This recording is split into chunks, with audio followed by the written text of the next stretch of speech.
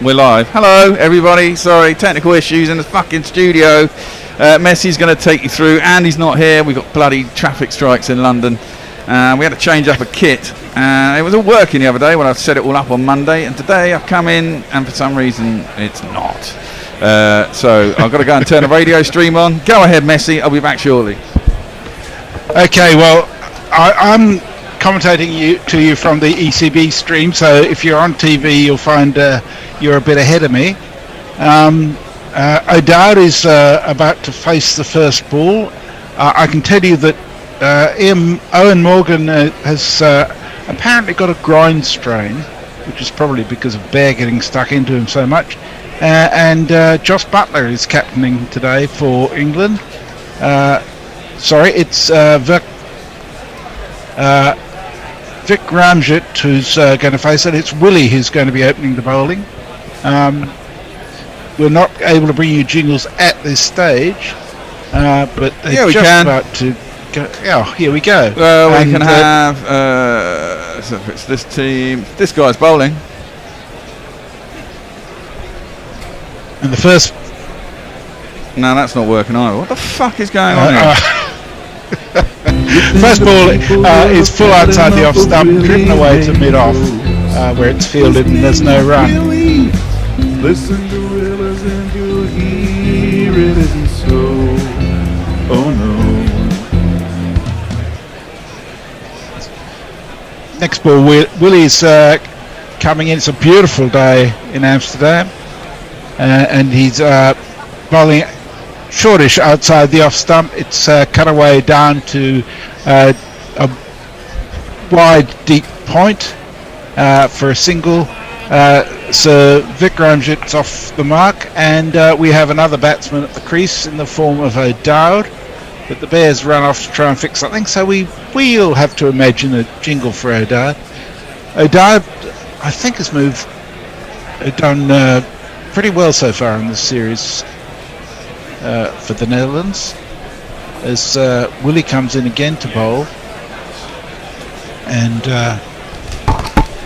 just on a really teasing length outside the off stump, a little bit of movement away. O'Dowd goes to defend and entirely misses. It goes through to the keeper. Thanks, Jez. I can take that over from here. Brilliant. Thank you for starting off for us. I can see that England have won the toss and have bowled first to not subject the Netherlands to 500 today. And we've got David Payne making his debut. I'm going to be absolutely honest with you, this is an England international player I've never heard of. So there you go. David Willie's coming in left arm over to O'Dowd, and a little bit of an edge, but it goes through about where third slip would be and down to third man, where Payne picks the ball up and throws in. 2 for no wicket. Is there anybody else with us? It's just yourself for the moment, Jez? Just me. I'm on socials, and Bear was going to be on commentary. Commenting. Okie doke. And Bear is... the steam coming out of his ears is quite impressive, actually. Right, so the left-handed Vic Ramjet is on strike full from Willie, driven back past him, but mid-on is round. It's the end of the over, 2 for no wicket. Let's all take a breath and see who's on Twitter. Okay, so Armchair Cricket Podcast is with us in spades. He's sent us about half a dozen tweets, which at this stage I'm not going to read out, other than to say hello, Ajit, who will be with us later on this evening. Yep. And we've also got Roger Melly saying hello, good evening, and bollocks. And beyond that, people are a little slow to get out of bed today, I suspect. Being a working day and the train stopped, I think people are stopping a little as well, from what I can gather. Well, the trains have a look. The trains are back going again, but it probably wasn't very wise of me to try to take the first one out of Palmer's Green, because that was absolutely rammed. Oh shit! Yes, but it wouldn't help much. It's all good. It's all good. Right, David Payne, list day career, 110 wickets. What county does he play for? I don't know. I shall tell you. Anyone? Hang on. He's also... God, how many left arm O's have they got? It's a good ball on just outside off stump, and it's played out to cover for no run. Well, they had 3 left arm overs in the first game, and now they found another one. It's weird, isn't it? So he plays for Gloucestershire Okay. and the Welsh Fire. Alrighty. Well, he's quite a tall lad. He's coming in left arm over again to O'Dowd. A little bit. Oh, and that one beats the outside edge. It's thrown up in the air by the wicket-keeper. Is that going to be Butler today, or is that Salt? Let's have a look. But he bounds in rather than sprints. But it's quite rhythmic. He's got a little bit of a bounce before he gets to the wicket. Quite a nice action, looks to me. Butler keeping wicket. by the Butler way. keeping wicket, thank you. David Payne is actually 31 years old. Goodness me, which and there's a little bit of in-swing there, and it catches the inside half of O'Dowd's bat up to mid-on. Sorry, yep, go ahead. He's played 110 first-class matches for 314 wickets, and 66 list A for 110 wickets at 24.96, which isn't a bad average. It's not too bad. Economy rate of 5.7. I'll try to go through the England team when I can. That one is a bit shorter, and it's dropped down into the offside. No run again. England 2-0 up in the series, although every individual match counts for the World Cup qualification table. So, 2-1 is 2 points, and 20 points I should say, and 3-0 is 30 points. It's not just about winning the series. Indeed. Payne comes in again. O'Dowd with his high and bouncing back lift. Again inside half of the bat off a full ball. Goes up to David Willey at mid-on. It's in the mid-low 80s, Payne, around 83, 84 miles an hour. It's an interesting age at which to be selected for ODI debut, isn't it? It really is. But England's going to show that age isn't a barrier and try to pick the best team you can, which is good. And that one again swings inside O'Dowd's edge. It started wide, came back in a little bit. O'Dowd went for a cover drive, played outside it. It's a maiden for Payne to start off, and it's 2 for no wicket off 2 overs. Brian Parrish is with us. He says, "Good morning, everyone. It's 5 a.m. and I'll talk to you in line 9 overs. Probably in about 9 overs. The crowd at Gorilla Tower seems a little loud and lively this morning. Well, just turn your volume down if we're too loud for you." There's nothing wrong with being lively. You know how it is, Brian. I know it's only 5 a.m. there, so I get that you don't want to have too much excitement too early. Hombre Nuevo is clearly with us because he liked to tweet, but he hasn't actually tweeted us yet.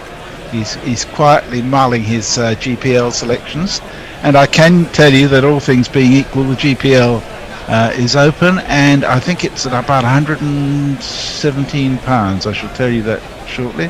Worth a punt there. David Willey comes in, and that one's also played out to mid-on by Vikramjit.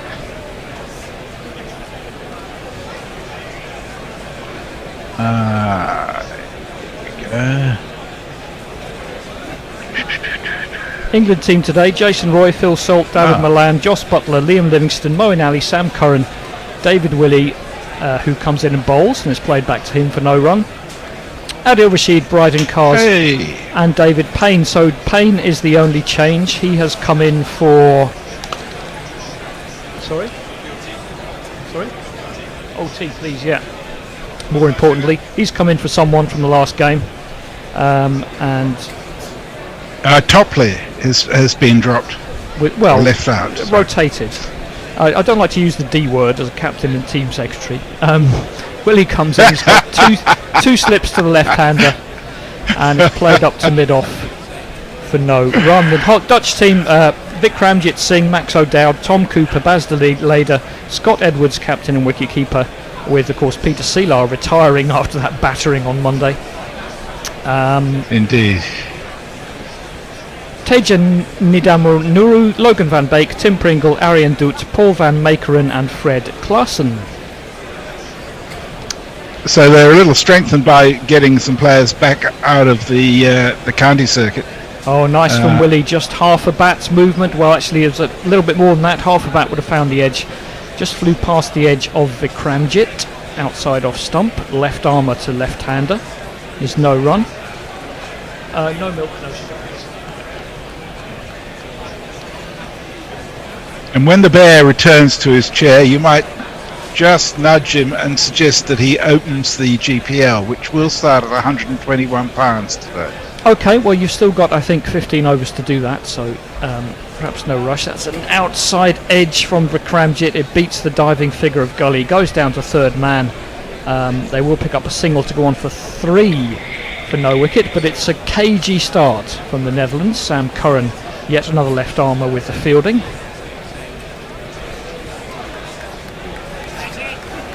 Indeed it is. And England unveiling their battery of left-arm seamers. But are any of them really any good than any better than the rest? I'm not sure. You might as well just pick the one who's best batsman. That comes back in. It's Willie's bowling well though, and I think he's a good batsman. And that's played back. Livingston picks it up. No run. End of the over. 3 for no wicket. And we have Mog with us. Just says, what a shit day it's been. Also, hello. James Belfast says, RIP the Super League. What a brilliant innovation it was. Back to meaningless bilaterals after this, with the big boys refusing series like these. Yes. Armchair Creek podcast says, wow, it's David Payne sharing new ball with David Willey ahead of Cass. That's a surprise. And Mog says, actually your background crowd is kind of loud. So another technical issue to mention to Bear when he comes back. Payne is going to continue. Bowling to the left-handed Vikramjit. That's flashed past the left hand of second slip, who made a bit of a cursory effort at it, I thought. Maybe it wasn't really in reach. Thank you very much. But it is going to be the first boundary of the innings. Thank you. Yes, a shame we've only going to have this one iteration of this league. This may not be perfect. You've got 13 teams and they only play 8 games, or against 8 other nations. But it's better than nothing, and you've got to have some meaningful qualification for these World Cups. You can't have a 10-team World Cup with 8 teams just getting an invite. I don't think. That one's played up to mid-on for no run. Yeah, it's just a monthly competition then, or bi-yearly competition, or whatever, how many years apart it is. Well, we'll see what they do for next year World Cup. Maybe they'll respond to all the pressure that's coming down and make it more than 10 teams. Maybe they won't.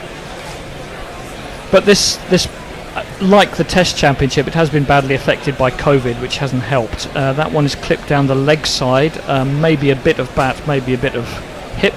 Rashid with the fielding, we will see. They picked up one either way.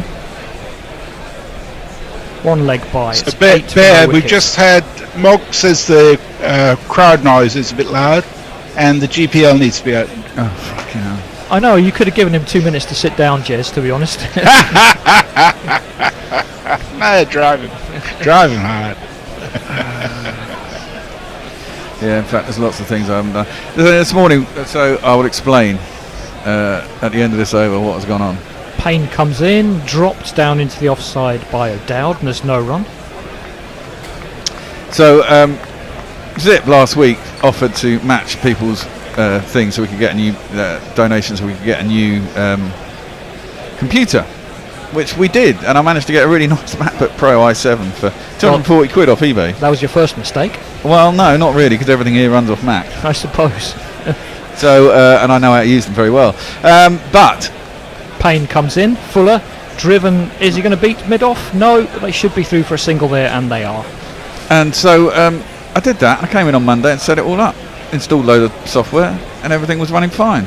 And I left it, and I came in this morning, and for some reason OBS wasn't capturing the TV when I came in this morning. Even though I left it capturing TV, it wasn't doing it this morning, and so I couldn't share the picture to Messi. And then, of course, with the train strikes, I kind of figured you'd turn up late. Well, I was going to say, not an official strike today, but the service is still just getting back to normal. Well, yeah, I knew that was going to happen. Yeah. And then, of course, it's a 10 o'clock start, so I didn't leave home till about 20 past 9 anyway. It's down the leg from Payne. He's probably going to have to bowl that again. He is indeed. It's a wide. It's a wide. But now we're up and running. We'll get into the swing of things. Why? Well, it's not like T20. We've got like time to settle in as the Netherlands. You actually get some breathing space. Netherlands batsmen are doing the same. So Payne will hopefully, from his point of view, bowl the last ball of this over. 2 slips. Yep, it's punched into the offside. It is fielded by, I think, Livingston.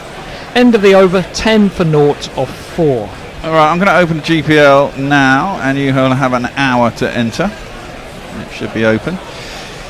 Excellent. It's 121 quid.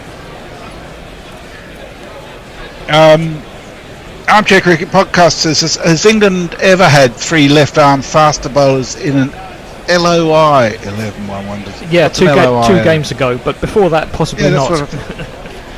What's LOI? Limited overs international, I imagine. Oh, there you go. Right, that's good.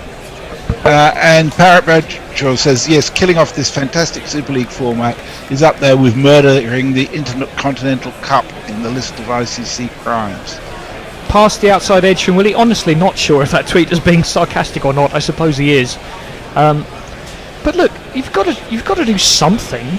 You can't just say, right, these 8 teams, because they're good at test matches, go straight into the ODI World Cup like we've been doing forever. So you come up with a better idea. Yep. And I mean, it's not as if this is the end for the Netherlands either, because even though they'll finish down the bottom of the table for this, there is a further qualifying competition in Zimbabwe next year.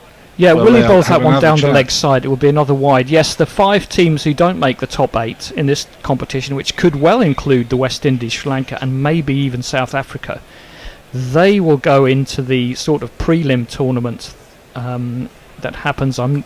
They tend to do those now just before the actual World Cup, but maybe they don't for ODIs. Maybe that's a T20 thing. Yes, the remaining 5 from this competition and the top 3 from the sort of league below will go into an 8-team tournament for the last 2 places. And that could well include Scotland, Namibia, Oman, possibly USA. Willie is in. Down the track comes O'Dowd, and that's a lovely shot. Flashes that one through extra cover. And that is the first genuine 4, if you like, off the innings. The previous one flew past slip. And O'Dowd is on to 6. 1, 2, 3, 4. Exactly. In the absence of Bear. Actually, Brown Barry says, if this were a real World Cup qualifier, the US would be in it. Well, they kind of are. I mean, they're still in the system. Yes. Willie is in, and that hits on the thigh pad. Going to go out into the offside for no run.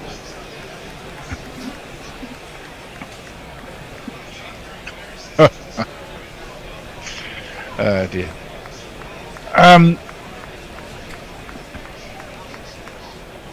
It's interesting to see that Morgan's convenient grind strain means that he's actually made 0 runs in this whole series. Oh, is he out of today's game? Did I not realise that? Yeah, Butler's taken over as skipper. So who's come in to the batting? Let me have a look.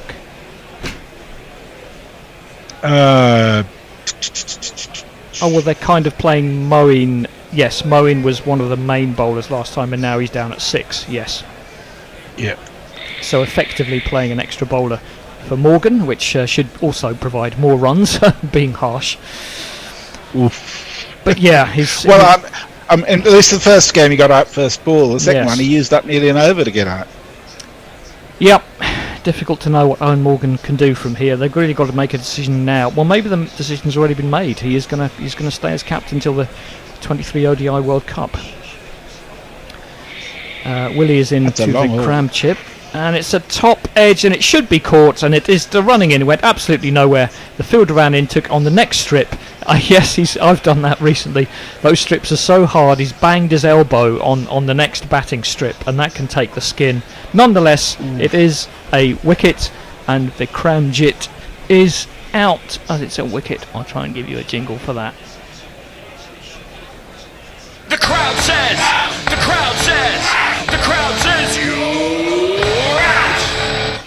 Yeah, Liam Livingston, I think, very glad of his long sleeves when he had to dive forward to take that one on the adjacent wicket.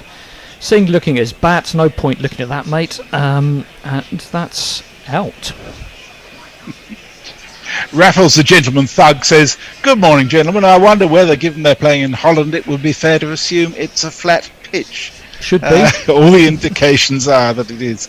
And Omri Nuova says, "Morning, wonderful grillers. Apart from Payne, is there any other player we would have liked to be given a debut in, as this is a little bit of a dead rubber? Of course, not forsaking the invaluable experience the Netherlands will be getting." Let's have a look at who is in England's squad. They tend not to do that. Well, the only other option, the only players they have on the bench at the moment are Ian Morgan, Reece Topley and Luke Wood, and I don't know a lot about Luke Wood, so maybe he could have played as well. But England don't tend to do that. They don't tend to rotate in the last game or two of a series. They keep trying to put out more like the best team they have. And anyway, just like that, out comes Tom Cooper. Who has a very healthy... You made the best of it. I made the best. That was in lieu of a jingle, that was. He has a very respectable ODI average of 46. Yeah, he just didn't get hold of that pull shot at all. I don't think he necessarily hurried him. He just really mistimed it. And it was an interesting bit of field placement that might have paid off, because mid-wicket was not very deep. And he was able to run in and take the catch. So England may have seen something in Vikramjit that they thought that might be coming. Two slips again, bowling across. Cooper who lets it go. There's no run. It's the end of the over 16 for 1. Parrot Badshaw says he wasn't being sarcastic. Mog, who's decided to share his shit day with the rest of us, says, "Fucking ICC, eh? Bradmaning cricket up since inception." Since forever. Leah's with us. Hello, everyone. England should give the Netherlands a consolation victory by doing some Mr. Magoo type physical comedy collapse. Well, and it's always Mog possible. Mog also says, "In my one actual cricket question for the month, who is the best associate cricketer ever? Tinder Shate, is that how he pronounces it? Steve Ticolo Seseba?" Question. Okay, I'll probably hand that one off to Twitter. Tenduscart is probably up there. Payne is going to come in to O'Dowd, and that's covered up to mid-off, and there'll be no run. Yes, I think looking back at that wicket, England may well have seen that coming a little bit, because the fielder at mid-wicket is not far away at all. The ball ended up going about 6 yards, and he's still able to run in and catch it. Yeah. Milan actually with the catch. Do we know anything about this guy Payne? I don't. No, I don't either. Anyone else? Full ball. Well, it's up and past gully, and a bit of hands on heads because it was a catchable height, but it does go down to Rashid at third man for a single. I can tell you he plays for Gloucestershire and the Welsh Far. He's 31 years old, and he's played 110 first-class matches, 68 list A's, and 108 T20s. So he's got plenty of experience. Fair enough. Do you want me to explain why the crowd noise was too loud? Probably not. I don't Not mind. really. As long as it's fixed. Well, oh God, what's going on here? Payne comes into Cooper, and here's a flash at that one as a wide ball. He missed it, fortunately for him, because there was a keeper and two slips waiting to gobble it up. But it just went through to the keeper for no run. Cooper indeed showing that he might have tried to, if he was going to attack that, more of a cut than a drive. Not a lot of movement I'm seeing. I think he just really was a bit too soon in his innings to play that shot. Perhaps second ball. First ball he faced from Payne. That one is more controlled. It's played out towards cover. He picks it up on the artificial wicket and there's no run. About the best associate cricketers, I'm just wondering whether when Owen Morgan was playing for Ireland he might have fitted in. Well, I almost mentioned that plenty of people have played for an associate and then a test nation, or vice versa. It's all bollocks anyway. I don't see why there should be any distinction. Payne comes in, and that's driven up to mid-off. Should be a single there, but no, they didn't take one. Curran just did enough. 17 for 1 with 1 ball to go in the 6th over. And what do you think the Netherlands should be trying to post here, Bear? Well, the other day they posted 230, didn't they? Well, that was in 41 overs. I mean, they should be looking up for the 280s, 290s. Yeah, they got 266 in that sort of meaningless chase. Shorter ball is pulled away. It's not very convincing. It's going to be caught. Oh no! Liam Livingston completely lost that in the sun, and didn't even go for it at all. How strange. It must have gone straight up in the sun. He couldn't see a thing clearly. Well, there is a technique to do that. Not that I'm very good at it. You try to go round the side of it and look at the ball from the side. But Livingston, everyone's having a good laugh. But that was a bit of Sunday club fielding. Well, if now O'Dowd goes on and scores a ton, they won't be laughing so much, will they? I don't think Payne's laughing so much. It would have been his first international wicket. Yeah. Yeah, he'd be right pissed off. And it's Cooper actually, not O'Dowd, so it's probably their main bat. But that was bizarre. Livingston seemed to just have to take a couple of steps back, but it must have been directly out of the sun because he just stepped away and had a bit of a laugh about it. Yeah. Maybe they're doing what Leah said and just trying to give the Dutch a chance. I doubt it. Speaking of Leo, she says, stop making jokes about the flatness of Northern Europe. We do actually have hills here. Some of them are even inhabited by ants. And Steve Shipcott says, morning all, thank goodness I found my earphones. You can help block out the incessant chatter in the office. And that would be good as Cooper comes down the wicket a couple of steps. Yeah, he's right under it. Nope, and then he just loses it. And Payne is being very good-natured about it. Not sure I would be. Yeah. Likewise. Well, on your debut, you can't afford to make too many waves. Willie comes in. It's off the inside edge of Cooper's bat down to long leg. He'll pick up a single.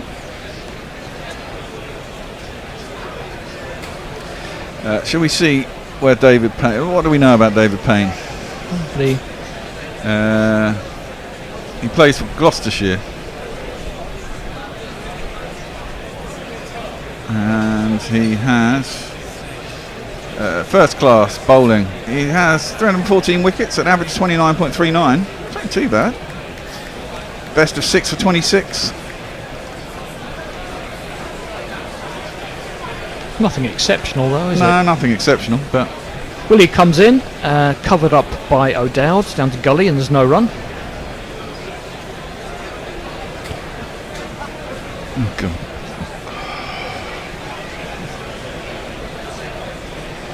It's a pleasant day, I think, in Amstelveen. It's not boiling hot like the first game. There's not rain under the covers like the second. They seem to have found a happy medium.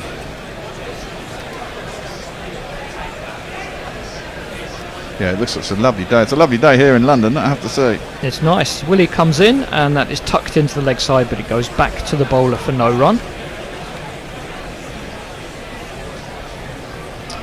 So yeah, certainly not complaining, but simply observing.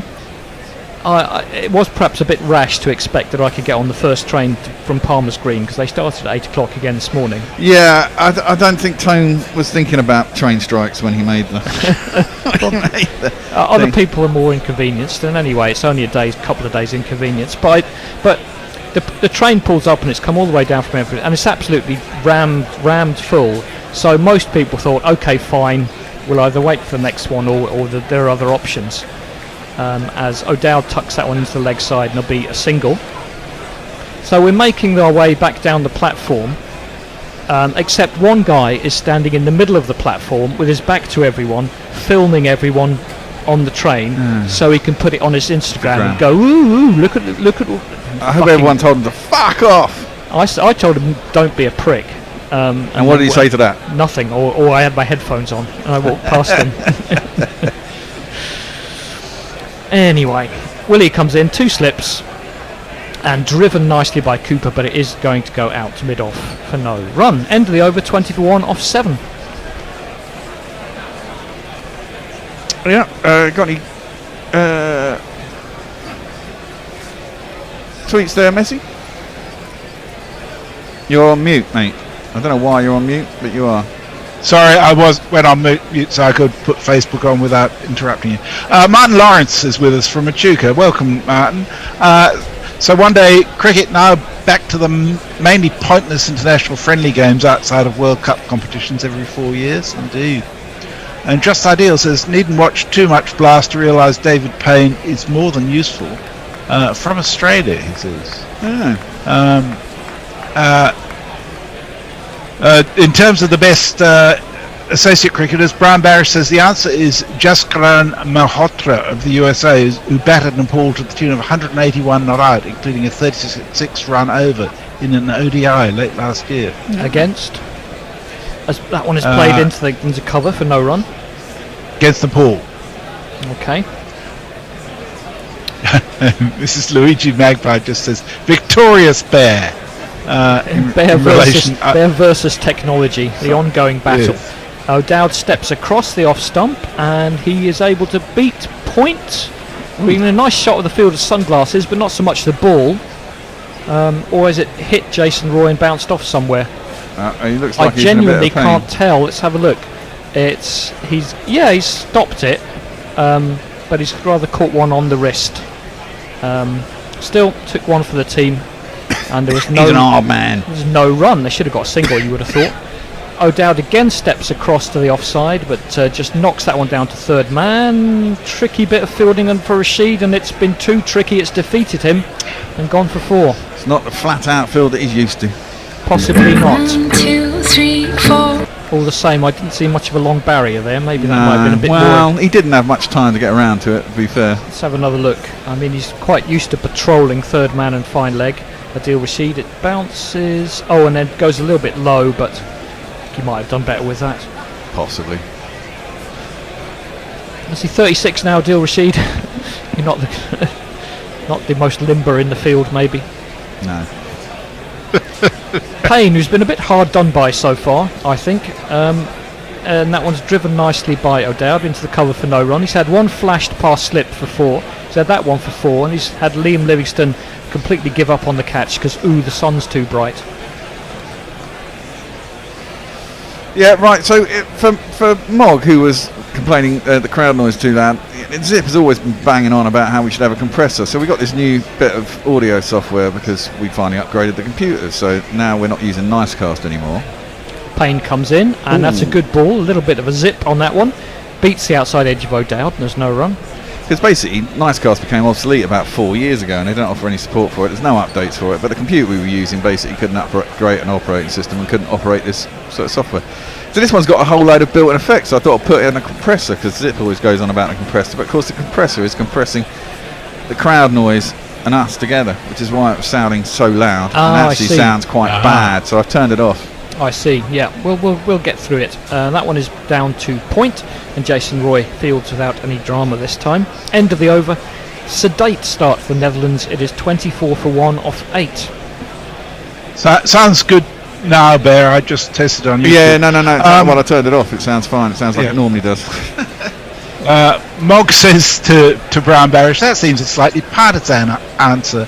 It doesn't make it wrong. Also, after that innings, I did a preemptive jingle for him. My God, you can't help yourself, you jinglers. Brian Barish also says there are quite a few hills, and as of 1939, they were apparently alive with the sound of music. But then they got transported to Vermont, and now they're silent. And Ardiak Athru says Kevin Curran, maybe? Kevin Curran for what? Best associate cricketer, I suppose. Oh, right. Yeah, Willie comes in, it's on off stump, played up to mid-on. In fact, it's a lovely shot by Cooper. He beats mid-on, and that's going to go for 4. Very nice. 2 + 2 is our man. 2 + 2 is our man. Wasn't particularly full, but he just punched it past mid-on very nicely. Outfield may not be even, but it looks quick enough. Yeah, and they were talking that this pitch is even slower than last two at the toss. It's a different track. I don't know if it's a different track, to be honest. Maybe it's just worn a bit. I mean, it would have had nearly 200 overs if it was the same one. Willie picks the ball up, half thinks about throwing it in, doesn't bother. There's no run. Maybe someone can tell us. It does. There is a cut strip to a cross, which looks like it's been used, so I presume that was the last one. Yes. Yeah, it is. I read on So is this somewhere that maybe they're is moving it, on to a different pitch.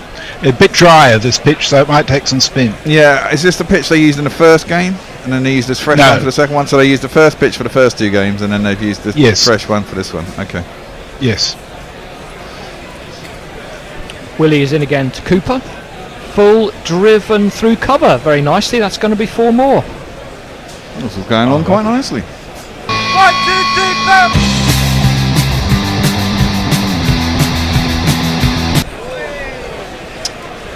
Although they are only going on miles an hour 3 and over.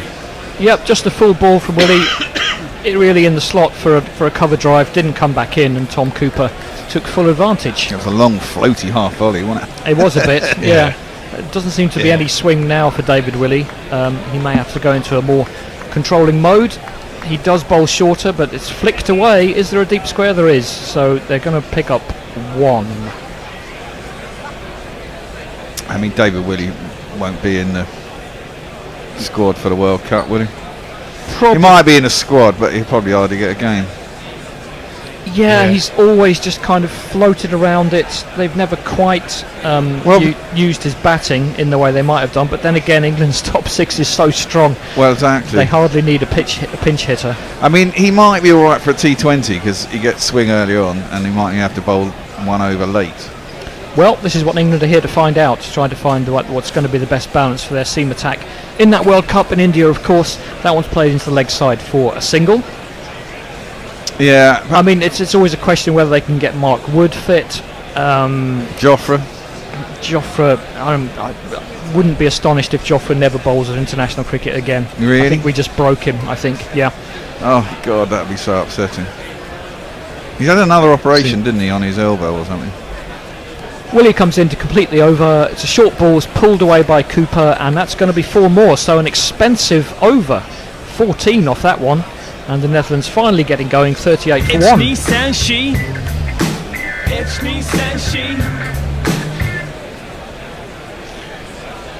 So Leah says British rail is bad at the best of times. Can't imagine what it's like during a strike. I'll think of you on Friday, going to Frankfurt at 170 miles an hour in a nice shiny intercity express. Well, it's bad because it's underfunded, which is what people are striking about. Yes.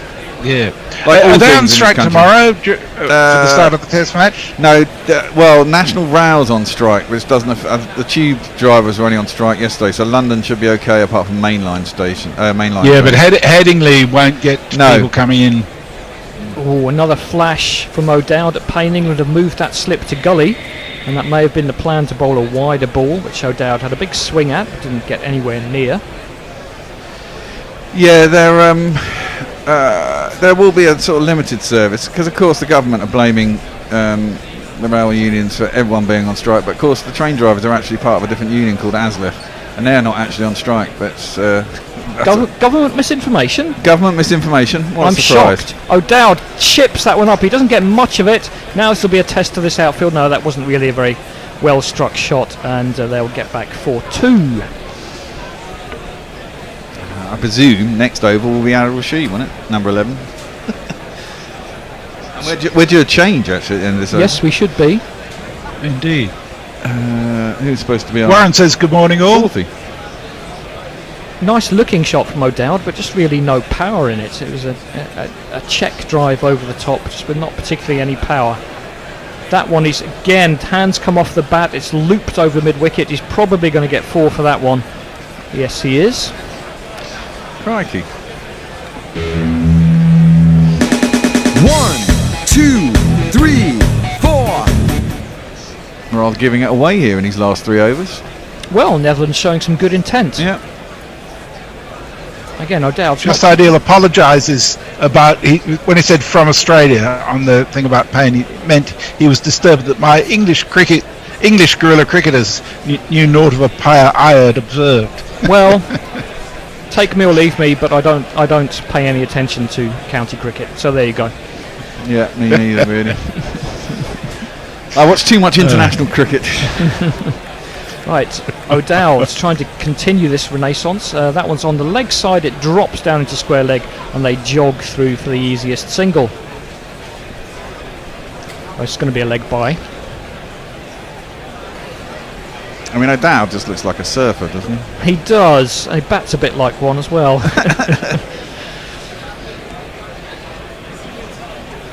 Certainly. Well, I don't know. The Dutch, there's a lot of long-haired rockers in He Holland. looks a bit like the Cowardly Lion if you put a batting helmet on the Cowardly Lion.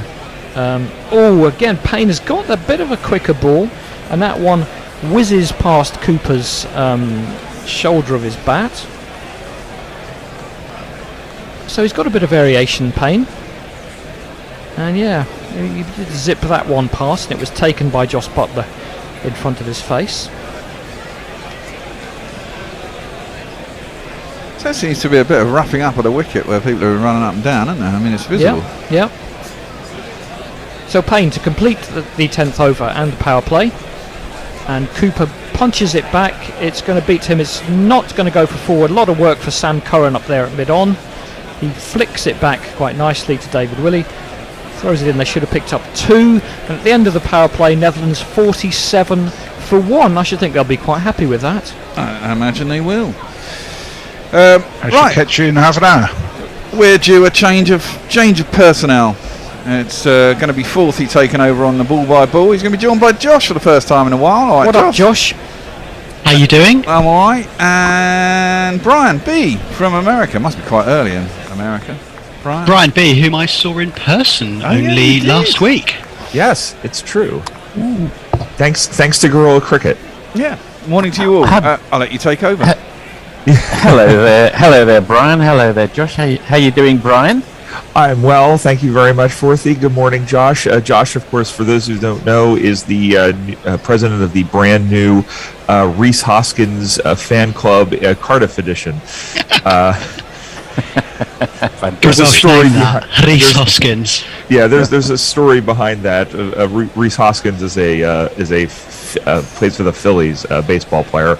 Of course, Josh and I went to the Phillies game when Josh was in town on Monday, so that's what the little bit of in-jokes that you'll probably hear for the next few minutes. That's absolutely fantastic. Now, apologise, gentlemen. I think Brian might be familiar with this. My feed is a touch behind yours by a few seconds, so if you can suppress your gasps as a wicket falls or a six is hit, as you wait to catch up. You're probably already doing that. All I'm seeing at the moment is Sam Curran rotating his arm. You're Well, we've already seen the result of the next ball. At least I have. I can't speak for Josh. We shall try not to give the game away. Sam Curran coming in the top of his mark. You've got plenty of time, gentlemen, to prepare some bon mot. Flicked off his hips for quite a nice little 4. Goes very fine. Netherlands move on to 48 for 1 and O'Dowd on to 24. What this does mean is that we're going to be absolutely terrible about knowing when to break off. Oh, Lord. Sorry about this. It's tonight only because I'll be back on a terrestrial feed for New Zealand. It's because I've got the ECB feed for the Netherlands match here. Okay, Curran for the second ball of the overs for my fellow commentators, probably on about ball 5 by now. That one's a little bit more on target, just flicked through square leg. They consider a second and wisely decide against it.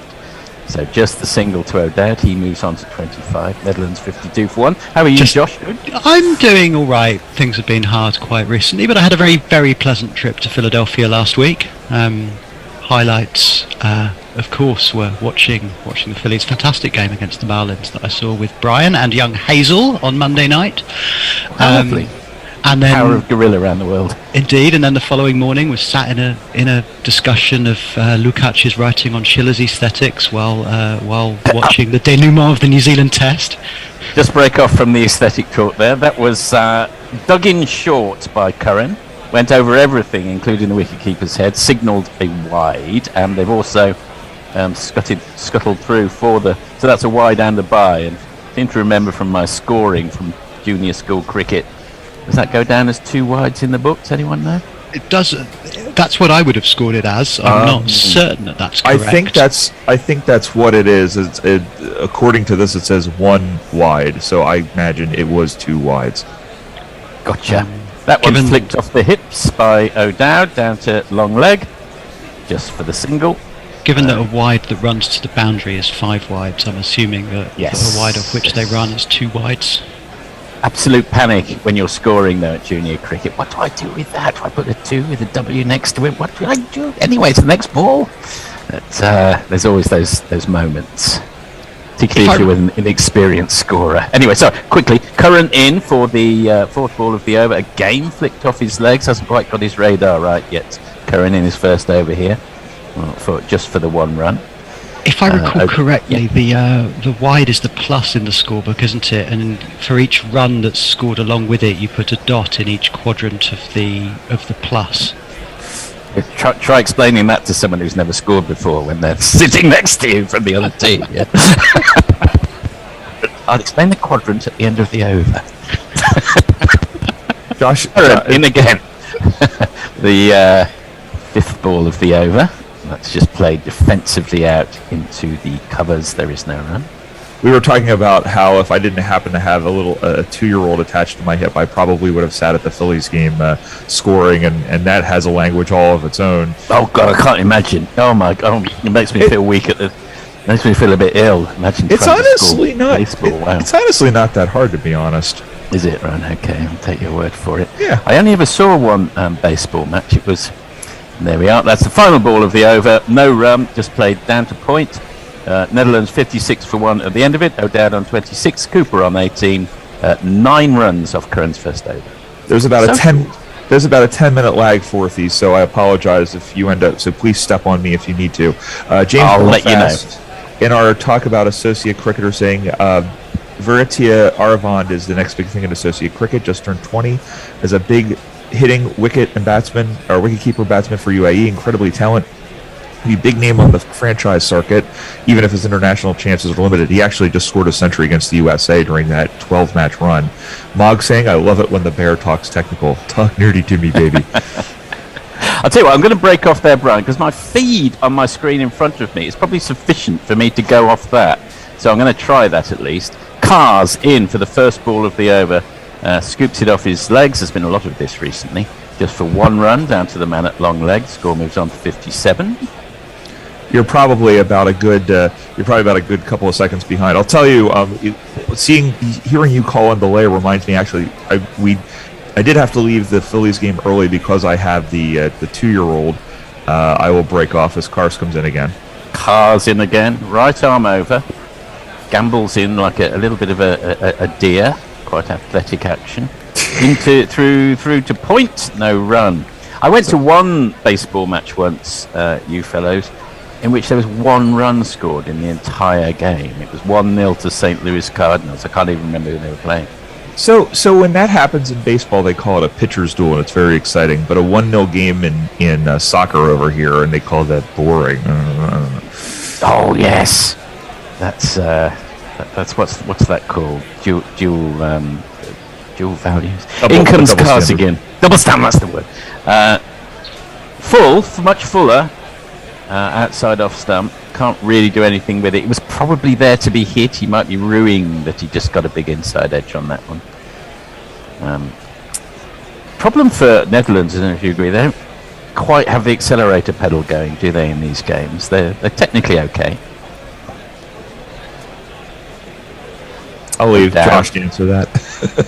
Well, this is the first of them I've seen live, insofar as this counts as live. The following on mostly on the over.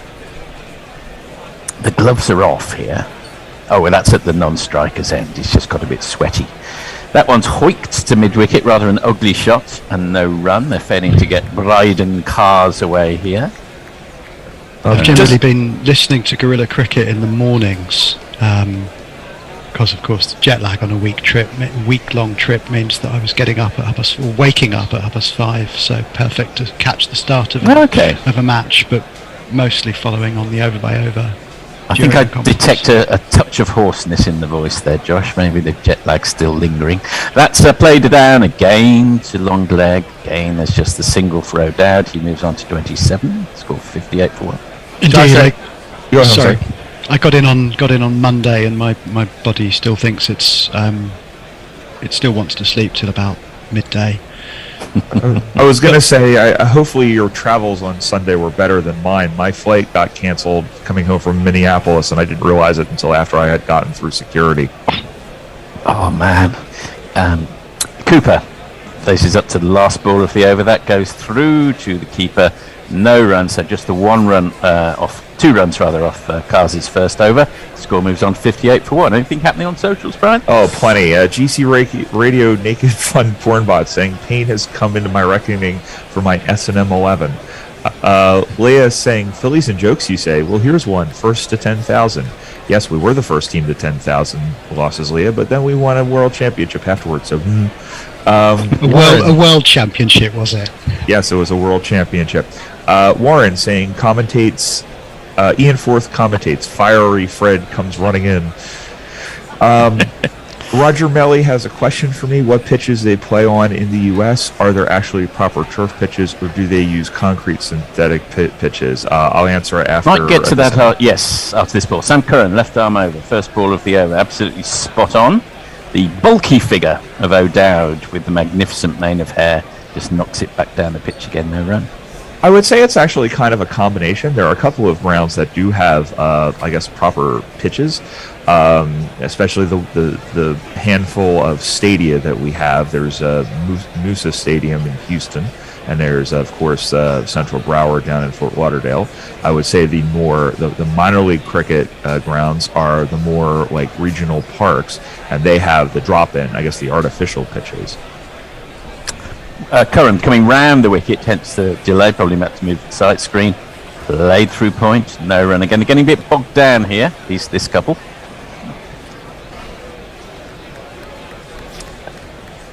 And yes, Josh is just a little bit of logistics there. Run rate's at 4.7. This is not where they should be at this stage of the match after the power play, but long way to go. In comes Curran again, coming round the wicket. O'Dowd wields his like a sort of mighty hammer of the gods, but it only goes about 3 feet and dribbles out onto the offside. I don't know why he swung at that. They need to start swinging a bit more. I don't want to get the porn bot going when I say swinging. Is there any possibility of a contest here? There's always a possibility. The Dutch have beaten England 4 times in history. Curran round the wicket.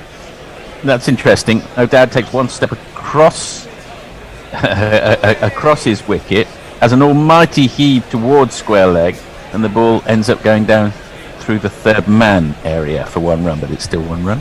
It just seems to me that they're batting in order to try and avoid complete humiliation and getting bowled out for double figures or low hundreds rather than to give themselves a chance of winning the game. Well, there's some truth in that, but the scores they're registering would have been very respectable scores 20 or 25 years ago. Curran round the wicket through the square leg area. They're playing like a team for a run. They're playing like a team from about 25 years ago, which is kind of okay at their stage of development. They're just never going to win against the big team, I guess. Yeah, no, I think that's right. And also they're up against a team that has been breaking record after record in terms of first innings scores. They are running hot. It's not what we're used to traditionally with English cricket, but that's what we've got with our ODI team. We just never quite get the test team in sync with it. Maybe the worm has turned. What's this? The last ball of the over. Curran around the wicket. And that's played through the point region. I believe there is no run. So Netherlands 60 for 1 at the end of the 13th. Brian. I'm going to step aside from Twitter and see what's going on YouTube here. I'm going to run as fast as we can. Davey Pat saying, morning, no Morgan. Josh Cooper, do we think, quote, tight groin, unquote, was a bit of a get-out injury? Good morning to Rich Turner Music. Josh Cooper saying, can't bag a duck if you're not playing. Stephen Kelk, good morning all. Good morning to you, Stephen. I was there at Sunday's ODI. It was a lot of fun. Didn't Vikramjit Singh get out in a similar way in the second ODI? I remember a top edge and an easy catch. Good morning to Suitor Who. Trying to keep an eye on things whilst working at the same time. Need to make sure I'm on mute in meetings. Very good. In comes Cars. Flurry of arms and legs. Good connection from Cooper, but straight out to the sweeper on the boundary for just 1 run. Cooper played very well in the last match. No doubt did as well. They've probably been the highlights from a batting point of view. certainly have actually for the Dutch over this period. So maybe Josh, the thing is they think, well, if these two are our best bet, let's get them to bed in and start accelerating. Maybe Problem is that's not going to lead to a contest 98 times out of 100. Nope, that's true. In comes Cars again. And this one's played slightly aerially. My screen's getting a little fragmented, unfortunately. That's a shame.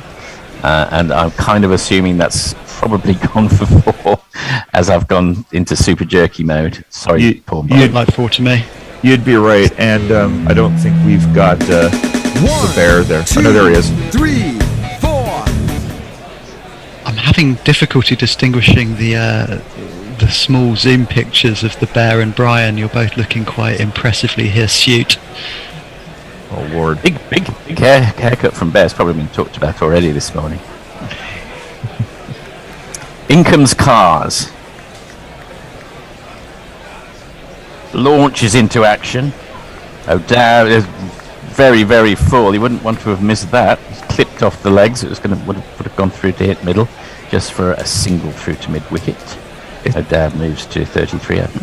It's funny that you mentioned that, Josh. I was on. They did a story. The local one of the local TV stations did a story on the tournament that I was covering, and they interviewed me, and I took a screenshot of it off the TV, and I sent it to my parents and my brother. My brother, who's 5 years younger than me, and always likes to turn the screw, says, "Look, Santa." Cars in again. Short, dug in, pulled down into a vacant square leg area, and that's another 4. Cars proving expensive. 10 runs off the first 4 balls here. I was called young man on my flight home from Philadelphia, and I was so, having just turned 40, I was so pleasantly surprised at being called young that I forgot to bristle at being called man. I must say, you do not look 40, Josh. No, as a compliment, you do not. You look 30. In comes Cars again. Launches himself at the wicket. O'Dowd launches himself back again. This goes straight through to mid-off. First docked ball of the over. Must be all those years of clean living.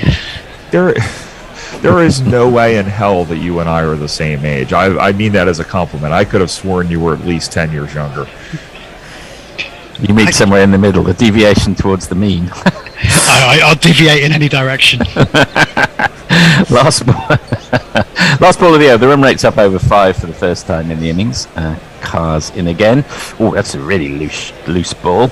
A really rank full toss, and he gets away with it because it was hammered towards point, and the fielder managed to field it successfully.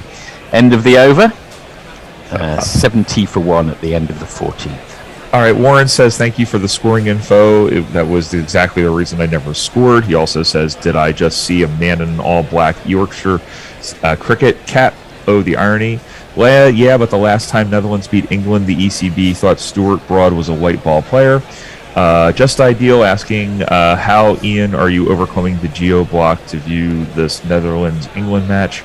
That was answered. The answer is that, yes, that my son invested in a VPN quite coincidentally a couple of weeks ago for his own nefarious purposes, and it's come in very handy. I'm a proponent of VPNs for various reasons, which I'll get to after this ball. Curran in again, round the wicket. Oh, it's a pretty awful ball. And he does not get away with it. That's gone to Cow for 4 runs by O'Dowd, and they're serving up a diet of pretty awful bowling right now. Visible panty Netflix, as they shall forever be known in this house.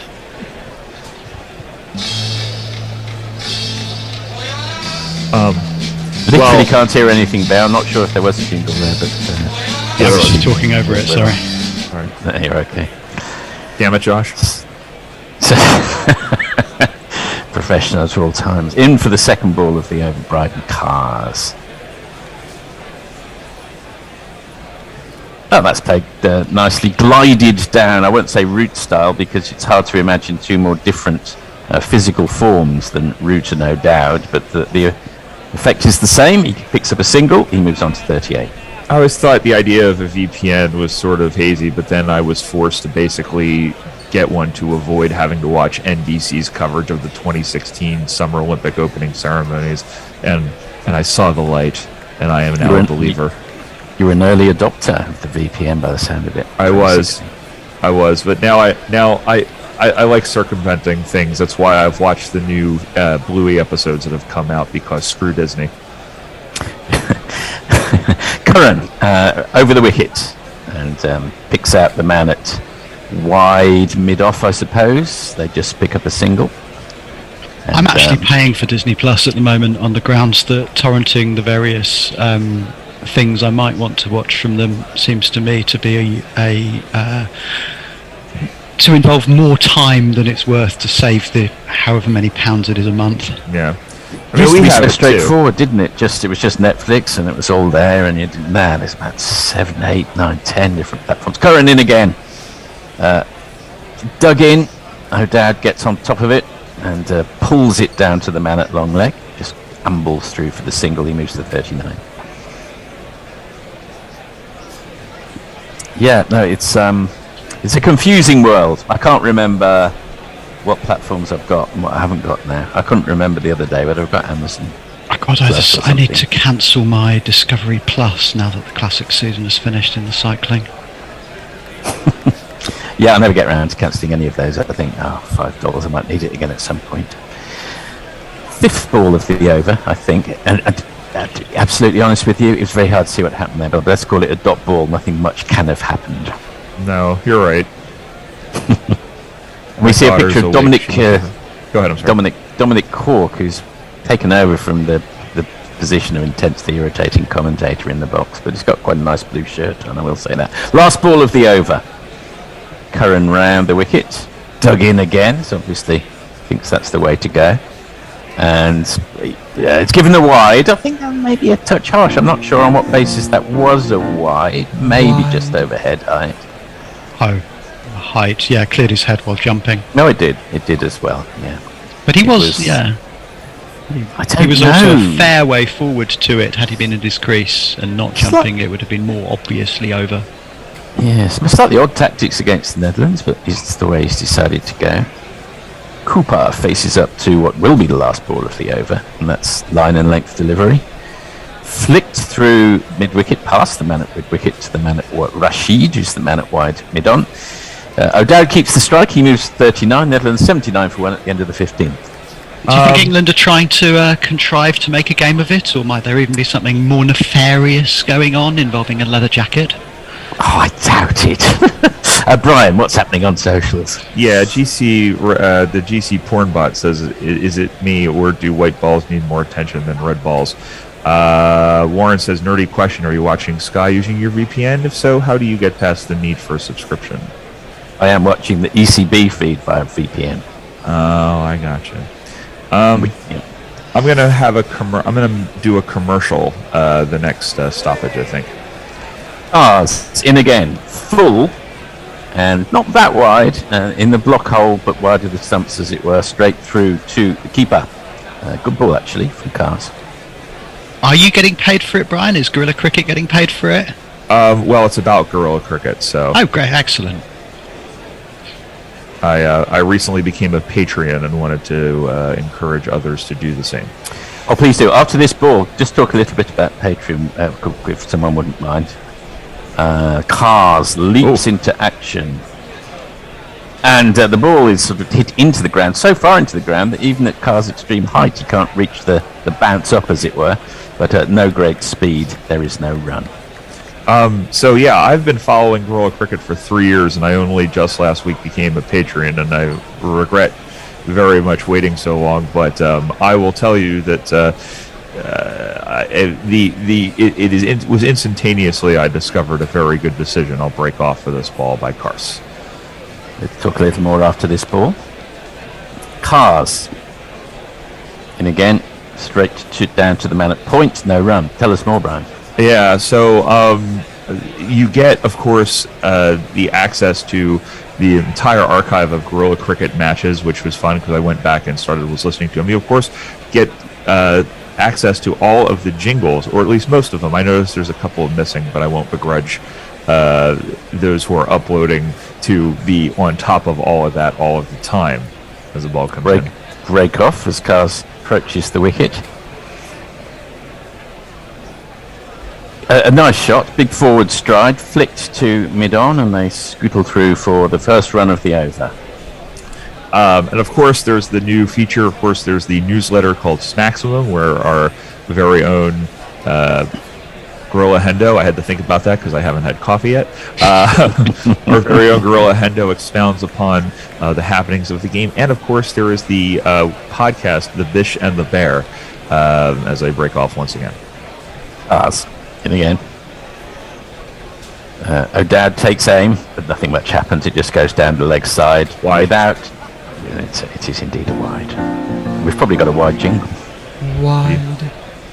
There it is.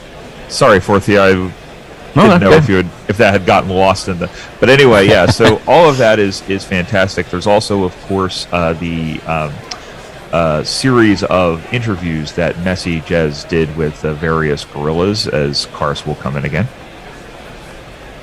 This one just dabs down to the man at third man. There'll just be one run for O'Dowd. He moves on into the 40s off 52 deliveries. Where he joins Josh and I, apparently.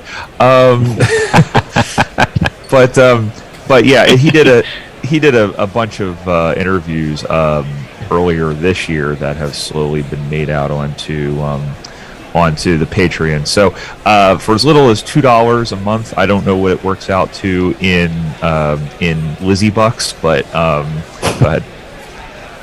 Last ball of the over, Cars in again. Oh, and that's a big appeal there.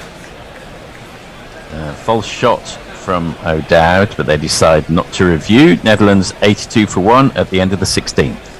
Anything happening on socials? Yeah, let's see. We've got Leia saying, I have a question about the ECB feed. Is it an unlisted YouTube stream or embedded in the ECB site? It's in the ECB site. That's what I figured. Roger Melly saying, does anyone know where the origin of nether in Netherlands? Presumably it's low. Yeah, maybe it's just how my brain works, but I'm sure. Well, I'm not sure about that, because I think Holland is lowland, and I think that's the southern half of the country, but I might be talking absolute balderdash, and I think Netherlands includes not just the lowland, but the nether or higher lands as well. But Nida as opposed to Hoch in the Middle High German route. Oh, look at this. This is like bloody linguistic top trumps when you're on with Josh. I love it. I was going to say, I feel like I feel like I really am in the presence of higher intellectuals, such as more than myself. I will tell you that I think in French, it's Pays-Bas. So, which I guess means low country. So, nether regions.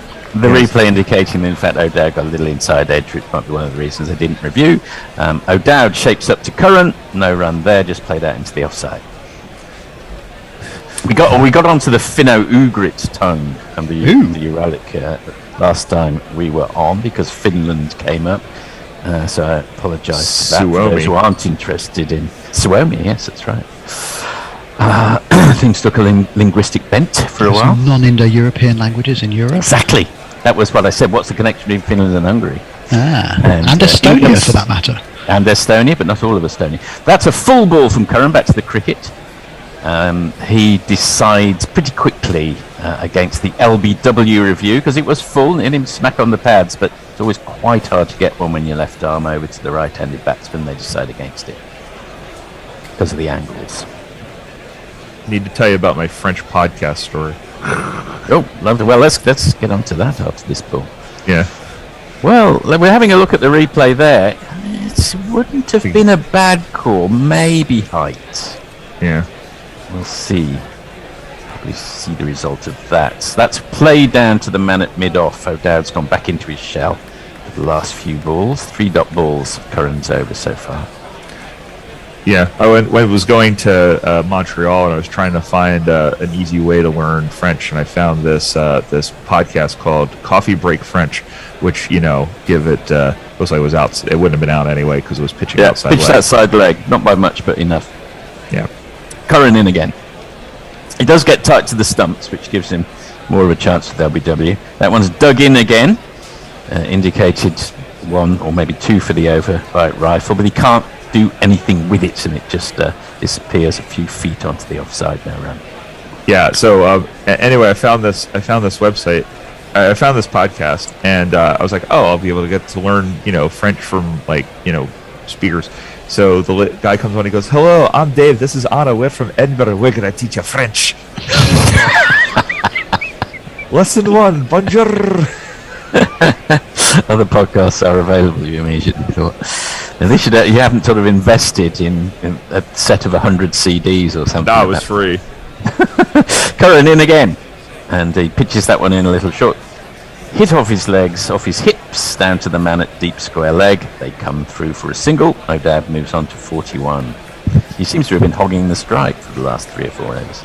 No investment other than time and bandwidth. The etymology of Holland is not actually here we go. hollow. The etymology of Holland it's woodland. It's cognate with the German word Holz. Holtland is Holland. It's a wooded area. And Pirate Badshaw has put a map up for you, Forthy. Oh, that's helpful. Thank you, Pirate Badshaw. A map of what? Of the Netherlands. The Netherlands. That's played down to the man at deep long on. At the end, that's 1 run to Cooper. Looks like it's the end of the 17th. Netherlands 84 for 1. They're going to take a drinks break, so chance to catch up on some socials. Absolutely. Is it a map of the whole of the Netherlands, though, or just the... No, it's the entire Netherlands. So it includes not only the European parts. Yeah. Just say yes, Brian. Just say yes. Sure. Anyway, even the parts that apparently they're planning, the polders. Anyway, where was I? Just Ideal says, for as little as $2, for Christ's sakes, these are the best cricket peeps on the planet. Stand up and cough up. Well, thank you, Just Ideal. Lovely. You can get more. It's $5 a month if you want the jingles and stuff, and $10 if you want your name to be scrolled, which is good. Let's go over to YouTube, since apparently somebody is accusing us of not reading YouTube comments. Neil B. Is that because we're not reading YouTube comments? Yeah. Nobody asked you. No, I'm just kidding. Regarding Mog's question, were Zimbabwe full members when David Houghton was in his pomp? Best associate member cricketer. Steve Webster saying, here's a couple from the past. Ole Mortensen and Paul Jan Bakker. HJP saying, unbelievable concepts. Let's try that again. Unbelievable content labs. Keep it up. Stephen Kelk saying, I love O'Dowd's backlift. Suitor Who saying, shame. Also saying, fuck, this meeting is taking too long. Stephen Kelk saying, we sit here crying in the digital dark, ignored and unloved. Jazz is saying, do you boys read the YouTube comments? No. And then we'll read them more if you join us on Patreon. Well, yeah, absolutely. And then Josh Cooper says, read this comment. No. And then Suitor Who saying loud noises. And it's somewhere in the middle of that, a naked porn bot was tackled and destroyed, and now we are caught up. I haven't looked on Facebook just yet, but I will do that now and report back later. It's worth tackled like a a streaker by a member of ground security staff. It was probably Colin. He's the Scotsman, but you would tend to think that a Scotsman would have no issue like just tackling a rogue porn bot. You wouldn't think so. It's worth adding that if you want to absolutely guarantee you get your YouTube comment read out, you can sponsor it for as little as however many dollars it is. And we got a little flurry off them last time we said that. So please do attach a $sign. It's at the bottom of the commentary screen. It's a big dollar, and you can sponsor it.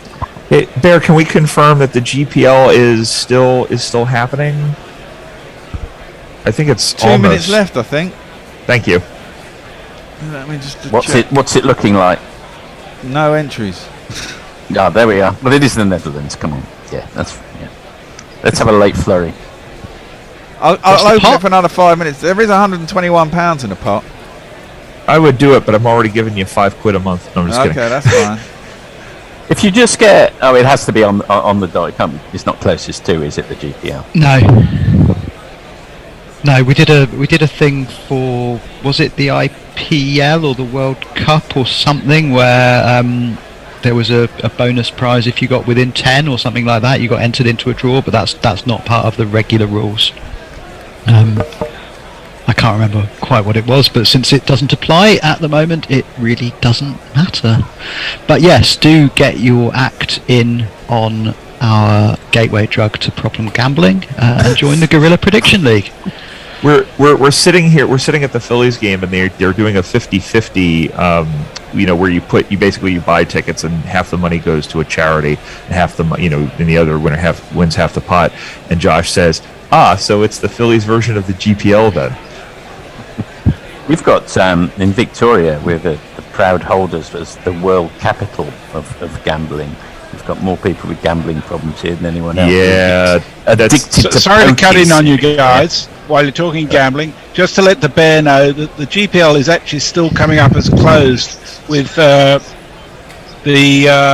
figures from the last game, so it hasn't actually been open. That's why there's no. That would entries on it. explain why there's no entries. That would explain it. First ball of the over from Cars. Thank you for that little cameo performance, like David Gower in the 80s from Messi there. Dot ball, first ball of the over. But without the From waft Cars. to Without the waft to mid-on. fine leg ball before What lunch. a lovely little cameo of 32. I'm gonna pretend Lucky Grills just said that. And that's chopped down by Cooper this time, Cars, and he chopped it down to great effect. That's 4 of these.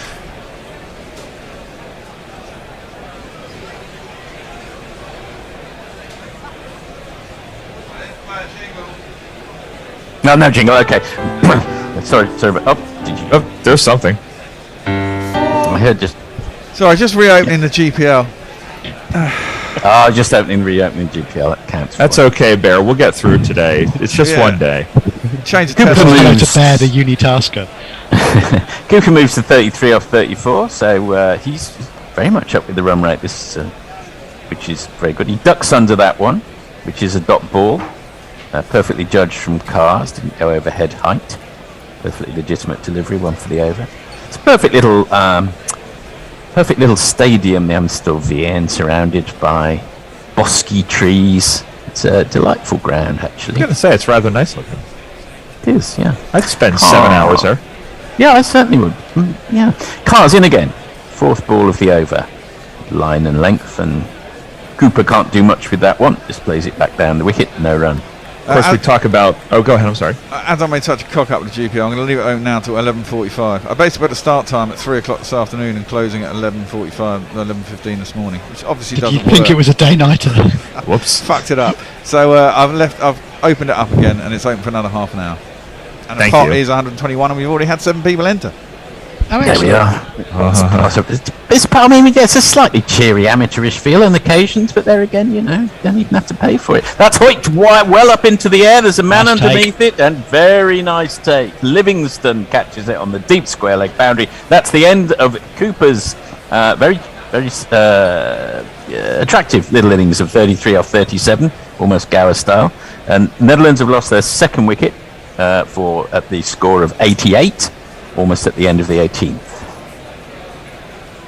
Now, what's he scored since he was put down by Livingston in the one that... Look back, 'cause by the time that I do, you'll be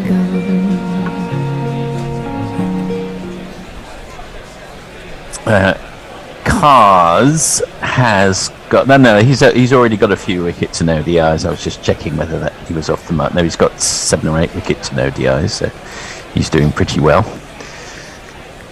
Looks quite lively, Bryden Cars, doesn't he? Let's. What do we got on social media? We've got. Let's see. Mog says, "Don't just hand over $2, you tight ass buggers. Give them at least 10." That's the spirit. I endorse this message. Armchair Cricket podcast saying the short ball barrage from Carson Curran seems to be playing right into the Netherlands' hands. Having bided their time, they are now able to accelerate and make up for the lost time. Whatever happened to bowling dry and to one's fields in the BMOs? Well, that was 6 minutes ago before a wicket came crashing down.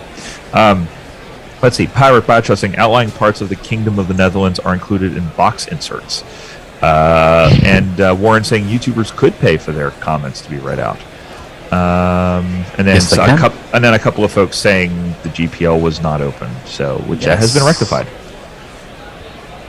Has indeed. Now, who's coming to the wicket now? It's De Leader. Does he have a jingle there? I expect he has. Going to reach for it now.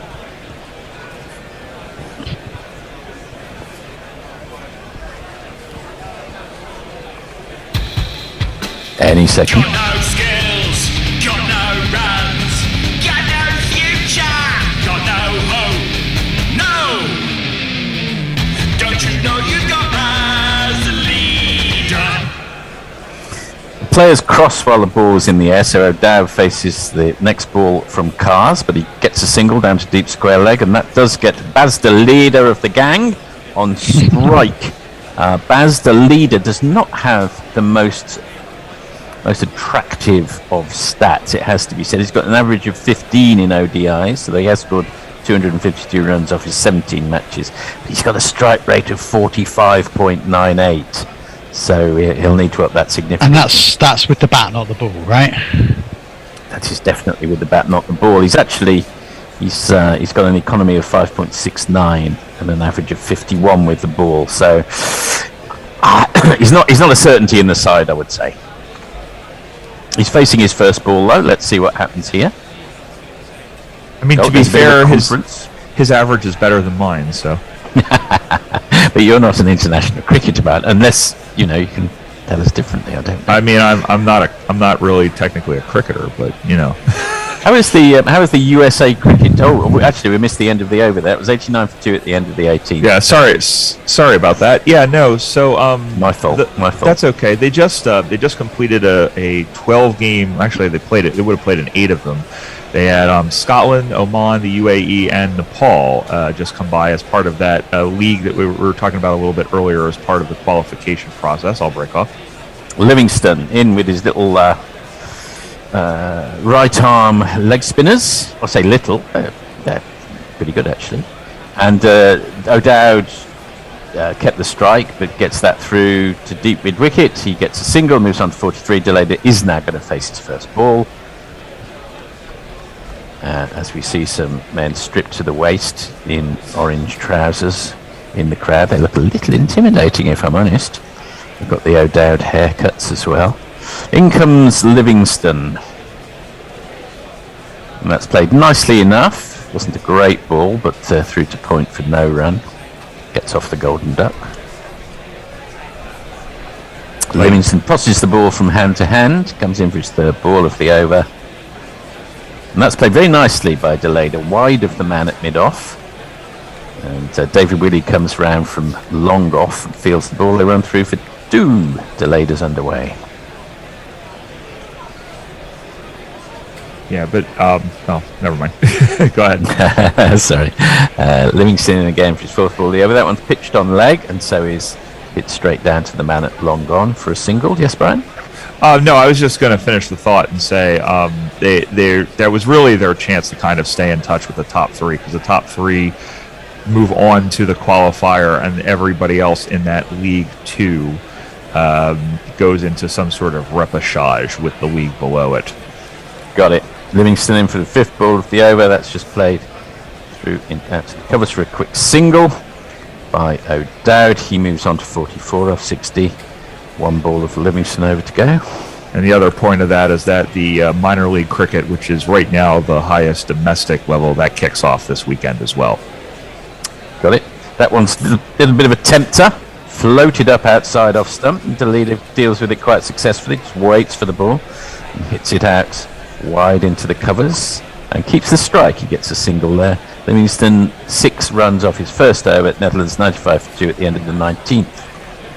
Over on Facebook.com/Gorilla Cricket, where of course you can watch us there as well. Craig John saying, hi guys, as always, tuned in via GorillaCricket.com. Can't wait for the test tomorrow. Well, good morning, Craig. Thanks for joining us. And Andrew Wright says, Wibble.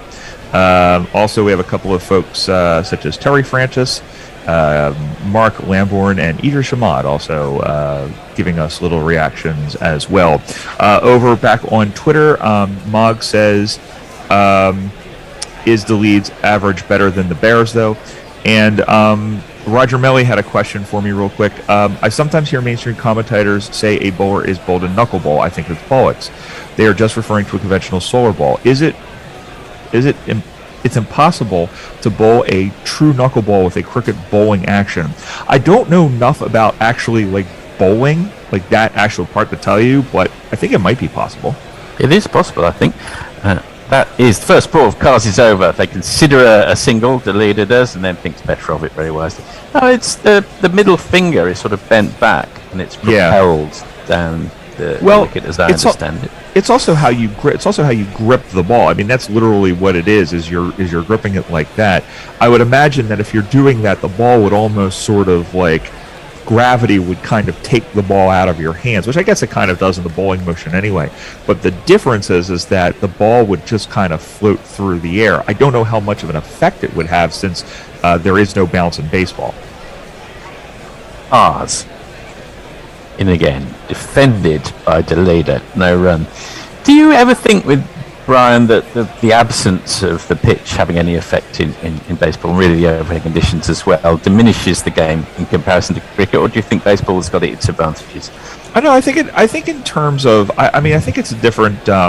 It's a different. Somebody out there taking selfies while the play is going on. That's interesting. No, I think that it really is a little bit more pure. I'll finish in a second. Bars in again. Pings that in short. Deleda sways out of the way successfully, but no run. The thing is because there is not that the same like the atmospheric conditions, the ground. I think it's a little bit more pure in that sense because now it's just a matter of how different types of pitches, different speeds, and also really the ability of the pitcher, because there are some pitchers, like especially closers, that when you're only bringing them up for some amount of time, can hit 3 digits on the gun.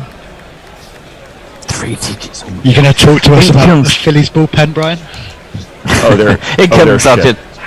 In comes Cars. That's played out into the covers. No run. 4 dot balls so far this over. The leader getting bogged down against Cars. The game the night after we went, the Phillies closer, I had a couple of friends from my conference who went along to it, and the Phillies closer was apparently had an absolute nightmare. Yeah. But then the Wednesday afternoon game, they won on a walk-off home run. Again? There we are. Cars in again. Bangs it in somewhat short, and that's played out to point. There's obviously a strategy of bowling it in short, and I have to say that although Cooper did get going, he then got out to the shorter stuff, so it's not particularly attractive cricket, but it's reasonably effective from England. I guess the other thing with baseball is that the absence both of the dot ball and the force means that it's the rhythm of the game is completely different, so that it's as if any advantage you might have by not having the pitch as an equation is taken away from the batter. Last ball of our time together is full, and Cars' 5 dot balls are ruined by that shot. Very nice shot from Deleda, hit for 4 through the deep point area. 1, 2, 3, 4. So at the end of the 20th over in our time together as 3 hombres, the score moves on to 96 for 2, Deleda on 4 and O'Dowd on 44, and we welcome a new team, although I'm staying on. Well, I unfortunately won't be able to continue later on, so I will talk to y'all later. Nice to see you, Brian. Likewise, take care. Hi, Messi. Bye, Messi. Hello. Bye-bye. Thank you. Thank you, Brian. Thank you, Josh, for now. Livingston is in. It's a little bit too short. Tipped into the leg side. They're going to go for 2, and they should get... Well, I think they should have maybe have got them there, but Cars was in quickly enough to keep it 2-1. Ian, what have you made of this Netherlands innings so far? I think they'll be disappointed that Edwards got out when he did. He was the one guy who I think they can who might have really made a game of it, and I thought that was a bit of a shame. But otherwise, they're carrying on where they've left off in the last couple of games, really. Oh, it's a leading edge. It's going to be the simplest catch in the world for Joss Butler. Oh, no, it's not. It's come off the pad. That looked, for all the world, like a leading edge to me, but I guess it just flipped off that bouncy pad, and it's ended up with being no run. Never mind. There's no great excitement from the fielders for once. They usually get overexcited. No, that one's tossed up on leg stump and is played up to long on for a single. Well, I've had a beer, perhaps that explains it. It's 5 o'clock somewhere. No? No, it just bounced up off the thigh pad, sorry. Yes, anything could happen with my feed at the moment, so I could easily get overexcited. Down the leg side from Livingston, I'm sure that's going to be a wide. It is O'Dowd kept his foot planted, so there was no danger of a stumping, but that is going to be a wide.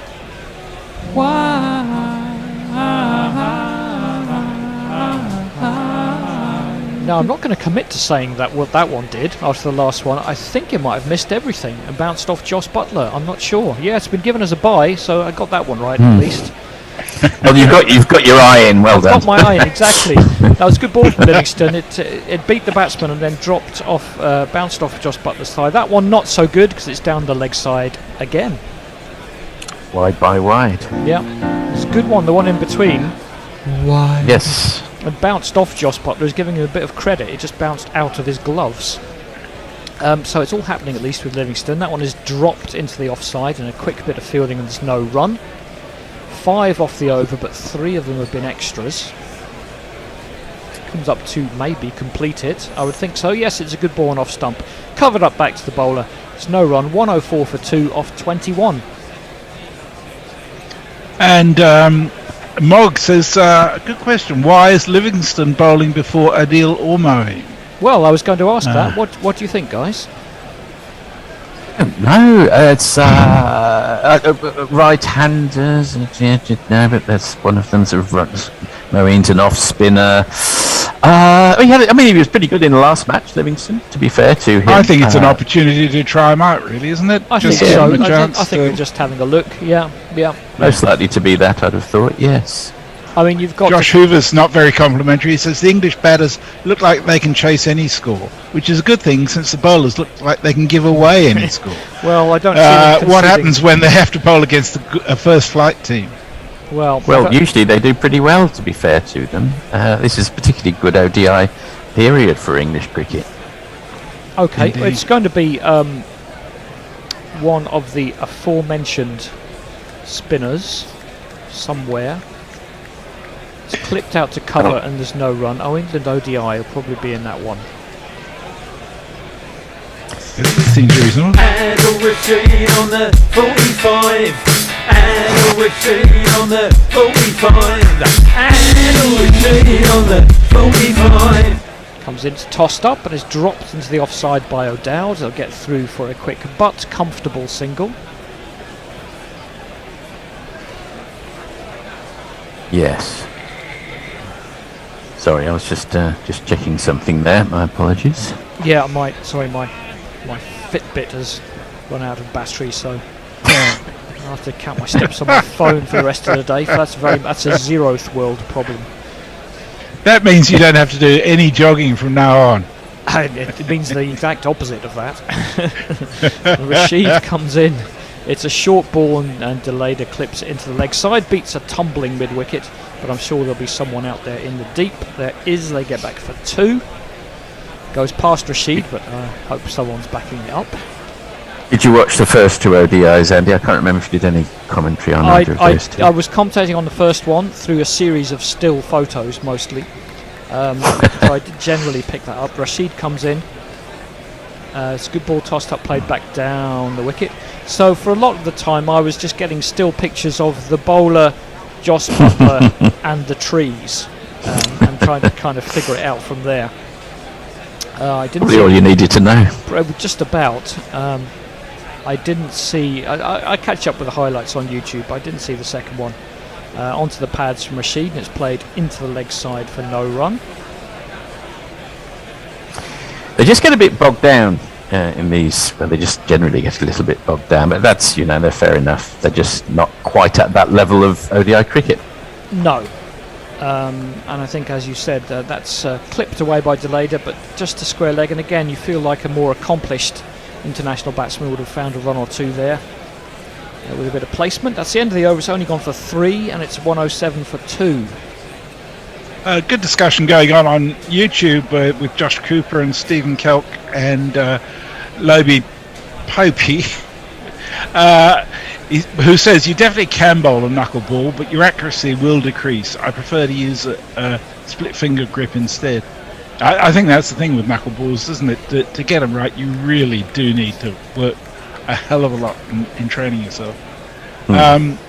Josh Cooper says got a couple of wickets in the nets last night with slowies, but I only bowled them with your 20 because I was. With your 20 fielders that all net bowlers have.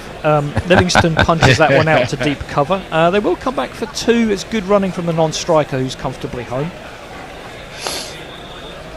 Ian Botham was a great one for having 13 fielders on commentary.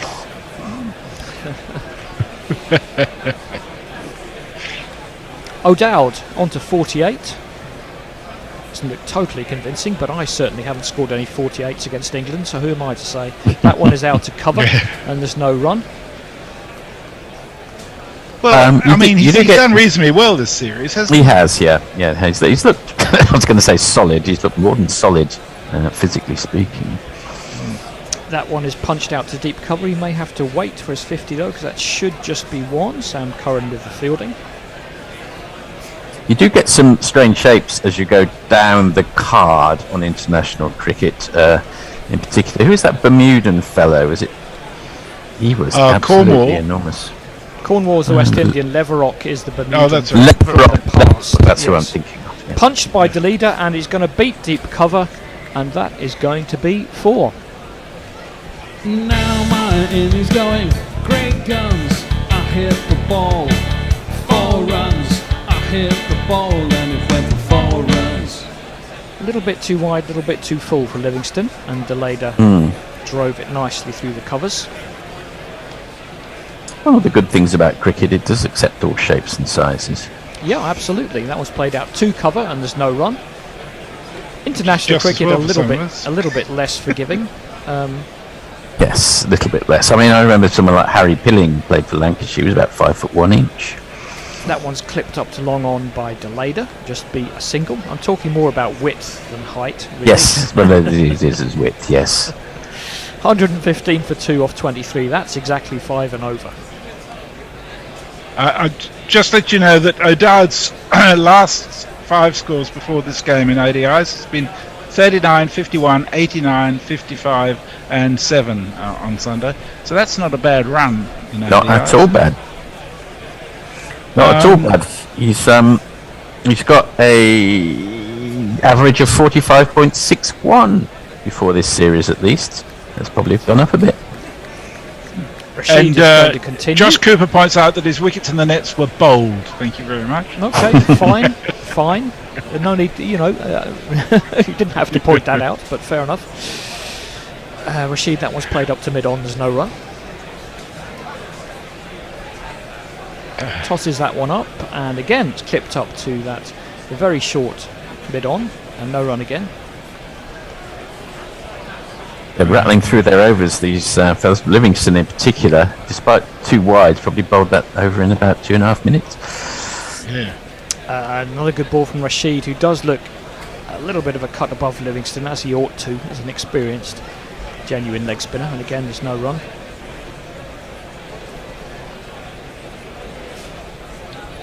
Yep, England certainly don't want any points deductions for over rates. Driven by Delade, he will get that one up to long off for a single. Yes, Livingston very much in the side just as much for his batting, but there's a great deal to be said for hustling through your overs in this form of cricket before you know where you are. It's the end of another over, you've only scored 3. Any form of limited overs cricket, yes. Absolutely. O'Dowd on 49. Rashid comes in, there's no slip for him. Tosses one up, plays it into the covers. Unless there's a run out, he'll get through for 50s, through fairly comfortably. And well done to him. Milestones. Yeah, I think that's his 8th.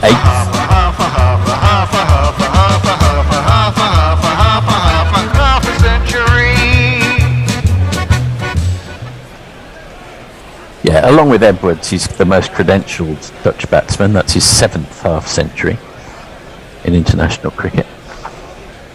He's averaging 46, which is pretty good for ODIs. Clipped away from Delada. Oh, and it's a little bit of a misfield at mid-wicket. I'm sure he's going to have some backup, and it doesn't cost any runs. Yeah, not too sure about a strike rate of 73 on what looks like fairly benign track and a quick outfield.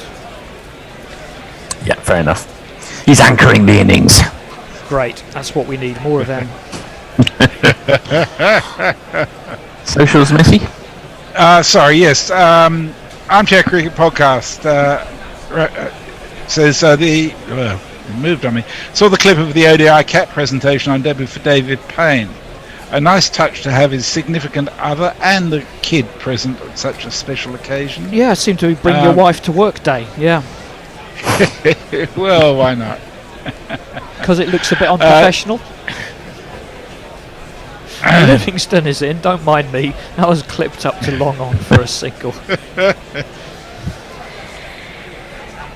No, I would think it's quite dangerous to bring your wife to work. She finds out exactly what you do all day. Or don't do all day. Will be quite disillusioning.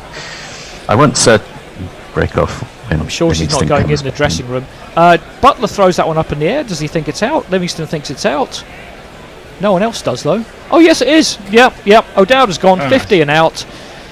He still looks a bit perplexed, but that is his sort of general look, so I may not read too much into that. But he is wandering off, and the DRS timer expires, and that means... How's that? You messed about, I caught you out. How's that? Good ball by Livingston, maybe a little bit of dip there, not quite as full as O'Dowd thought, fishing away from his body and just gets the thinnest of edges through to Josh Butler. I have to say, Livingston and Butler are amongst the least enthusiastic celebrators of wickets that you can come across. I'm generally in favour of that. You know, when you get in the end zone, you look like you've been there before. You don't need Imran Tahir on every wicket. That is true. I mentioned it in the last test match against New Zealand, but I'm a great fan of the Jim Laker approach. Taken 19 wickets, throw your jumper, throw your sweater over your shoulder, just walk off, get in your car and drive home. Yep. Oh dear, Mogg I think claimed that wicket. He just tweeted Max O'Dowd #1 cricketing superpower. It's unfortunate. Armchair Cricket Podcast says the idea of Livingston running up to bowl a few friendly looking leggies doesn't seem to be paying the same dividends for England in this occasion. Well, he says get Moeen in. Well, there you go. You're both of you gazumped by the action. Yep. Livingston looks quite. What do you think? Andy? Looks. I mean, good for okay. Good for 4 or 5 overs if you want to do that thing that Joe Root used to do, bowl 3 overs in the middle just to make sure you got a little bit of leeway towards the end. I wouldn't make him. I don't think England have any intention of making him your 5th of 5 bowlers, so he has to bowl 10. But he can fill in, and a few. He's probably a little bit more effective in T20 than 50 overs, I would suggest. Anyway. I think it's a matter of the aggression people show towards him when he first gets in and their capacity to actually hit him off his leg. Ooh, well, none of that from this batsman. That one zips past the outside edge. Yeah, I think I've been... looking at salads. A figure swoops in, it's the famous Scott Edwards. I was referring to Edwards earlier as Cooper earlier as Edwards, which is my mistake, because Edwards, of course, has come in now, my mistake. He is now, well, he's certainly captain for these 2 games. Whether that was a permanent appointment, I'm not sure. They may take some time to consider that. I don't think so. I think Peter Seller is the incumbent. I think he's retired, hasn't he? Oh, okay. Didn't he retire after that battering on Monday? Yes, he did, yeah. No, well, I'm behind the 8 ball on that one, okay. Livingston to complete the over, tossed up, played back to him, and it beats him, and Edwards is away with a single. It's 120 for 3 of 25 overs. So we're up to date on tweets, but it might be an opportunity to mention that I think we've still got a few minutes to go on the GPL, have we? Or maybe we've just... Yes, I think we have. 2 5 minutes to go. Yeah. Excellent. And the pot was somewhere around £130 the last time I looked, so it's well worth getting in. Go to guerrillacricket.com/competition and put in your entry, and you could win 130 odd pounds if you're the one to pick the exact number of runs scored for today, and it helps us in the process, so it's much appreciated. Are we on a break still? No, it's an over break, but it shouldn't be any longer than that. England just We're getting strolling some between images those of some overs. very beautiful Dutch flowers. Yep. Say. Oh, and Hugo Brett on YouTube says hi. Hello, Hugo. Welcome. Hello. Hello, Hugo. Rashid is Nice going to to see. continue, and he's going to bowl at the new batsman, who is standing right in front of off stump. And in Rashid, you can't help it. Tempted to bowl it into Midland leg, but the batsman does get something on it, and it goes down to backward square leg for a single. He's almost, well, he is. His certainly his right foot, his right toe is well outside off stump. Scott Edwards there. I don't think I saw anything more exaggerated than Lee's in the first innings of, I think it was the last Test match or the one before, when he seemed to be standing almost beyond off stump. Down the wicket, that comes Delader, but short mid wicket picks it up and there's no run. Well, it is a bit of a trend. I bat on off stump. I bat with my right toe on off stump. I think it just gets... It might be interesting for the listeners just to take us through a little bit of the theory about where you take your guard. played out to cover for no run. Well, it's interesting because from what I understand, against a leg spinner you would generally do the opposite. You would stand a bit more towards the leg side as the ball is going to be flighted into you and then possibly turn away. But I mean, that's what Delader is doing. He's got his right toe on leg stump, so there's obviously different ways to do it. He's played that one up to long off and he'll pick up a single. Generally the idea of standing on off stump is that you've really got a better idea of what to leave. Anything outside your eye line you can just leave, and you can possibly play a bit more aggressively against a ball that's on middle and off, and you can play it out towards leg.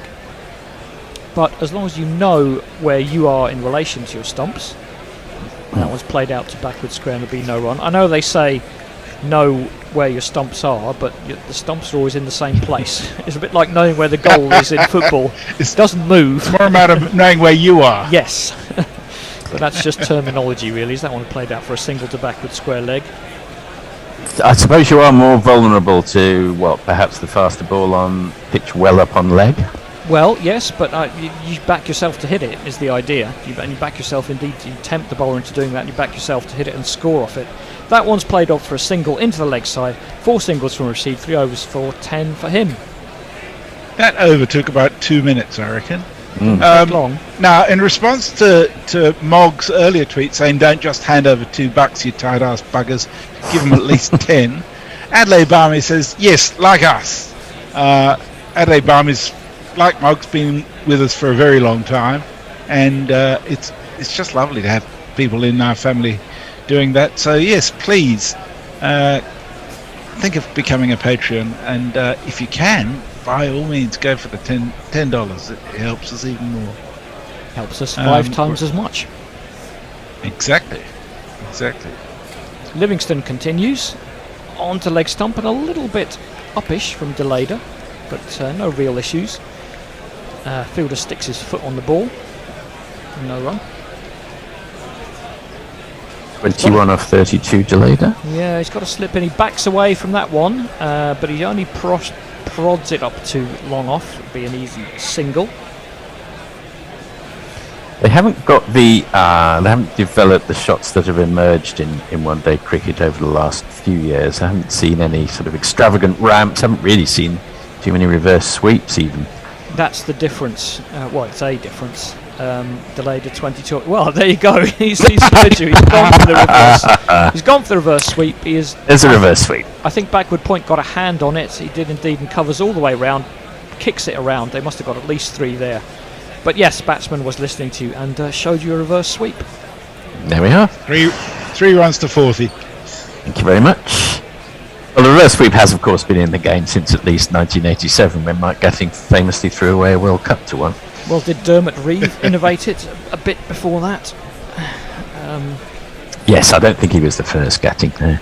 Most notorious, perhaps. Oh, good again from Livingston. Sure. He's beaten Delader outside off stump. It was actually Edwards with the reverse sweep, which makes a bit more sense. He was possibly a little bit more innovative than Delader. I mean, get the ball that Gatting got out. Well, it was only Alan Border. Yes, it's almost impossible to have got out to that ball, but he managed it. pushed out for a single, a quickish 2 actually, but they're fairly comfortable. Not the best throw, and Livingston, I have to say, not behind the stumps, which he should have been on a 2. Would you say so? You're not a fan of sort of taking ball is he in his position in front of the stumps? Possibly, but he wasn't very close to them. Put it that way. No, I know they tend to do that, and I think it is preferred. It is the preferred orthodoxy these days. Yes, but I'm talking about more in club cricket, where the bowler stands with his hands on his hips when they run 2, and then doesn't go the 3 yards back to the stumps to pick up the throw. You don't want to break a finger as well. My captaincy bugbears aside, I think that's the end of the over. It is. So Warren asks a technical question. Says Gorilla Cricket with a capital G and a capital C, and at Gorilla Cricket with lowercase Twitter questions: are there 2 GC radio accounts? Not to my knowledge. Just wondering if I've been talking to myself. I don't think Twitter is case sensitive. I don't think it is. That's what I was going to say. I just let it auto-complete for me. Neil Harris says, morning Gorillas, hope this ODI is as awesome as the Sri Lanka versus Australia game yesterday. Must have been nerve-wracking for emotionally invested fans. For me it was pure bliss. Yeah, it was nerve-wracking for me. Australia needed 5 from the last ball and failed to do it, but it was a really good game. And that was interesting from Edwards. He shaped up for the reverse sweep. Rashid bowled it so far down leg. He changed his mind and tried to lap it. Still didn't get anywhere near it. Ended up being a wide. That one's tipped into the leg side in a more orthodox manner. And did they get through for a single? No. Sent him back. Yeah. Top ball.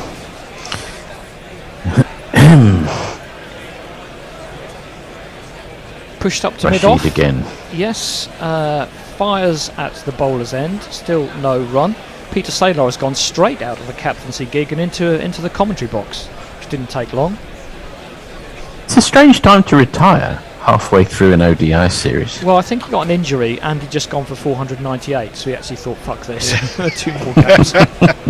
Rashid onto leg stump, and it's played up to short mid-wicket for no run.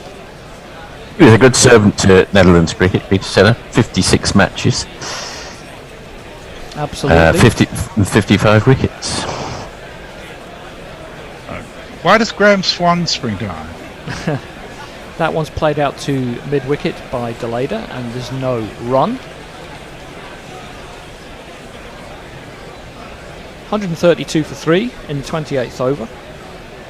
If you're talking about doubling the score after 30, which might be a bit ambitious, maybe look around. I think so. It probably is from here. That one's back to the bowler for no run, but maybe they can double it from here and get around 260. It would certainly not be a disaster if Netherlands were to unexpectedly pull a rabbit out of a hat and there was an English collapse for the sake of world cricket. Well, they did lose. 261 would suit my GPL pick perfectly.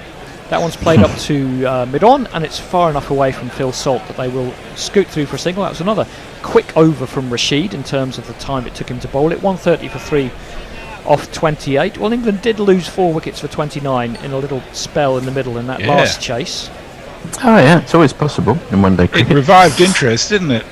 Roger Melly says Kepler Wessels had a technique where he stepped towards his off stump as the ball was bowled. It was successful until bowlers began just bowling at his leg stump. Then he was finished. Warren's pointed out that he wasn't just talking about case differences, he was talking about spelling. Definitely get the spelling right. There's only one Gorilla Cricket account. There's only one Gorilla Cricket. R, 2 L's in Gorilla. There's only one Gorilla Cricket. What would they do with 2 of them? God help us. Livingston continues its leg spin barrage from England. That was a little bit short. It's pushed out to deep point, and they'll take a single. I think we've had about. I think my little spell here has been all leg spin. I think it has, more or less. Well, they've got 3 of them. I don't know whether they're behind on run rates in the series. And England were fined at the end of the last Test series.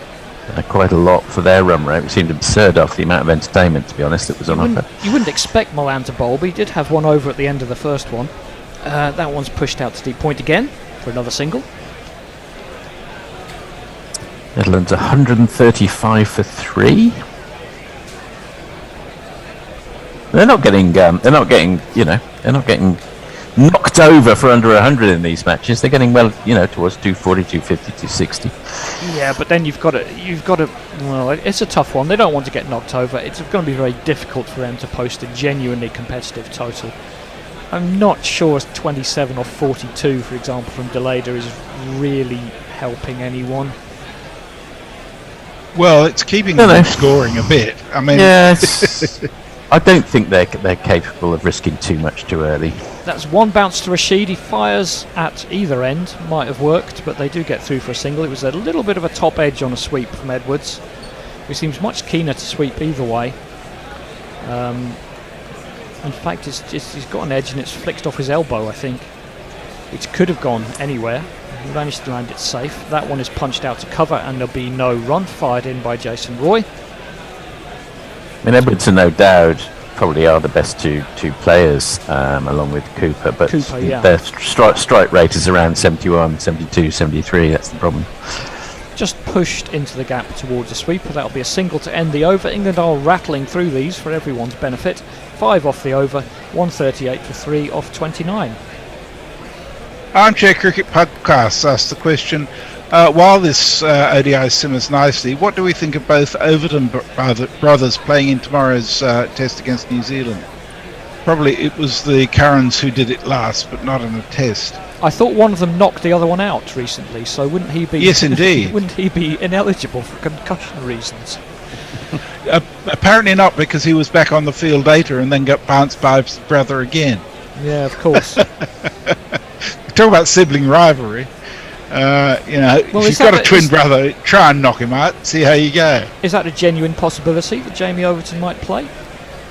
Yes. Yeah, apparently. I understand he's about 10 kilometres an hour faster than his brother too, so it could be a good find for England. Does that mean Anderson or Broad is missing out? Anderson is likely to be rested tomorrow. Okay. Because the series is already won. Okay, that one was clipped out to square leg for a single. And of course, it's also possible that Stokes won't play because he's been unwell. Swept by Edwards out to deep backward square. It's another single. I think the latest I heard, I can't remember where I read it, was that Stokes is likely to play. Oh, good. Rashid continues. He's got a slip in. Tosses it up again and dropped into the offside, but the fielder is in quickly enough to prevent the run. There's going to be another change at the end of this over. Yes, and I think Josh has said he's going to struggle. I'm happy to put my hand up to tide over on some ball by ball if required. We'll figure that out in a second. Down the track comes Deleda, but doesn't do anything with it. Just clips it up to mid-on for no run. Have a look. We're supposed to be... didn't Brian say he wasn't coming back either? Because it says Josh, Brian and the Brian can't mark it after midday your time, Punch. I've got to take a break, I'm afraid. Of course, we'll figure it out. That's played up to long off for another single. 142 actually. 142 for 3.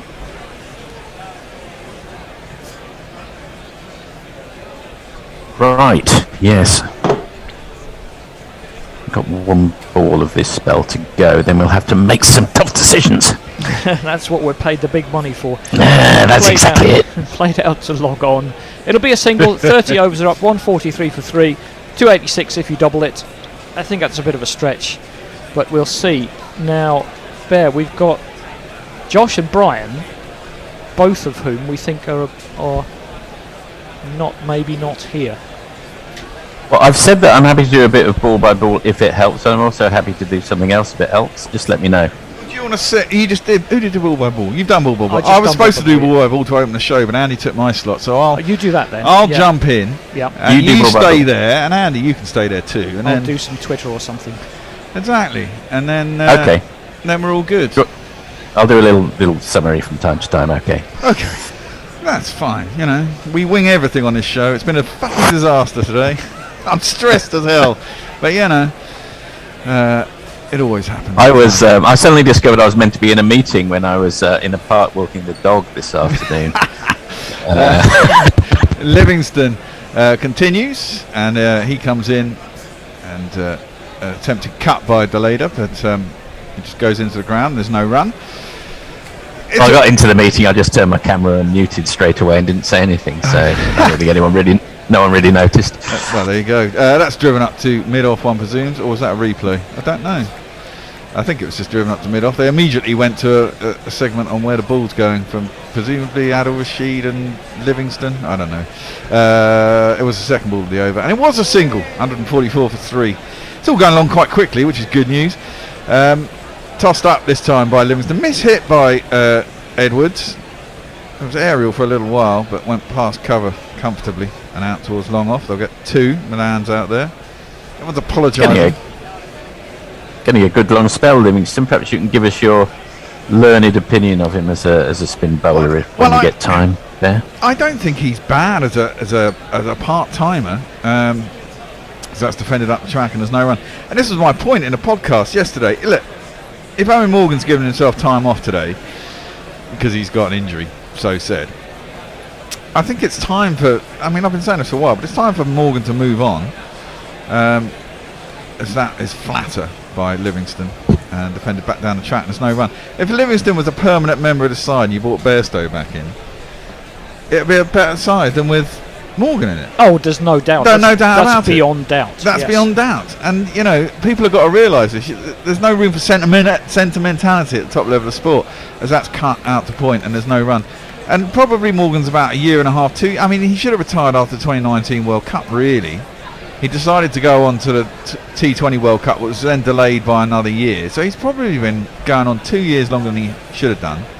He's not really done anything. Occasionally he comes out with an innings, but it's about 1 in 15 now, which is no good. It's you know, it's no good for the team. And you've got Livingston, who's a massive hitter and a decent part-time leggy, to replace him. Yes. It's just madness. It really is madness. More test chat on Twitter. Mog says if Stokes doesn't play, who captains? Flash score cricket commentary. It's only Jamie playing tomorrow. No spot for Craig.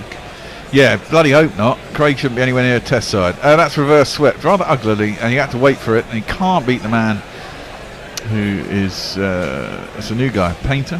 What's his name? Payne. Fucking hell. Cynthia. Mr. Prepared here, who is down at short third man. It'll just be and it's you don't want to be holding Liam Livingston back any longer. He's already 28. No, exactly. And he's a hitter as well, isn't he? I mean, if he gets in, he's amazing. That's played back to the bowler and there's no one. Even more important in the T20, I'd have said, than the ODI side. Yeah. Agreed. You know, everyone's got to be able to plant it into the stands from the off, and he's a man who can.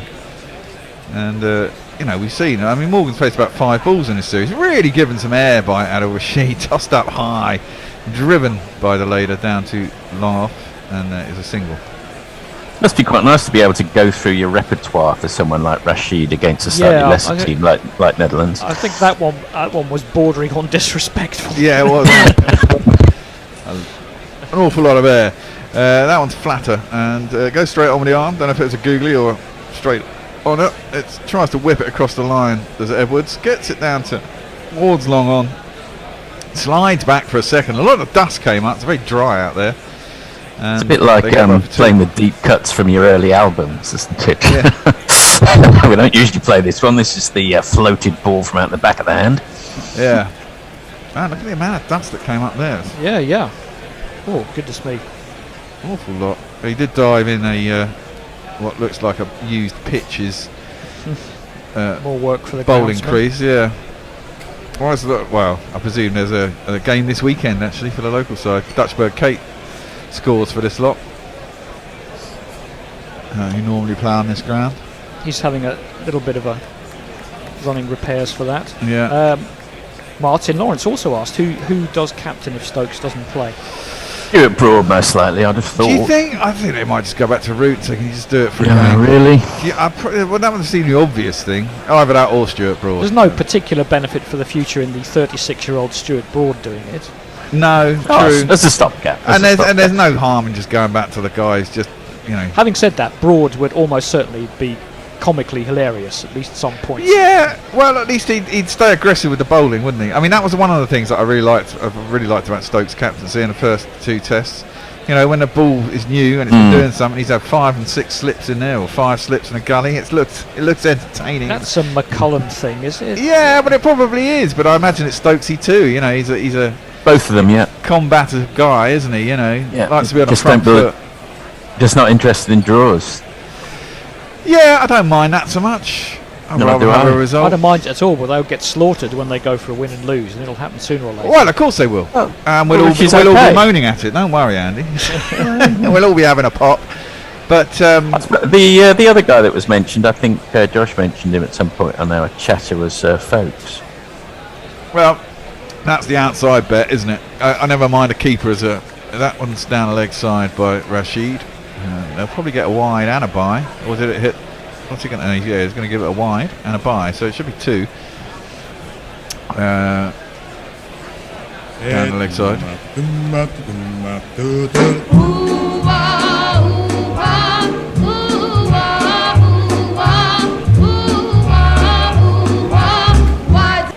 Googly tossed up outside off stump. Delayed slaps it to backward point, and there ain't no run. Yeah, I don't mind Folks being captain. I mean, they'll probably be captain by committee of some sort anyway, won't they, when they're out on the field? Yeah. Yeah. I mean, it's usually kind of what happens. Senior pros get together. That's worked into the leg side. Quick single taken. Good one. And they move on to 154 for 3. Camera just trained very briefly on him, and in an old Soviet football shirt there. I don't know, is that a little bit tasteless? I'm not sure. I used to have a replica one with CCCP on it. I would wear it in America. that's- I would wear it in that's America exactly- playing poker to tilt people. Well, that's exactly what this guy had. Did it? I bet it did to some of the rednecks, didn't it? It was actually at one point I thought it might be a bit dangerous. Yeah. Mog says, well, I don't have to listen to the podcast now, Bear. Leah says, would be funny if Stokes won his first Ashes as captain. See Joe, that's how you win an Ashes series. Yeah, well, Well, yeah. Quite right, but if we go across with a side that like we went across last time, we won't have a hope again. If the next one's here, isn't it? Well, the next one is here.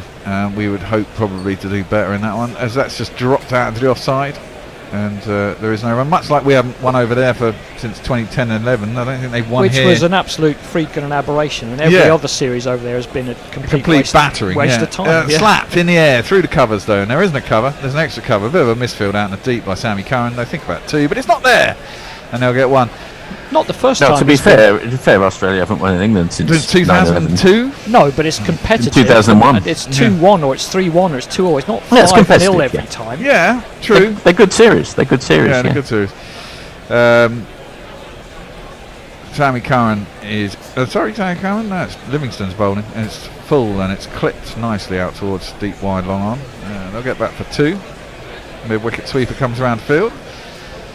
I'm never quite sure why England and Australia are quite so hopeless. I understand they're likely to lose, but why the wheels always fall off. They don't fall off in South Africa or No, in South Africa, Anywhere else. we kind of win a lot in South Africa, weirdly, don't we? yeah. As that's played out into the covers, and there is no run. Yeah, I don't know.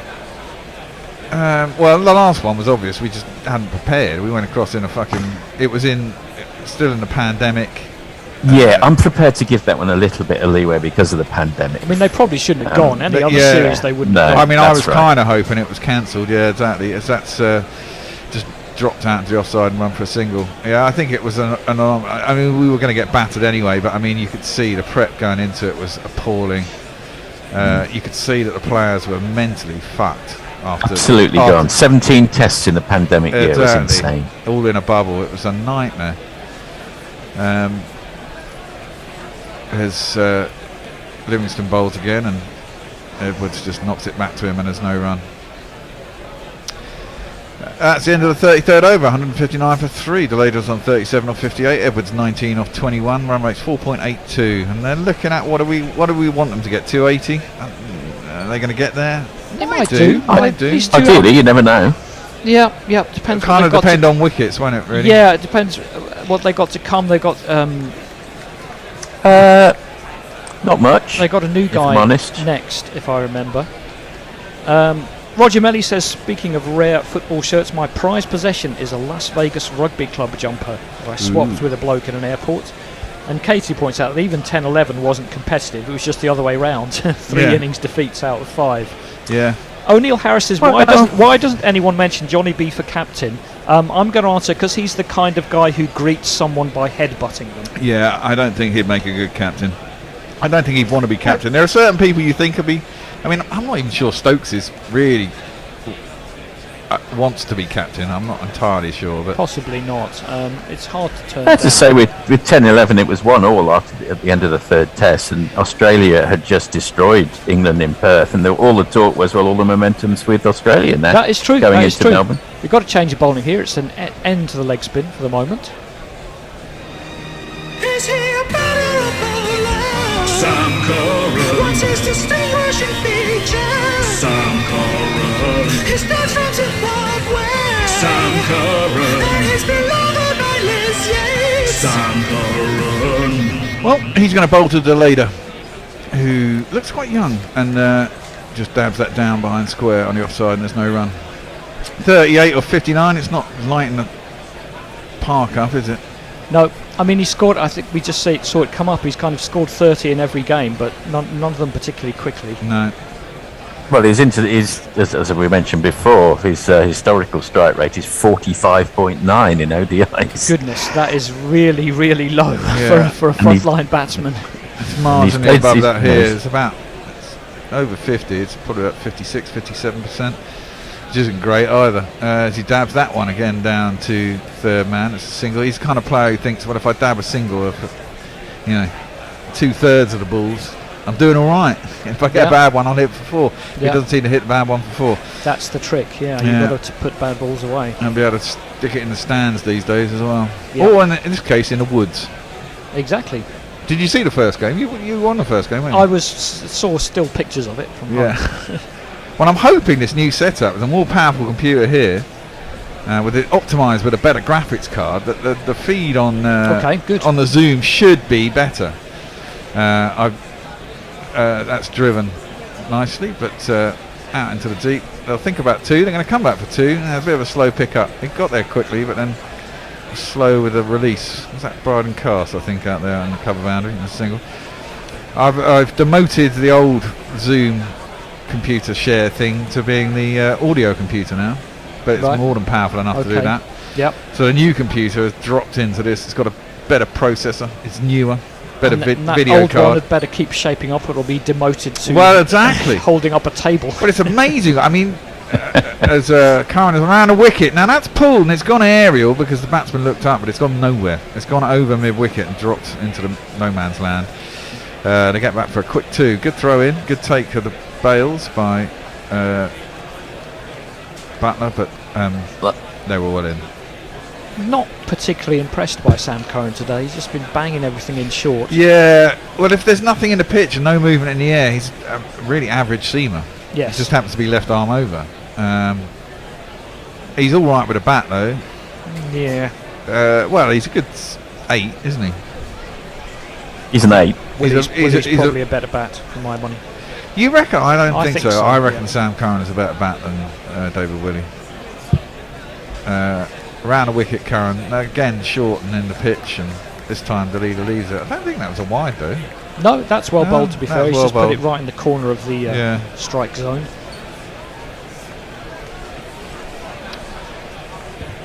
Who's that talking with Butch? Mark No, Butcher. That's no O'Brien, isn't Niall it? O'Brien, Niall yeah. O'Brien, yeah. Yeah. Yes. Good value, Mark Butcher, one of the best commentators. Oh, Yeah, I possibly- like him. possibly the best, yes. He kind of tried to leave as well. I remember when he left cricket, Sam Curran in, pulled by Deleda. It's not very well out to deep mid wicket, and it's a single.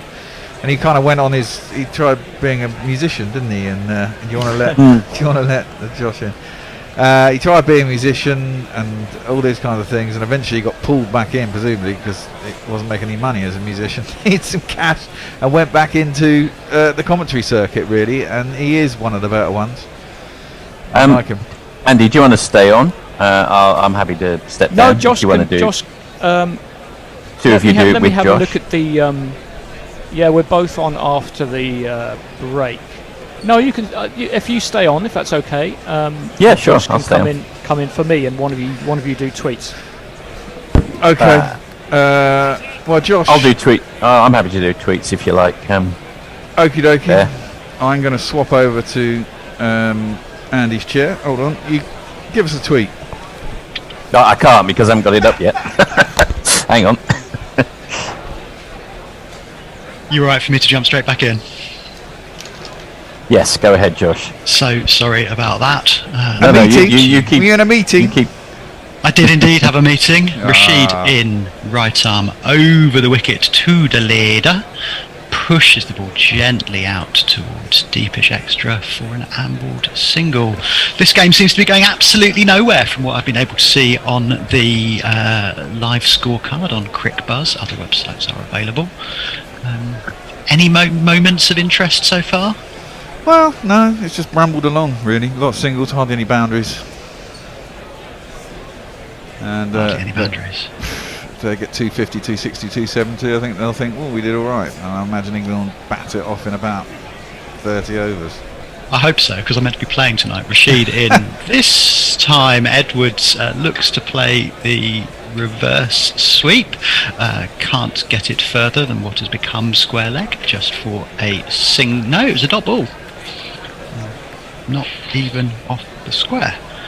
Rashid in again, nice and close to the stumps in the action, and this time Edwards tries to get hold of it, clips it hard and straight, can't quite clear the boundary, does beat the deep long on for 4 runs. And if you kids can't listen, then you bound to see the way you get shot for crossing a boundary,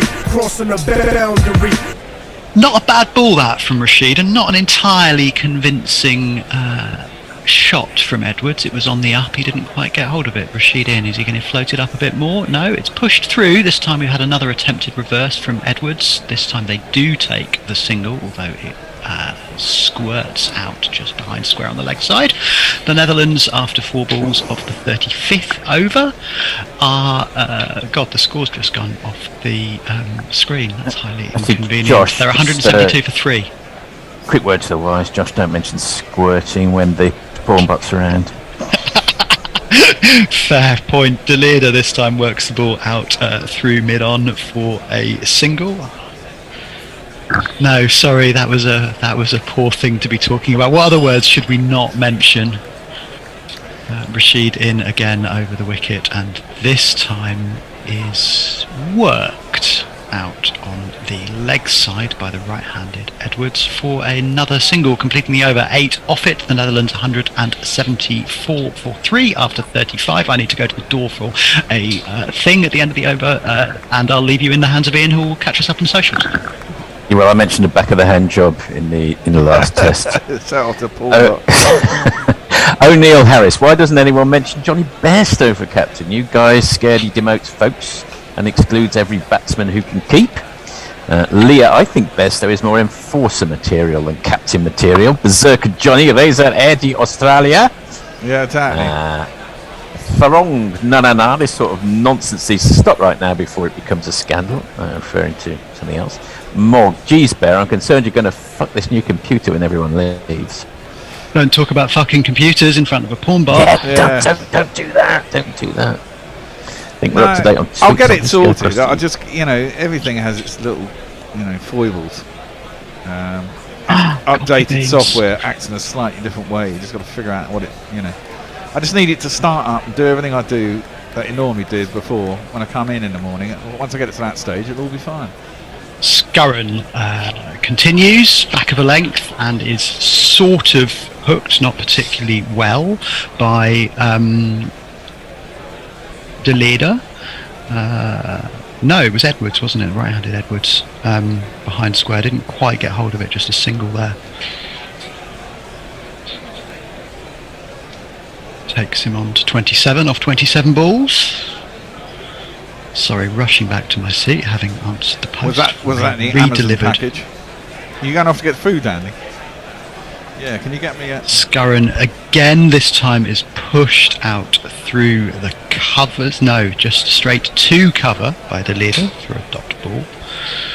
He's gone for 30, 29 really off his first 5 has Scurran. It's not a bad set of figures in a one-day international, albeit against an opposition that don't really look like they're getting hold of the ball or threatening to pose a difficult target.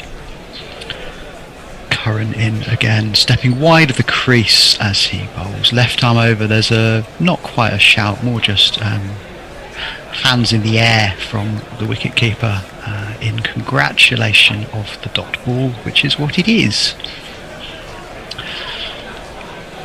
Are you getting a YouTube message, or just like I can do them from here if you like? 40, you're on mute. Yeah, no, sorry, I was on mute. Yeah. No, I've got YouTube up. There's quite a bit happening actually. Overton chat. I can get onto that in a minute. Scurran again to bowl the anti-penultimate ball of the over, and this time is pushed, elegantly whipped even through the covers out towards the sweeper. It's fielded with a slight fumble. They'll come back for 2. Can I talk about whipping? Yeah, you can. Anything you like, man. Yeah. Lots of wrist in that shot. They came out for 3. They did. That was good running there. It's not the slowest of outfields, but it is a long boundary. It is, and that it's not the flattest of outfields either as well. That jump just before it got to the fielder. Yeah, bit of dialogue here. Jamie Overton is well worth a look according to Pokey Bumfinger. Josh Cooper replies, I read on Crick Info that the player closest to Stokes' skill set was Craig Overton, and I thought that's like comparing a great white shark with a goldfish. Over the wicket is Scurran to Edwards, who pushes the ball out to point for I have single. to agree with that. I mean, that's just Stokes and Overton, no comparison really. Shameful. Toothless abroad, says Josh Cooper. Well, yeah, and that's the problem with him, isn't he? I mean, everyone said, he's put on a yard of pace the other year. And it was bollocks. He's a good county cricket bowler, but he's not a test bowler. Scurran in over the wicket to complete the over. The right-handed De Leader pushes the ball out towards backward point for a single. End of the over, 36 of them. The Netherlands are scoring at a run rate of exactly 5. They are 180 for the loss of those 3 wickets. 36 down, 180 for 3. How are we doing on those socials? Many more to get through. Leah, come on Netherlands, lick 'em good. Vengeance for Scheveningen. Scheveningen. Scheveningen. Sure. I know, the only thing I know, Andy Ward will have to join me on this. The only thing I know about Scheveningen is that it's a variation of the Sicilian defence that Gary Kasparov was particularly keen to play. He'd often transpose into it from the Najdorf. Yeah, well, I couldn't agree more with that. GC Radio Naked has come up with a tweet so disgusting that I'm not even sure I'll be happy to read that one out. Words that Would you want to read it avoiding. unhappily, Ian? Honestly. Does someone else want to read that tweet? Let me have a look. I'm not looking Let me at have a Twitter, look. so- I'll get it up. Who is it from? No, we're not. GC Radio. Well, GC he would Radio suggest we Naked. can't shit, piss, fuck. Those are words. The next word, no. Cocksucker, motherfucker. I'm happy with that. And tits. Yeah, I think it was the middle word that put me off. Well, yes. Was it Bradman? Yes, it was. Yes, it was. Yeah. I've broken a rule myself when describing Boris Johnson. So Pokey Bumfinger does also. Mogg suggest used it to squirting- describe Rees Mogg and was read out by Ant Condon a few years back, and on the grounds that it was a perfectly legitimate Australian word. Exactly. And when it refers to Jacob Rees-Mogg, I think it's absolutely legitimate. Slightly more laterally, Pokey Bumfinger suggests squirting, helmets, creases, good fists. There's so many touchy areas. Wow. I can answer Roger Melly though. The word for the fourth last is the pre-anti-penultimate. Isn't it easier just to say the second ball of the over, though? It is. Although That would be the fifth last, which would be the Or the third. the pro pre anti-penultimate.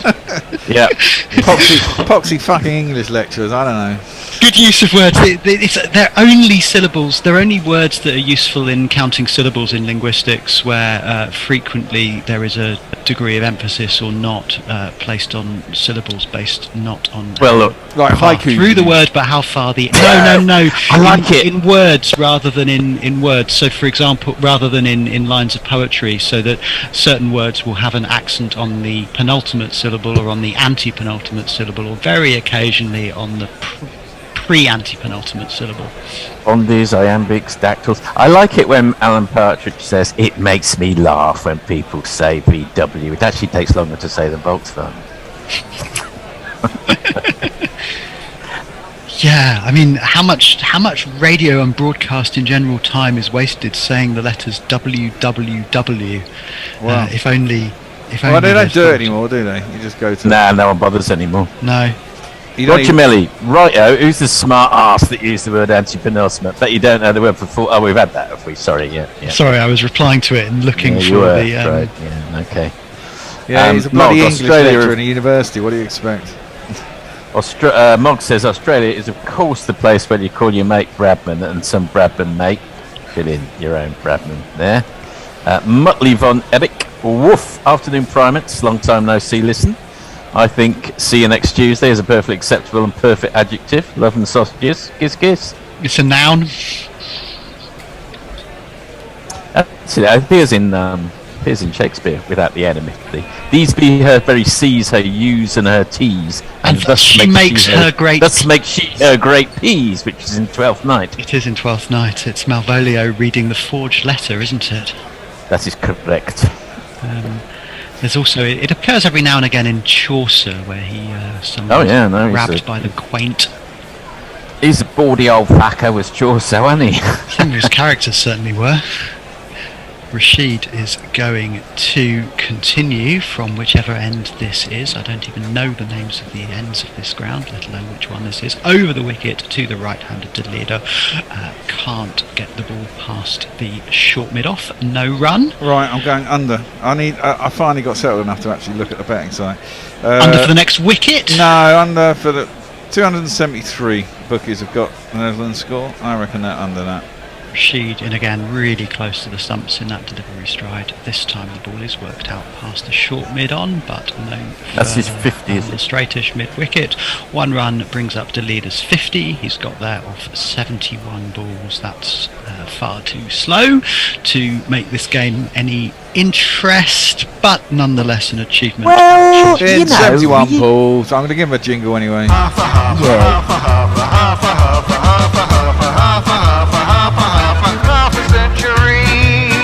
He needs to step on though if he's going to get anywhere with any. He does, but you know, Jonathan Trott used to get 100 off 80 in ODIs, and we used to say, well, that's his role in the team.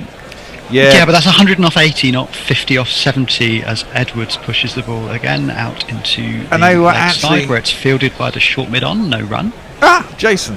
Hello. Yeah, that was also when England were really shit at ODIs and living in the past. Rashid in again. This time Edwards gets down on one knee, can't quite get hold of it, but Norcan the short fine out there on the 45-2. Adil Rashid, no run. Oh, am I right? I don't know, I know, we one wouldn't run, be. my mistake. Thing is, guys, we wouldn't be complaining if Rotherham were finding it difficult to beat Arsenal. So, is it a bit unfair to say, "Come on, Netherlands"? No, not really. The sad thing is, no, not really the sad thing. Rashid in, pushed back down the track by the leader, no run. It's that we have to cover them. No, I mean, we don't have to. we didn't have to. It's true. We But could have chosen not to. we could have chosen not to, but we. But then we might have missed something like, was it 2018 Yeah, the first- where Scotland beat England? Yeah. Well, we missed the first RDI, which is a world record. So, Yeah. you know, And we wouldn't have again, missed that. Rashid in and is pushed out once again to short mid-on. Oh, Very well shit. placed there for another dot ball. Just 2 off the over. The Netherlands 182 for 3 off 37. What did you go under, Bear? 273.5. Oh, I think they'll get that. I think they'll get 295 or so. You reckon? I don't think they I will. do. I think they'll lose a. I think they'll lose a wicket at some point soon, and it'll all go tits up. Lose a wicket, but then that'll bring maybe some slightly quicker scorers to the crease. I doubt don't it. know. Mog says, where does properoxetone come into, Josh? Motley Von Erich, also if they are a complete brab, and then it's see you next Tuesday and Thursday. Otherwise only Tuesday is just a bit of a twat. GC Radio Naked, I can probably read these. Slot Cockballs, then Slapping and Felching, thanks very much. Mog, I think that's the latest first ODI 50, I shall check. It Listener. is. It is indeed, so congratulations to him. Oh, properoxetonic, lovely word there. As Cass is back into the attack and is worked out by Edwards towards longish leg for a single. Did they not come back for two there? No, they did not. What does that actually mean, pro whatever it was? Again, it's about where syllables are in the relation to the final syllable of the word, often used in terms of so-called masculine and feminine rhyme. All right, Josh, what is the Greek-derived word which means rhyming? Come on. As this time, the leader works the ball out through the offside to the cover boundary sweeper for a single. The Greek word derived for rhyming. Good question. Homoioteuton. Ah, yes. Yes, sounding similar. Oh, looks like he has overstepped. He's overstepped. We got one of these. Over the line! Huh? I'm sorry, Smokey. You were over the line. That's a foul. No, one of these.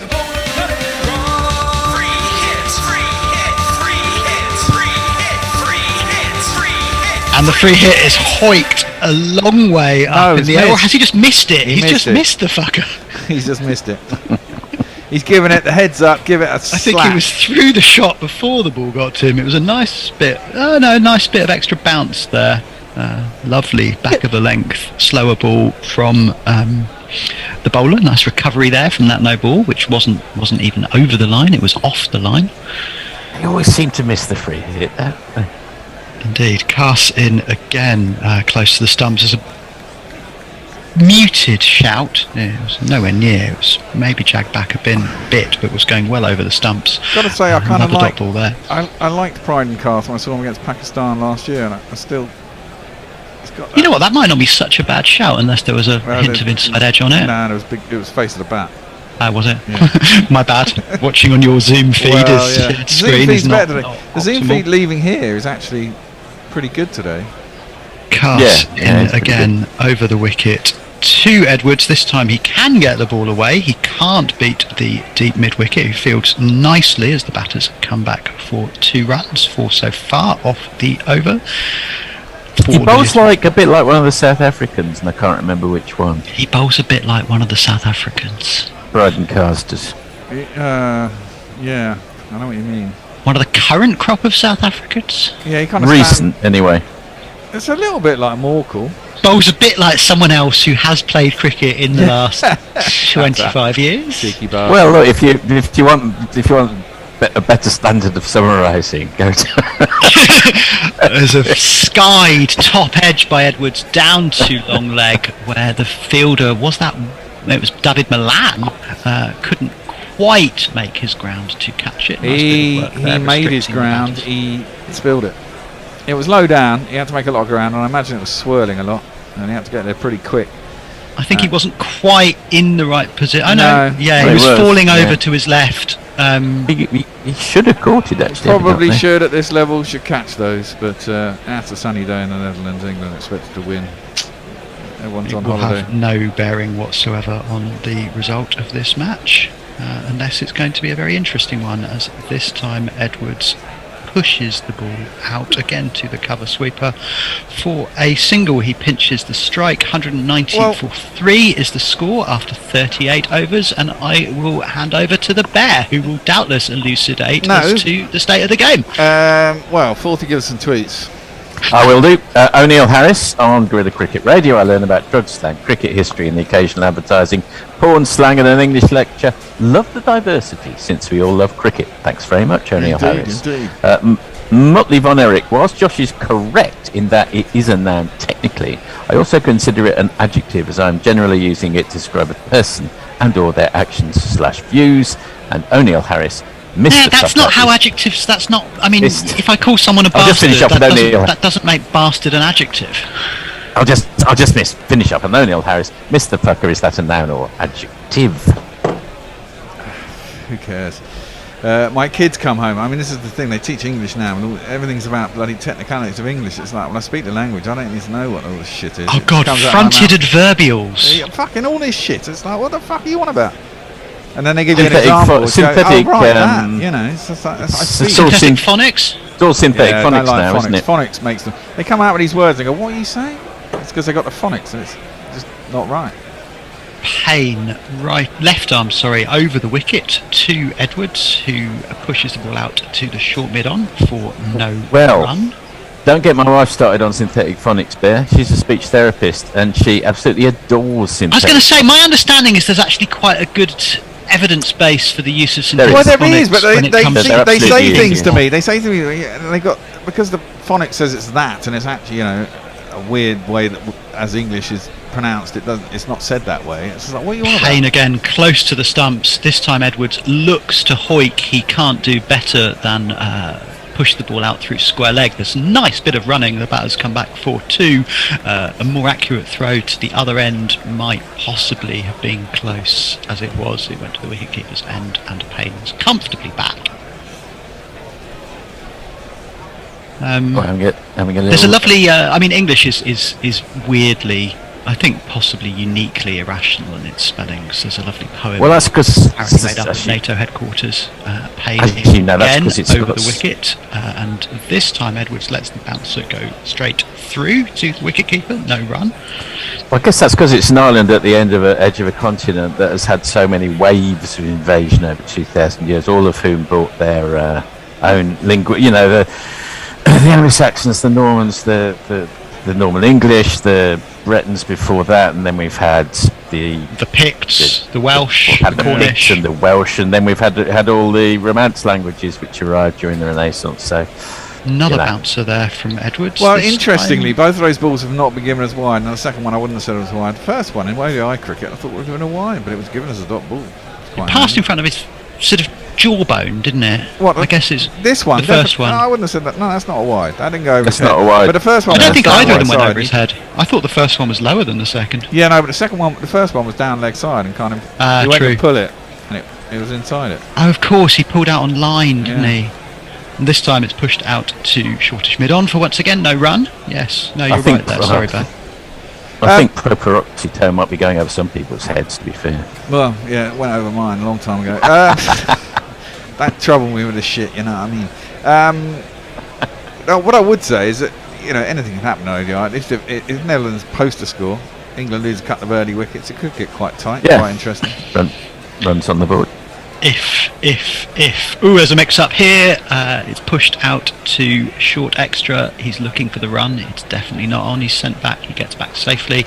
Completes the over. A nice one by Payne. Just the 2 runs off it. Those possibly should have had a wide. Slightly unfair on the batters, but it's a judgment call.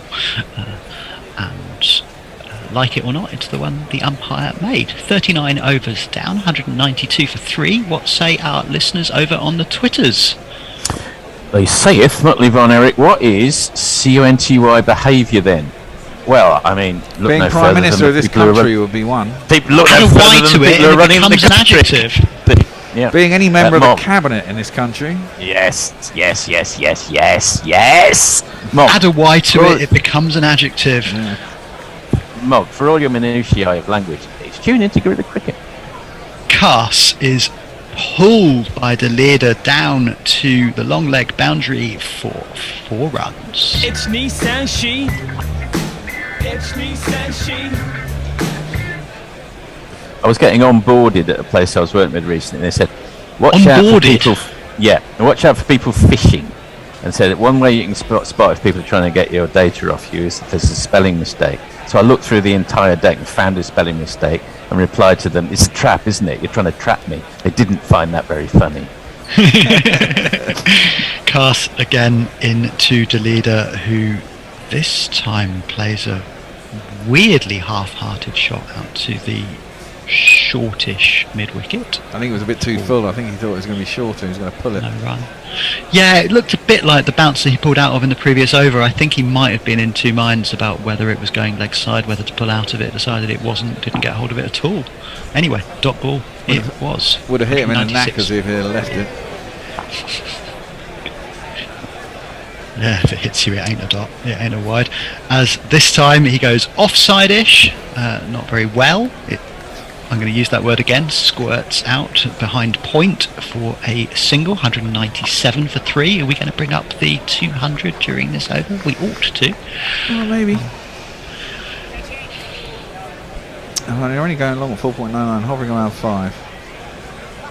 What can I go under on for the end of? What did I say? I went under 273.5, didn't I? 273.5, I think it was. I think they're going to beat that. Oh, no. Cass in again over the wicket to the right-handed Edwards, who steps back, plays a cross-batted swish straight down the wicket off a no ball for 5 no balls.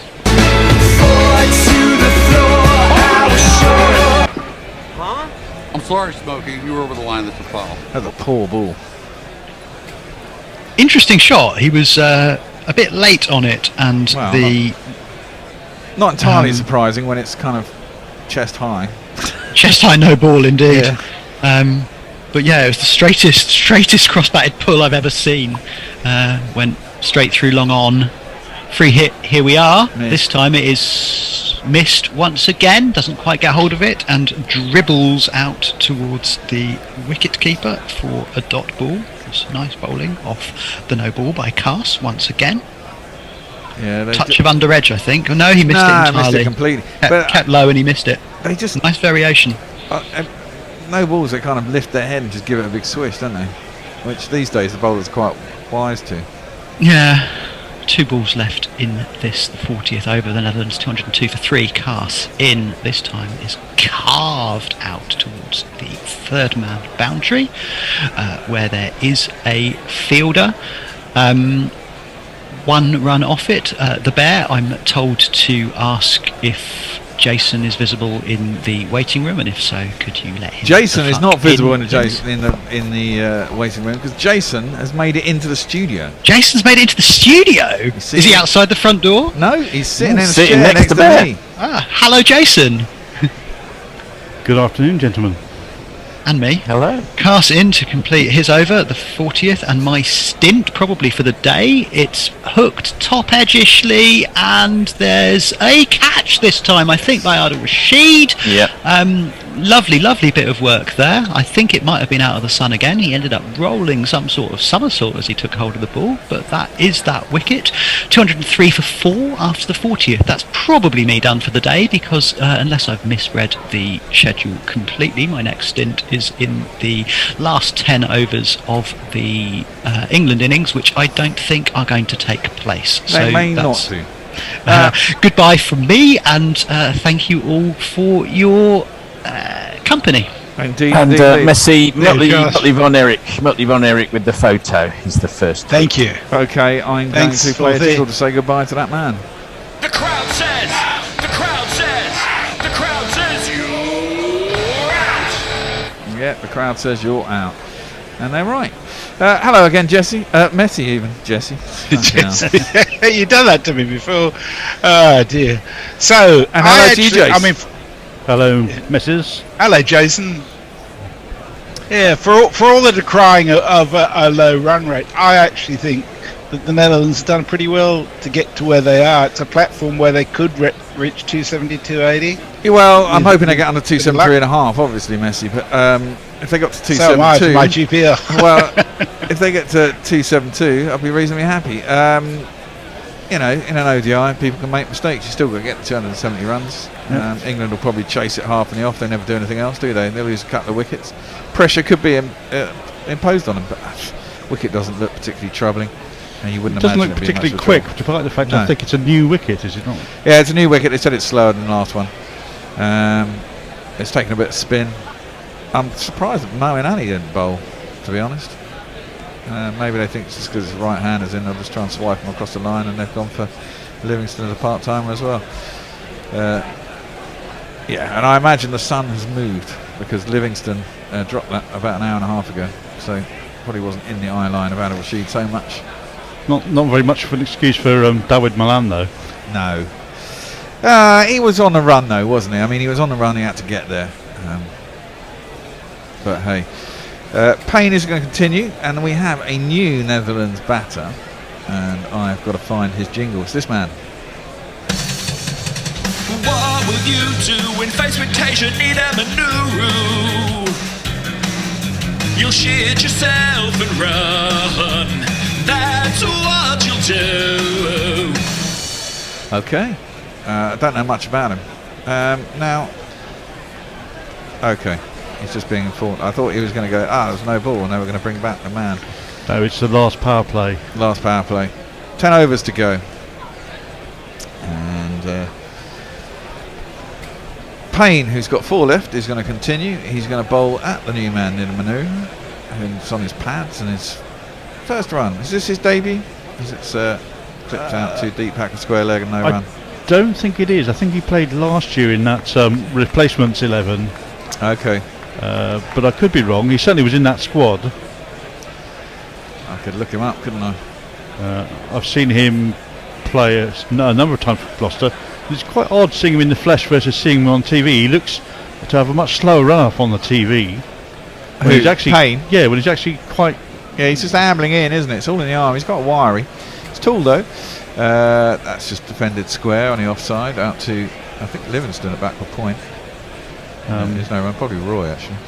I get the feeling, actually, that he's assessed the pitch and thought, there's no point in bending my back on this.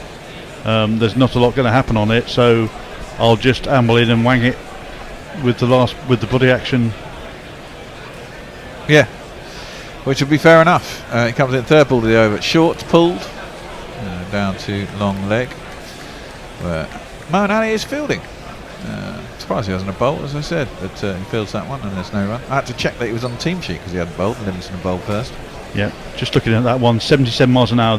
Payne is capable of the high 80s, in fact, possibly even low 90s at his best, so he's clearly bowling within himself on this pitch. That's pulled by Nida Manuru to mid-wicket. There's no run. This is his 4th ODI. I don't know if it's including this one. It says 4 on here. I don't know if they're including this one. I think that's 3 last year and this one. Okay. High score 58 not out. Average 32.66. Strike rate 98.98. So not bad.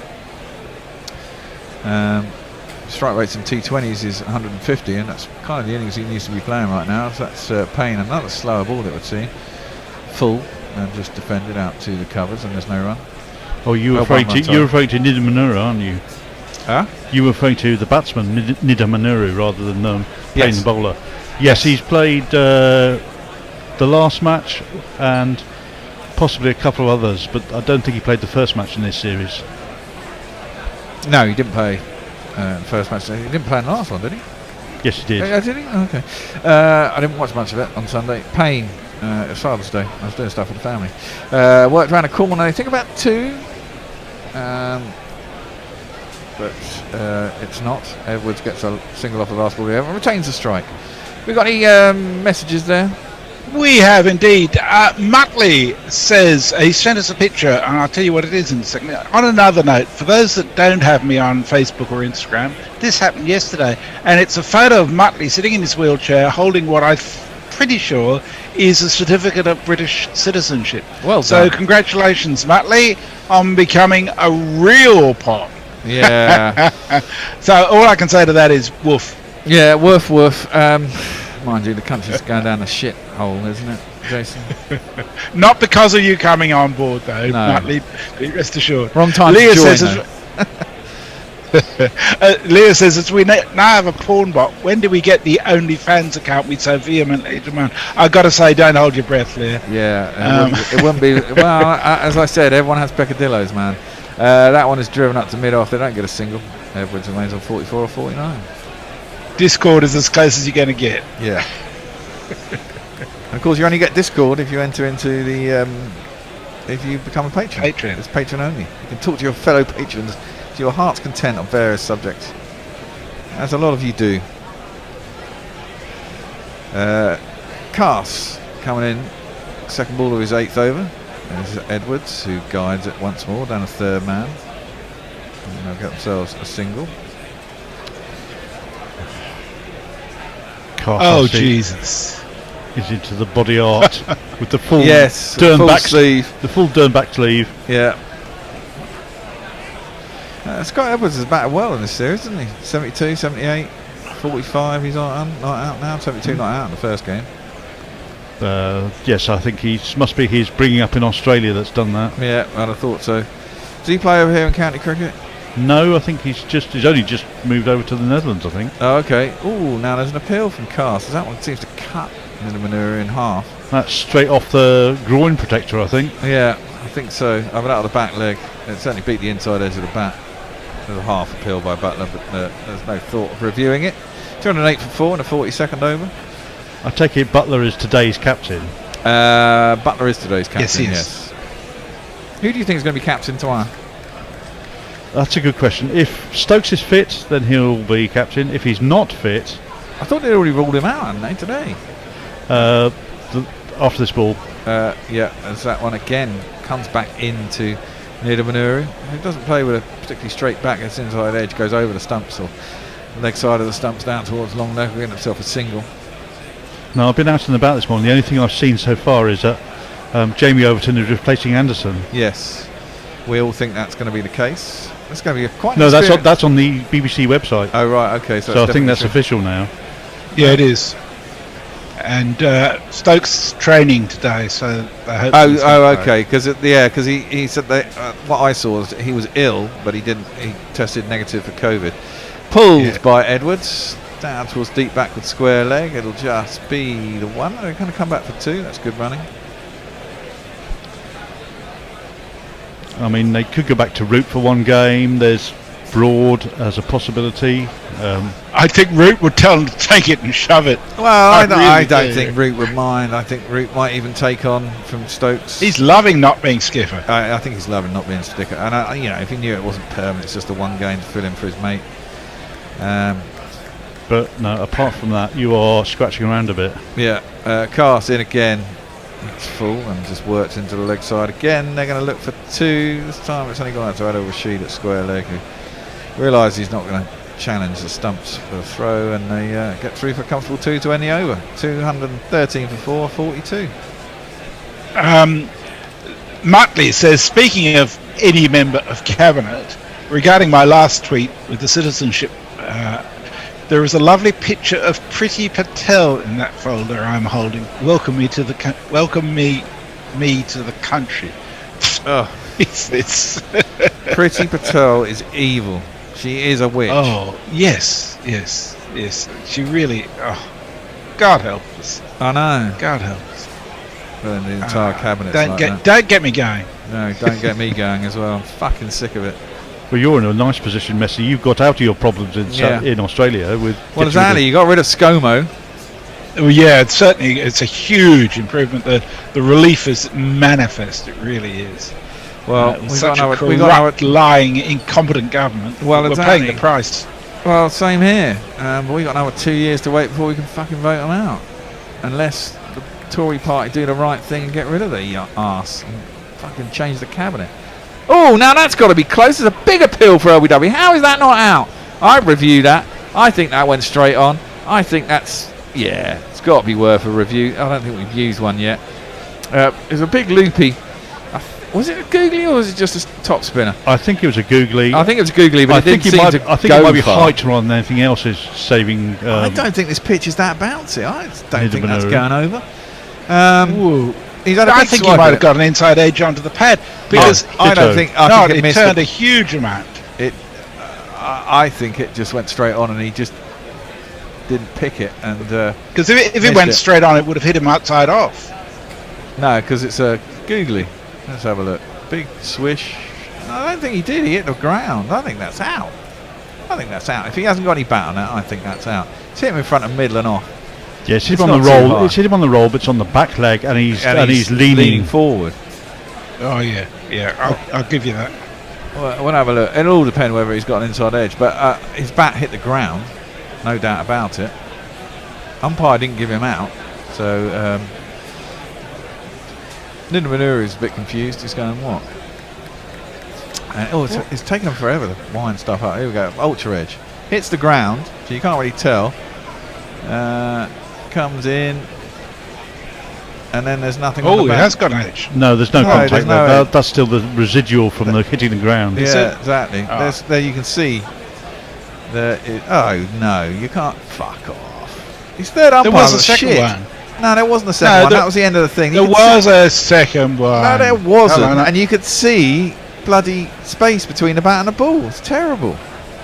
Anyway, fuck it. Who No, cares? I just watched it again. There definitely was a second one. No, Definitely. rubbish. Messi, Replay. you're talking nonsense. Anyway, it's not been given out.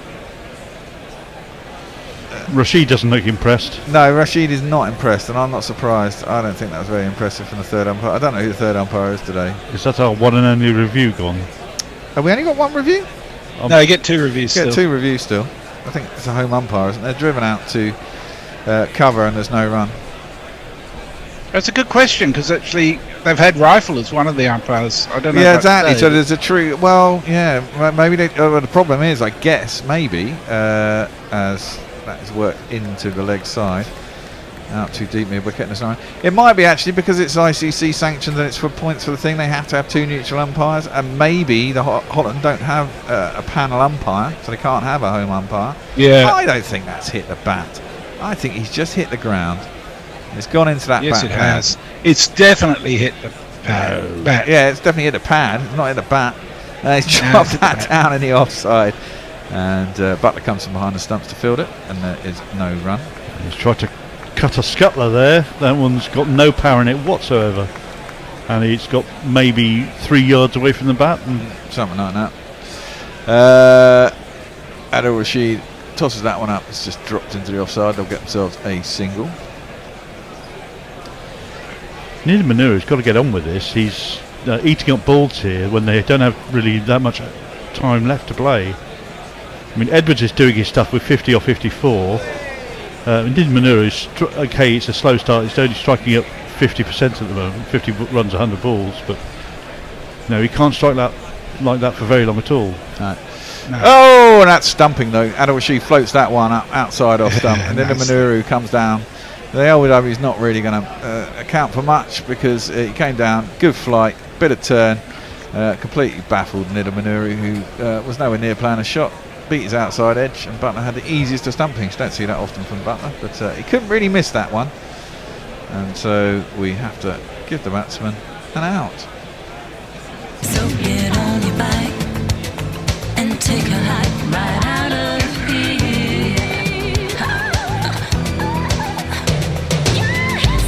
Your history, no good for me.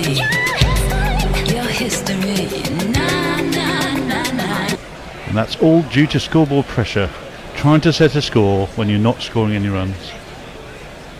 Yep. Yeah, indeed. Mog was woken up by your mention of our previous Prime Minister. He says, in capitals, he says, invoke not the name of the pure bradman that recently ruled this flat, wide brown land. And Spicy Golden Duck is with us. He says, good afternoon, Gorillas. Thanks for the commentary. I particularly enjoyed the contributions from the porn bot and the cunning linguists. Indeed. Thank you very much. There's been a lot of linguistic action during this There series. has, well, of course, when you get a bloody English literature professor on, don't you? You're bound to get this sort of shit going. And Mog, who's done his degree in linguistics. You know, Not sure a lot Josh of would, it around. I'm not sure which sort of linguistics we're talking about with Mog. I'm not sure Josh would like to be characterised as English for starters. Well, Ooh. was he born in Wales though? Is he English? He certainly sounds very English. Doesn't He have a did very most Welsh of accent. he did most of his 74 degrees in England, I think. Yeah. Well, we're going to have a change in the bowling. How many we got left? 4? Sorry, 7. 7 overs left. This man's coming in. Don't know if he's going to close it out, but it is. You think the people would have had enough of Willie and Angels? His name's Willie. And his first ball is across Edwards, and it goes through to Butler, and there's no run. He's not had a lot of strike recently, has he, Edwards? It doesn't feel like it. Been watching a lot of Nidamanuru playing dot balls and missing.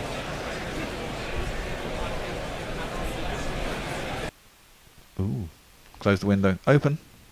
There we go. Sorry about that. Had to quickly close the window. Willie is back in. That one is jabbed by Edwards down towards third man. We fielded for a single. If this series is about finding out which left-arm bowlers are appropriate for England to further invest in, I don't understand why they've gone back to Willie necessarily, because he's a known quantity. He is a known quantity, and he's just not quite good enough, is he? In another era, he'd get a lot of gains, but in this one, he's not quite fast enough. No, he's not quite fast enough, and it doesn't move the ball quite often enough. No. That's what I mean. I think for the T20s, where there's often a little bit swing for 2 overs, you can kind of get away with him. Advances down a track does Van Beek, as he's a new Netherlands batsman, and he nearly yorks himself. It goes along the ground out to cover, and there's no run. I will find a jingle for Van Beek. It goes like this. Van Beek, I know what you're bowling. It's a hard cricket ball, so don't hit me 'cause it hurts. Whoa, whoa. Again, he advances down the track and misses it once more. It goes through to the keeper, and there's no run. Good ball there from Willie. He moved that one just slightly away. He's been trying to shape them in, and that one held its line, or if anything, went across the batsman. And Van Beek didn't get very close to it, whilst he's still trying to get his eyes in and see the ball. Yeah, sorry, I am just trying to do something. That's gone up in the air. It's been caught at mid-off, Van Beek. I didn't see what shot was that, Jason. Was that an attempted pull?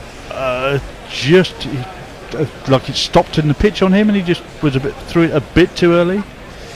And yep, another wicket goes. And to send him off, I'm going to finally play the correct pronunciation of his jingle to send him off. Coming up next is a Kiwi Dutchman. Van Beek, he'll bet and bowl. Van Beek, he'll bet and bowl. Van Beek, he'll bet and bowl. Van Beek, rattle and roll. Yeah. Well, who was that one? That was Mog. No, that was Richard Peel. Sorry. I was going to say it didn't sound like Mog or Perker. Yeah. Thank you, Richard. That's okay. Fuck it. I'm anyway, confused. Van Beek's today's one of those days. Van Beek's very short stay at the crease has been ended. Yeah. And we're going to have a new man at the crease. We are. Who is it going to be? It's not one of the county players. It's Pringle, I do believe. Tim Pringle? Yep. He's got a jingle that goes like this.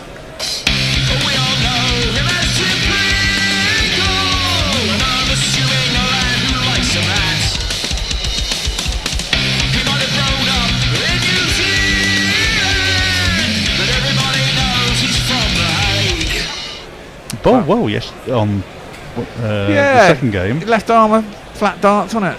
That's defended by Edwards up to mid-off once more, and there's no run. Got the two set batsmen who made 70 out, Salt and Roy.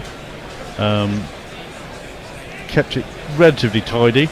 I like the fact that he wears glasses. Yeah, I see what he was trying to work on the leg side leading edge, wasn't it? Up to, just looped up to Adil Rashid at mid-off. When you come back to left armers, Payne looks the best of the lot, doesn't he, really? I think Sammy Curran doesn't look up to it at the moment. Yes, he's a bit... Well, his batting's been doing most of the damage for Surrey this year. His bowling is always going to be a bonus when it comes off. I think that's the way that his career is going to progress long term. I think we can definitely see him as a batting all-rounder. Yes. That one turns Adil Rashid bowling his last over. It's just defended by Pringle. Comes off the outside edge. There's a slip in. Beats them. Goes to the short third man, and there is a single. Didn't really know much about it. It's a good length ball from Adil Rashid, probing that length, drawing him forward. Second ball of the over sits up.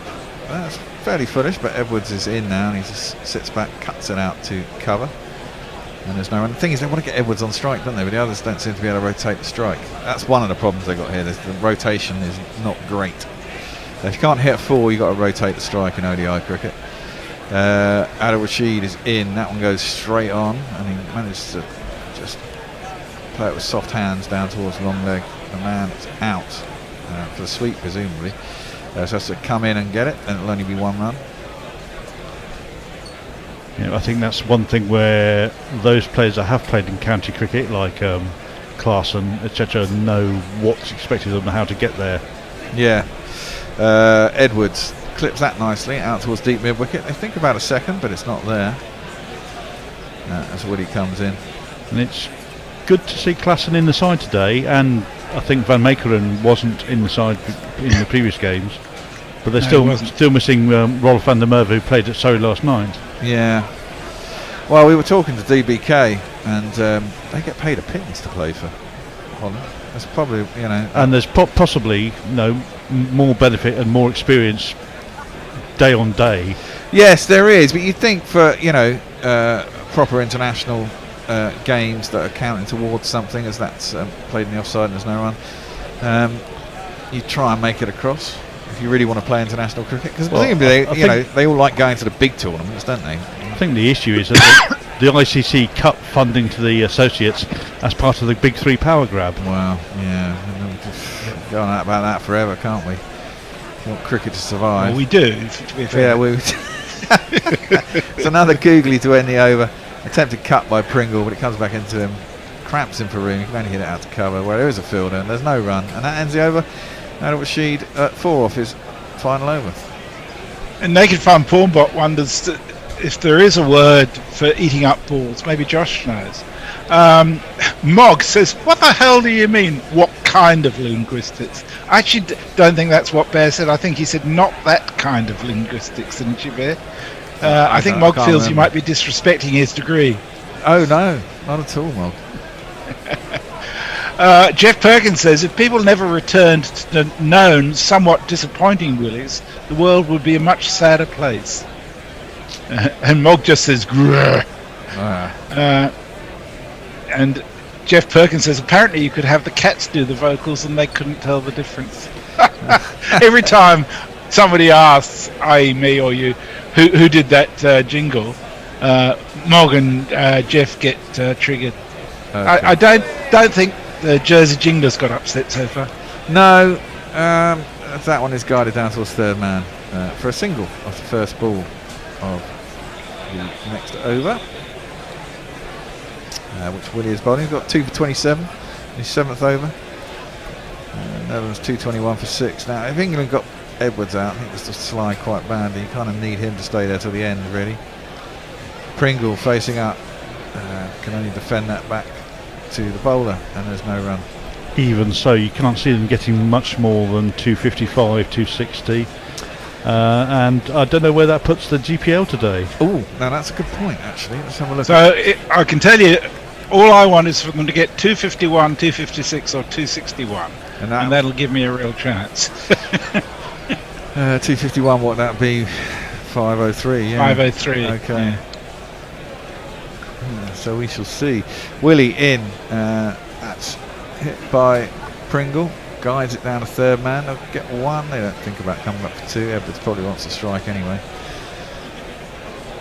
Yeah, I think my 273.5 is pretty safe. It's not like some crazy biffer's going to come in and slap it into the stands and ruin it for me now, is it? Not unless they lose a wicket and someone goes absolutely Burko. But even that doesn't look unlikely. Likely. As a matter of fact, did anyone see the Surrey Somerset game last night on TV? No. That was absolutely mad last over. Really? What happened? Tell me about it. Willie in. Pulled by Edwards. Out to deep mid wicket. They'll get 1. They'll think about 2, but it's not there. It's first v second in the South Group. Surrey were chasing 145 to win, making decent progress, but being pegged back by wickets at various points. It came to the last over with Jordan and Will Jacks at the crease. Will Jacks not on strike. Jordan out first ball, single. How many were required off this last over? Willie comes in and it's driven. Half stopped by mid-on, and Adil Rashid would chase it down. They'll probably get back for 3 here. Well, they'll certainly try for 3. They get back for 3 quite comfortably in the end. How many required? 9. 9, okay. Jordan's out off the first ball. Yeah. 9 required off 5 balls. Nico Reefer 4, then out with a searing Yorker from Siddle. So 5 required off 3. Sorry, there's the dot wicket, then 4 wicket, then so two consecutive wickets off 2 consecutive Yorkers from Siddle. So the last ball is 4 required with Jacks not on strike, fuming at the other end. I can imagine. As Willie comes in and just drops that in the leg side. There's a throw at the stumps. Oh shit, that would have been out if he'd have hit the stumps. That's a really good bit of fielding by Willie off his own bowling. Went across the stumps, fielded it, slid over and turned at the same time, threw it at the stumps. Didn't have time to sight it and missed them, but well, he's hit it, bounced it over the top of the stumps, I think. No. Well, I mean, the batsman just hit it and run. Oh no. No, he hasn't bounced it over the stumps. Because Edwards would have run himself out, and he's a set batsman. He was out by 4 yards, that hit. Anyway, to finish my story, Conor McCurr, first game of the season, comes in, 1 ball to be a hero, smacks it past extra cover for 4 to win the match by 1 run. Crazy. Was that at the Oval? Yep. With about 3,000 people there because of the strikes, which is a real shame. Yeah. Ah well, I support the industrial action. I don't use tubes that much, I have to say, but I'd still support it if I was. I got my wife working at home at the moment, which is kind of weird. I'm not used to being at home during the day. You mean your wife is working at home? Yes. It didn't sound great when you say you got your wife working yeah, well, at home. Okay, yeah, she's working at home for her job. Yeah. I'll put her on a mill, Missy. Make sure there's some chores for her. Yeah, that's what it sounded like. Armchair Cricket Podcast says solid contributions from the top order have given Netherlands a platform, but they've lost a clutch of wickets at the wrong time. The onus is now on skipper Edwards to take them to 260 plus. Well, indeed. Next ball, Edwards can only defend back to the bowler though, and there is no runners. Payne starts his 8th over. He'll probably go through to the end now, won't he? I would have thought so. He's bowled well. Number 26 should have had a wicket. Livingston, of course, failed to catch one of the openers as it went up in the sun, and he just lost it completely. That's pulled hard by Edwards down towards deep mid wicket. He should get back for 2. Not enough to get it through between the fielders for 4. Good bit of fielding by Phil Salt down there. Phil Salt's impressed, but then it's the Netherlands. I mean, what do you say? I mean, I don't want to make that sound discouraging, but although he did all right against the West Indies last year, didn't he? Was it T20s or ODIs? T20s. Yep, he got a 50 one of the 3 games, I think. In double quick time as well, wasn't it? When we were completely stuffed. That's short, and over Edwards, that will be a wide.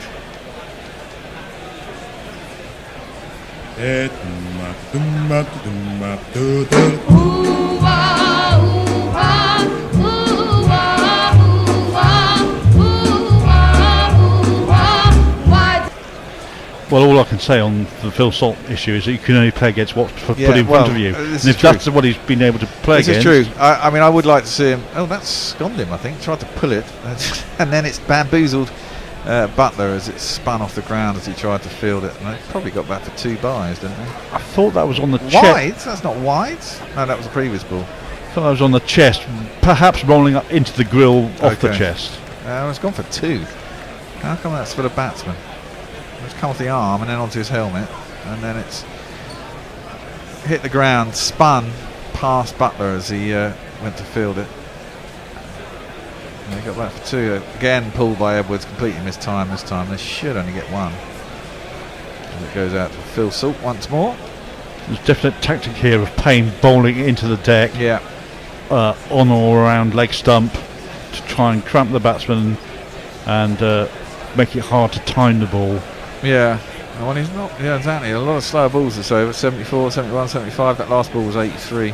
So, as you say, he's capable of a quick bowler. Does he have an injury history? Have we got to worry about him?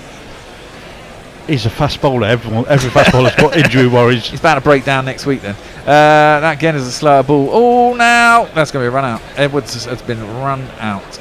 No, it's Pringle's been run out, sorry. He just dropped it into the offside. Edwards wanted the strike. Don't know why, actually, because there's only one ball left in the over after that, I think. No, maybe, yeah, it was. So, considering where they're at, Edwards would want to be on strike, and it was a risky single. He just dropped it into the offside, Pringle. Edwards immediately set off. Pringle started, then stopped. Didn't really want the single, I don't think. Wisely, Payne picked up the ball, and I think Adil Rashid was covering the stumps, wasn't he? And rather than shy at the stumps, he realised there was more than enough time to just lob it up. No, it wasn't Adil Rashid. That was Payne at the stump, sorry. It wasn't the bowler who fielded off his own bowling, it was Cover who came in. Got that all wrong. But the result was it was a run out. So I'll give it a jingle. Well, at least I corrected myself, eh? Yeah. He called me for a single and my stump shattered. Do don't run, run, run, do don't run, run. Yeah, and I guess Scott Edwards will get the last ball of the over. Don't know really what that did for the Netherlands, but hey. So who's in next? Do we reckon that Klaassen or Van Meekeren? No, I've got to find them. So considering I can't find either of them. That's weird. Maybe because I didn't think they weren't in the original squad? I think they weren't in the original squad because they were expected to play for the counties. Okay, well I can get rid of some of these players. Ahmed Musa's not playing today, is he? Or Clayton Floyd? I don't believe so. Oh, it's Ariane Dutt. Ah, it's Ariane Dutt's going to come in. So I don't have to I've do missed that a player. Ah, you did. And he has got a jingle. Goes like this. Coming from the depths of Amsterdam, it's Ariane Dutt. It's Ariane Dutt. He gets off the mark. First ball by just dabbing it down to long leg and gets himself a single. Yeah, it was a slower ball, and oh man, Dutt wasn't on strike. He's not on strike either because the last ball of the over. That was that was a run out. Yeah, that was Edwards who got a single. So sorry, it'll be him retaining strike. So on YouTube, Dan De Castro is very down on this game existing at all. Basically saying it's like a match between Chelsea and Torquay. Yeah. Occasionally Torquay will win. Yeah, that's right. So there should be more tours of associate nations with each other. Well, I mean, they actually do play a lot of games against each other. They do, and the thing is, they need a game like this from time to time just to give them a different standard. Well, exactly. I mean, you don't improve unless you play better sides. That's the problem. That is Hoyt out to deep mid wicket by Edwards. First ball, first ball of Willie's 8th over. It'll be a single. Sam Curran out and there in the deep. To all of which Stephen Kelk just says sigh. I mean, it isn't the most exciting cricket, is it? But you know, it got a little bit exciting on Sunday when England suddenly showed that they might even collapse, which was fun. Which England are always capable of. Yeah. Willie into Dutt, who has a big swish at that one and misses it. Goes through the butler and there's no run. Yeah, he stayed a bit too much leg side of that one. Didn't quite get his foot across to the line before having to try to power it through the offside. How do you spell Fred Klaassen? I'm sure we got a jingle for him. Is it Fred? It's Fred, yes. K-L-A-S-S-E-N, I think. No, it's double A. It's double A, double S. There you go. You've got to spell it right, otherwise the bloody thing doesn't pick it up. That is a slower ball by Willie, goes across. Well, it wasn't actually that slower ball, it just kept low and bounced before it got to Butler. Went awkwardly and hit him and bounced off him. They'll get through for a bye. And who's the other person who's playing that wasn't in the original squad? Paul Van Meekeren. M-E-E-K-E-R-E-N. Sorry, M-E-E-K. Yeah. If I do that, that'll probably pick him up. There you go. So now we have the 2 new players. I knew we had jingles for them. Willie is going to come in, 4th ball of the 48th over. So they've really subsided. They were on for about 270, 280 at one point, and then now 236 for 7. So that was just blocked square on the offside behind square.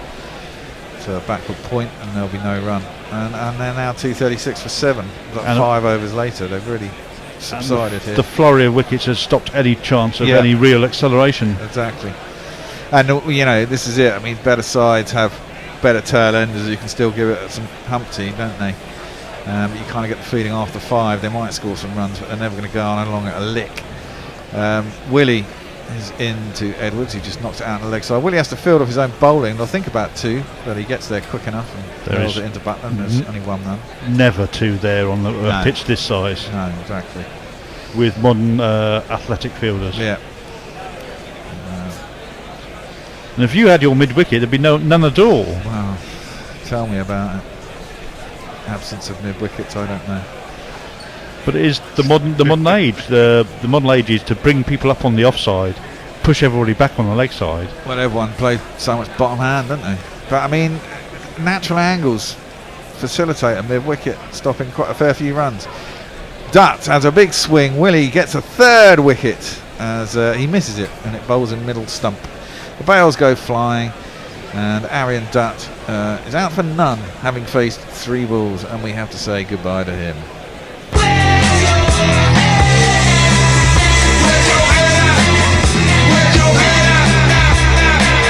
Just missed it trying to work it into leg side, didn't it? There was nothing.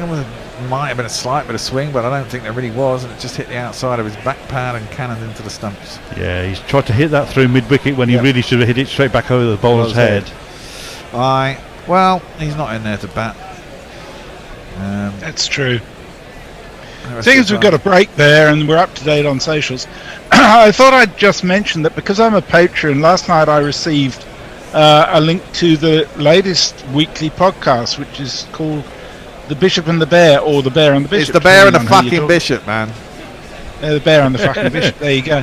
And I really enjoyed it. I mean, probably the highlight was their excoriating Owen Morgan for his performance, but it was great fun for about 40 minutes or whatever it was, with not just the Bear and the Bishop, but also with what's his Bennett. Who Bennett? That's right. Well, I guess former coach of Hong Kong, and it was a great discussion.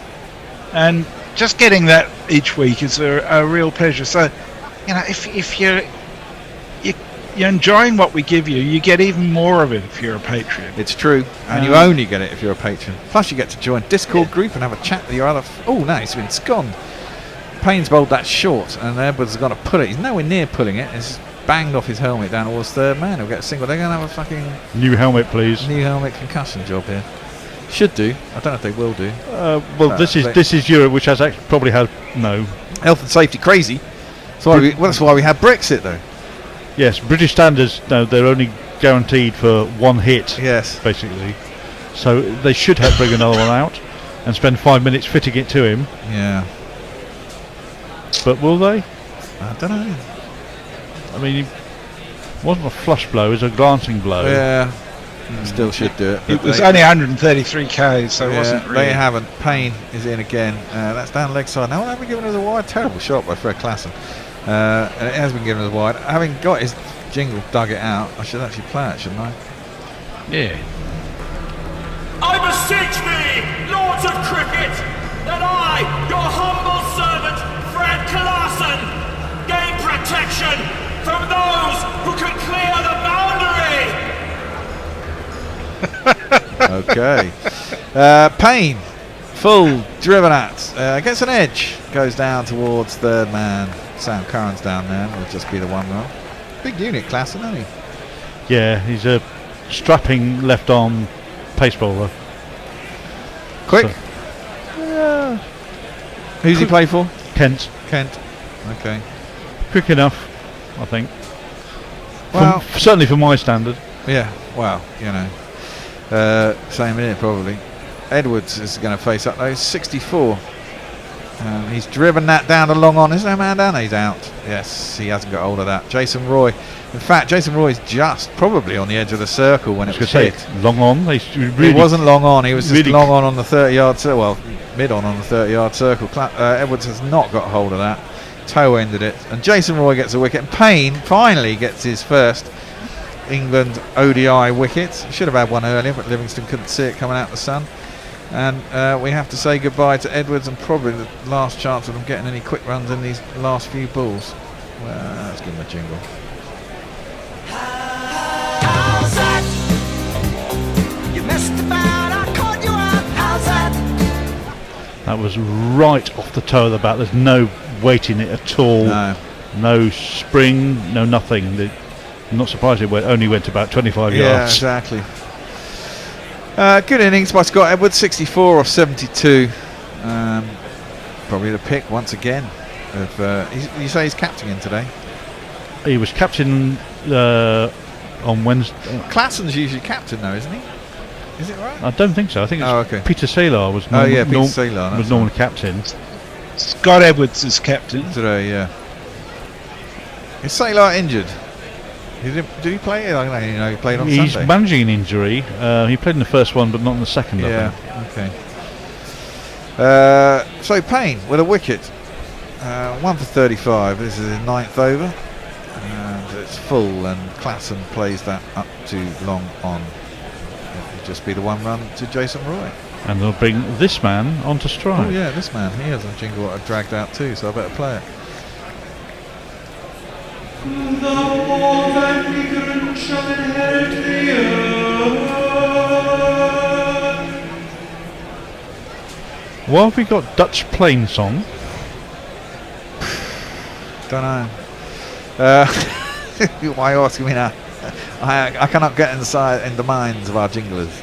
That is driven square by Van Meekeren, and they get back for 2. How's that 2? Should have only been 1. I think he's picked out one of the less mobile fielders like Moeen Ali or Adil Rashid. Still, it went straight to him. That's weird. Anyway, Van Meekeren facing up again. Last ball of Payne's over is driven. Long levers from Van Meekeren. And but you can only hit that one to cover. There's no run at the end of that over. 243 for 9, 1 over to go. Messi. A couple of tweeters have pointed out that Saylor retired after that first match. Oh, that's with a back injury.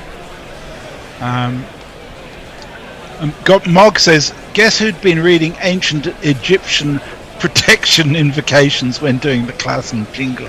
Yes. Makes sense. And the Naked Fun porn bot says, you really need a proper fitting helmet. Oh, gosh. Yes, well, indeed. So, right, 486 would be... So, 498, they would have to get what? 12 runs. So but got you 9 need to runs. double that. Runs. So if England get 249. Yeah, so if Netherlands get 249. Well, somebody's got 247 in the GPL. So if they're out now, they're in with a good chance. 587 in the GPL. 487. 487. There we go. Okay. I've got to refresh it then. That's played out into the offside to extra cover. They run through for the single. Yeah. So what are we looking at? 487 would be a good one. Yeah. That's just gone. That's just gone. Next one is 498, which would require 5 runs. Yeah. To be realistic. Or somewhere where England could get within reach, where England could get a 4 or 6 off the last ball of the over and get it there, which is quite likely actually. Willie is in. Well, maybe not. Van Meekeren has a big swish at that, and actually that is the end of the innings because he was the last wicket, and the Netherlands are all out for 244. So it looks like GPL won't be one. And well, you know what? England could fall 1 run short. Yeah, could be a thriller, and England don't make it. For 1 run short required off the last ball, and 487 could be the final score. But in the meantime, we have to say goodbye to the batsman. Now you're gone. Oh.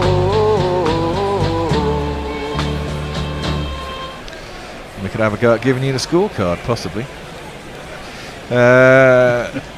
Quickly go through it. Vikram Singh caught Milan, bowled Willie for 6. Maxo Dowd caught Butler, bowled Livingston for 50. Tom Cooper, who should have been out before getting a run, was eventually caught Livingston, who was the man who didn't see the ball, off Payne in about the third over.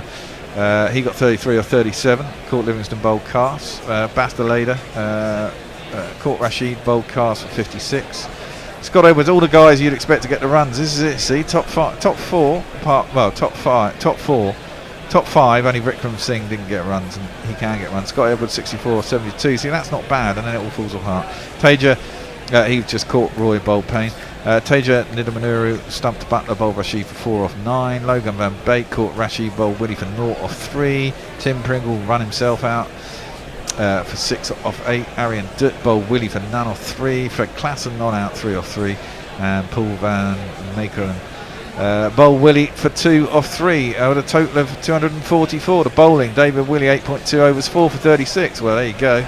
That's your answer. You can only bowl what's in front of you, same as batting. David Payne, 9 overs, 1 maiden. Thought he looked good, 1 for 38. Should have had more. Sam Curran, 6 overs, none for 35. Looked pretty average today. Bryden Cast, like him, 8 overs, 2 for 49. Liam Livingston, 8 overs, 1 for 40. And Adil Rashid, 10 overs, 1 for 41. Picking the bowlers, David Willie, really. Got any last tweets? Couple on YouTube. Stephen Kelk says, on Sunday, Pringle became a crowd favourite when he agreed to sign a tube of Pringles. Good man. And Saturday player says, England bowlers look very ordinary. Good job they bat deep. Morgan may be a good captain, but is he worth his place when there are so many other better players? No, I agree. Will be the answer to that, and I'll argue And that strongly. And that's about it on socials. Okie dokie. Any last thoughts, Jace? Ali didn't bowl. And No. The reason he didn't bowl, I think, is because there aren't any left-handers in the Yes, that was my thoughts.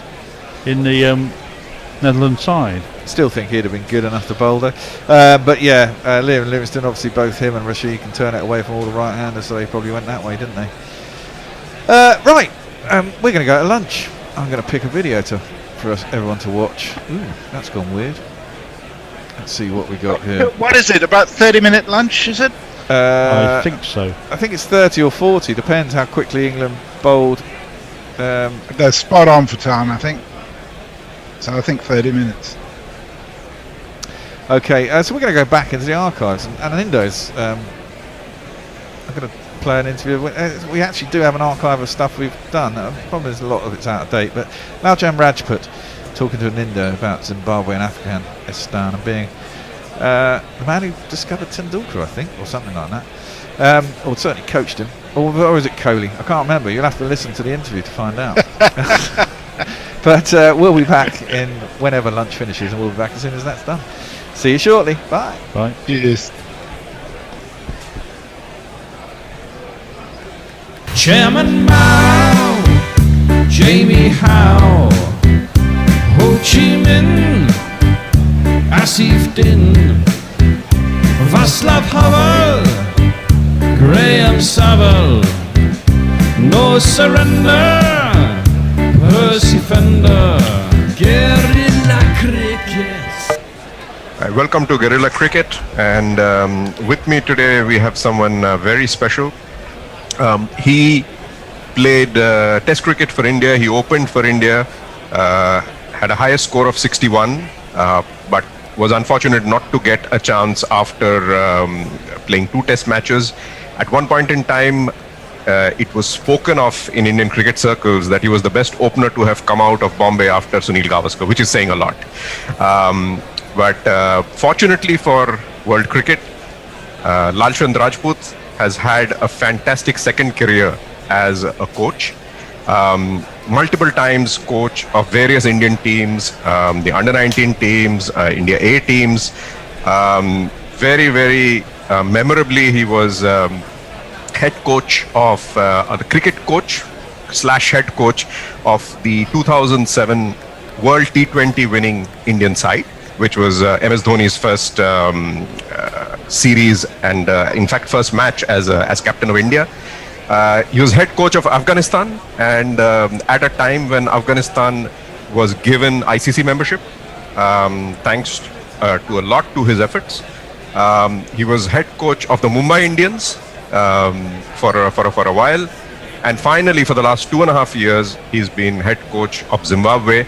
And through COVID, through difficult times, he's brought Zimbabwe up so that last week we saw a fantastic victory in the UAE from Zimbabwe against his old side, Afghanistan.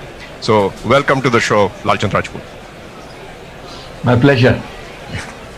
It's great having you. I mean, congratulations on the decisive win last week. It must be tremendously satisfying given that everything that's happened with Zimbabwe cricket in the past 3 years or so with COVID that's been going on. And under you, within that time, with the stops and gaps, Zimbabwe's played, 6 test matches and you won 2 of them. And what I think is remarkable, before I leave the field to you here, is not the fact that you've won 2 out of 6, but the fact that I think a lot of people don't realize that in the past 30 years, Zimbabwe has only won 3 test matches abroad. And you have won 2 of them in the past 2.5 years. I'm not sure you knew that. Yeah, I never knew that, to be very honest. The only victory that Zimbabwe had abroad was against Pakistan in 1998. And that was against a fantastic Pakistan team, but then it was a fantastic Zimbabwe team. So you had a bowling attack which was Heath Streak, Pommy Mangwa, and Henry Olonga. So that's a bowling attack you can't complain about. I think together with Neil Johnson they took 19 wickets out of 20, and they beat a team of Wasim Akram, Bakar Yunus, Inzamam, Saeed, Anwar, everybody. But that was 1998. I mean, you're talking about 23 years ago. And your 2 victories in the past 2 years are the first 2 victories abroad. So congratulations. Thank you very much. First and foremost, you gave me a good insight because this is the only 3rd time we have won outside Zimbabwe. That's a credit I think goes to the players as well. To be very honest, when I joined, I think I can proudly say that it was because of your article which came in the press that, Zimbabwe should look at a coach like me. And they really obliged that, and I think I was given a 3-year contract. But there were lots of ups and downs, and Zimbabwe cricket was suffering from because they had problem with ICC. The players were having problem with the ZC board. So there were a lot of tough times which I had to go through. But as you know, I don't step back. I said once I have taken on a challenge, I will try and make sure that we try to get those things all together and make sure that cricket comes the better way. I had a few, I would say roadblocks because in between Zimbabwe was, banned by the ICC for 6 months, so we could not play any cricket. Last 1 year, I think last test match we played was in February against Bangladesh, and now we are playing after a 1 year. Again, in between COVID, we could not practice for more than 8 to 9 months. So it was really a tough time. But as I said, we got to prepare them. As a coach, I always give them, the motivation thing that, you have chosen up this cricket for what? To make a career. If you want to make a career, you got to do a lot of sacrifices. And I think the players have started, realizing that, and they are doing a lot of sacrifices because now staying in the bubble is not a great idea as well. Because that's another thing which we have to, cope up with the players' mindset. Because that's one area where players are not used to sitting in the room all the time. So again, we got to fight against that as well. But overall, if you look at it, I think the players are realizing, and we are trying to play a better cricket, a brand of cricket which Zimbabwe is known for. So hopefully, yes, in the years to come, I think we are getting on the right track. Yes, this was Afghanistan's home match. But I think they will come back very strong because I know their team as well because at the moment I was the coach of both the teams, so I know both the teams. So, it's good to be in that position. But as I said, again, the players' mindset will decide the outcome of the series because we have won the first test. We have definitely had an edge now, but they will come back strong. So we got to stay focused and make sure that the first time ever we can win a test series outside Zimbabwe. All the best. You've got your second test coming up in a couple of days. But sticking to the team, because a lot of people, I think, because of what's been happening, have not necessarily been following Zimbabwe cricket. So who are the key players that you have now who are experienced in your view to the extent possible, but also who are the players to look out for in the future from your current team? Because the fast bowling was very, very impressive last week. Yeah, I think if you look at the fast bowler Blessings, I think he's a young guy who can really, take Zimbabwe cricket for a longer time and take the burden on his shoulder because he's young. He's got good height. He has got 2 years of experience playing in the English county, so that makes a lot of difference. To be very honest, we have been missing a lot of senior guys like Craig Irwin, then Brendan Taylor, Chatara. I think there were a few guys who were really missing because of injuries. So this was a good opportunity for the younger guys. And I always look for guys, I don't say younger guys, I look for guys who are hungry, hungry for success. And if you look at this team, there are a lot of guys who are hungry to perform, hungry to make a name for themselves. And I think cricket is their lifeline, because if they don't play cricket, it's very difficult for them to get a job there. So they have to stay in cricket for their livelihood. So if you want to stay there, you got to work hard. I think the work ethic comes in that as well. So that also we are trying to inculcate that you got to work hard. You don't have to be in a comfort zone, because earlier last few years I have seen that they were in the comfort zone, that they will be playing X number of matches, so that's good. I think no, you got to be hungry to achieve something in life, and that's what we have planned now, because there are 2 World Cups coming up. 2022, the T20 World Cup, and the 2023, the 50-over World Cup. Our all game is that we take one thing at a time. Now we got to focus on this test match. After that, we will be trying to focus on the T20 World Cup. Getting a pool of players. I think T20 requires lot of athleticism. So we got to try and focus on those players who are really good on the field. They can give a lot of bring a lot of things on the table as a fielding unit, as a bowling unit, and as a batting unit. Because nowadays you cannot just survive with one unit. You got to have all the 3 skill levels. So that's one area where we are focusing. But the good thing is that Zimbabwe cricket is providing that thing. They are for it, and they always keep whatever I ask them. So they are ready to give. In spite of their limited resources, they try to make sure that no, we want Zimbabwe cricket to get back where it was. And when we were young, started following Zimbabwe cricket, they were one of the best fielding type team. They were one of the best, batting wise skill. They had the best bowling.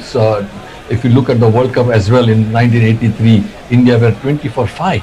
Yes. Luckily, Kapil Dev, thanks to Kapil Dev. Thanks to Kapil Dev, we got 175 and we won, and we won against Zimbabwe. But not only that, we won the World Cup also. Yeah. So that shows that how Zimbabwe team was a tough component. So competitive team, but I still feel we are trying to rebuild it. As I said, you cannot change overnight, but it will take time. But it's in the pipeline, and I'm sure in the years to come, Zimbabwe will get back where it was earlier. Fantastic. Because, I was just going to tell you that I grew up watching the Flower brothers, Dave Houghton, Duncan Fletcher, Ed O'Brandis, and then you had, the Heath Streaks of this world coming in. So it was very, very impressive teams.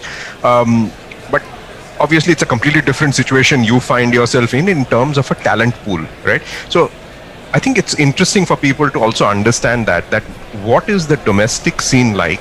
What do you go through in trying to find the talent that you need for your international team?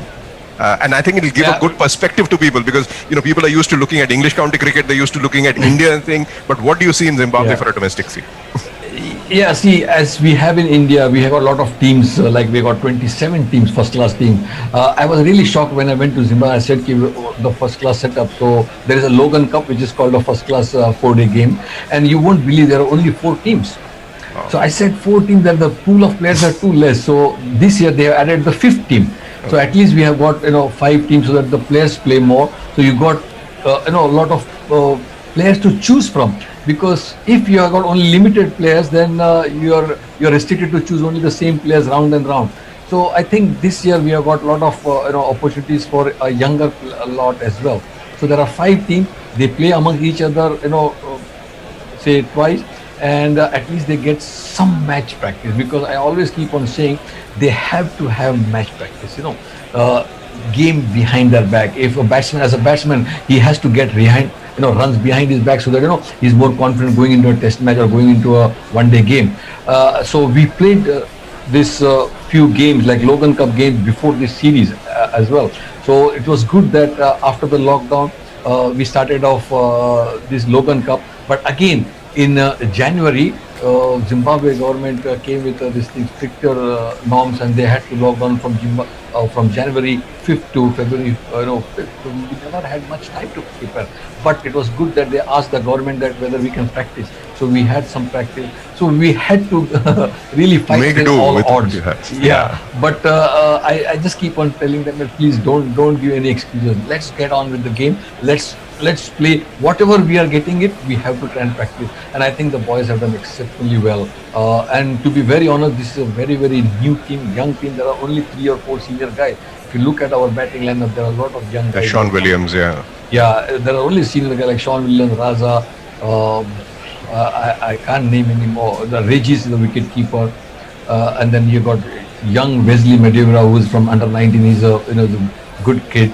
The 2 openers are new. But I think overall, if you look at this, the setup, I think we have given opportunity the guys who have performed in the Logan Cup, and they have been given an opportunity to play in this tournament. So I think performance based, so that players also try to perform in the domestic cricket, and once their performance is recognized, they make it in the national team. So that's how it should be. So it's good, but at the same time, I still feel that they have to play A-team tournament. That's very important. After under 19, the A team would really give them a good perspective before coming to the national team. And do you have? I know there's been a broadcast deal recently, so obviously people around the world over the next year, a couple of years, will get to see a lot more Zimbabwe cricket than they've been able to see, which is fantastic for your team, I think. Exactly, because if you look at this, nobody knew Zimbabwe whom they are playing, what are the scores, unless they read newspaper. But TV gives a wider base, and once the TV is there, I think the players also feel that I'll be watched all around the world, so I can get into different leagues as well. Because if I perform, I can get into English leagues, or some T20 leagues. The franchisees, there are a lot of leagues around the world, like say T10 was now in Abu Dhabi, then T20 in Canada. There are Mazanzi Cup or PSL. So I think it opens a wide opportunity for these players. If you perform well, people recognize you, and then you get. And the best part of Indian cricket is why? Because the IPL, because they rub shoulders with the best players of the world. The same thing, if Zimbabwe players can play in this league, they will be much more exposed, much more experienced, and then maturity comes handy to them. Because if you rub shoulders with the best player, then you improve your game as well. So I'm sure this deal will definitely help the players as well, and hopefully if they perform, they get into these leagues as well. Fantastic. Let's get to your coaching career. So you alluded to how you started at Zimbabwe. So maybe we could give viewers a slight bit of story on that. You were head coach of Afghanistan, and they wanted you to play in Kabul, right? And then you came back to India. Yes, Afghanistan, I think I was there for 2 years, and the only mission or goal we had that, they never used to play test cricket. They used to play only T20 and one-day cricket. I said, people don't recognize too many, T20 or one-day. People will recognize how many test matches you have played, how many runs you have got in a test match, because that is the real character. So we had one mission that we want to get into the test team. How do we get that? So I said, performance, because if you perform well, ICC has got no choice but to recognize you and give that ICC membership as a test playing country. So you won't believe, from the last 2 years when I was there, we never lost a single series. Every series we won. Only one series we lost, that was in Bangladesh, that took 2-1 in Bangladesh, but rest of the series we won, and that made their case much easier. And ICC had no choice to but recognize them and Ireland as a test playing country. So once they got test playing country, they were very elated, they were very happy now that Afghanistan is going to play test cricket. And we all were really happy that, Afghanistan has become the test playing country. After that, and I think the Afghanistan board wanted me, because since I had done so much hard work, we had done with the team, they said that when there is no senior team tour, why don't you come to Kabul and, help our under 19 or even 18. So that was the reason why I said I had made it very clear when I joined that I will not be going to Kabul. So that was the only thing, because my family would not allow me to go. Right. So I had to leave that, and we went on a good note, because they also accepted this thing that it is very difficult for me to come to Kabul, and that's the reason why I left Afghanistan, and I was in India, and then I think there was a very good article by you that which mentioned that if Zimbabwe is looking for some revival, they should I think have Heath Streak had just moved out, or he had some problem with the Zimbabwe team, and they were looking for a coach. Yeah, because I think they never qualified for the World Cup 2019, so they had they were looking for new coaching staff. And I think your article came at the right time, at the right place. I always keep on saying, it just, so that really must have clicked them. And you won't believe, I was surprised that one day I got a call from Zimbabwe's MD, he says, we just read in the paper that you're not anymore with Afghanistan. So are you keen on working with Zimbabwe? I said, definitely I would love to, but let me have some time to think over. And then they gave me a contract for 3 months just on a provisional basis, so that I said, okay, I'll come, I'll have a look at it. Then the players should like me, and then it should be both ways as well. So I'll have a look at it, and then we'll take a call on that. So after that, I think they really liked my, coaching style, or maybe, they were happy with me, and they offered me a 3-year contract. So that's how it all happened. And I think the first tour which I went to Bangladesh, they had never won, as I said, in 1998. We won a test match in Bangladesh. We all know that how difficult it is to win in Bangladesh, their own home country. But I think the boys did. And that was a stronger Bangladesh side than there is today, actually. That was quite a strong one. Yeah. They were very, Mustafiz, you name it, they were all there. But I think we played better cricket there, and we were prepared well. But after that, then came that ICC thing, and then we were, and there were problems with paying players and all of that. Yeah, right? I remember. And then we were out of cricket for almost 6 to 8 months. So that never helped. But again, we are fighting it. Absolutely. You're on your way back. We will back, so we will not leave it, and we'll definitely try and get back where old Zimbabwe was there. Guerrilla cricket. Revolutionary cricket commentary.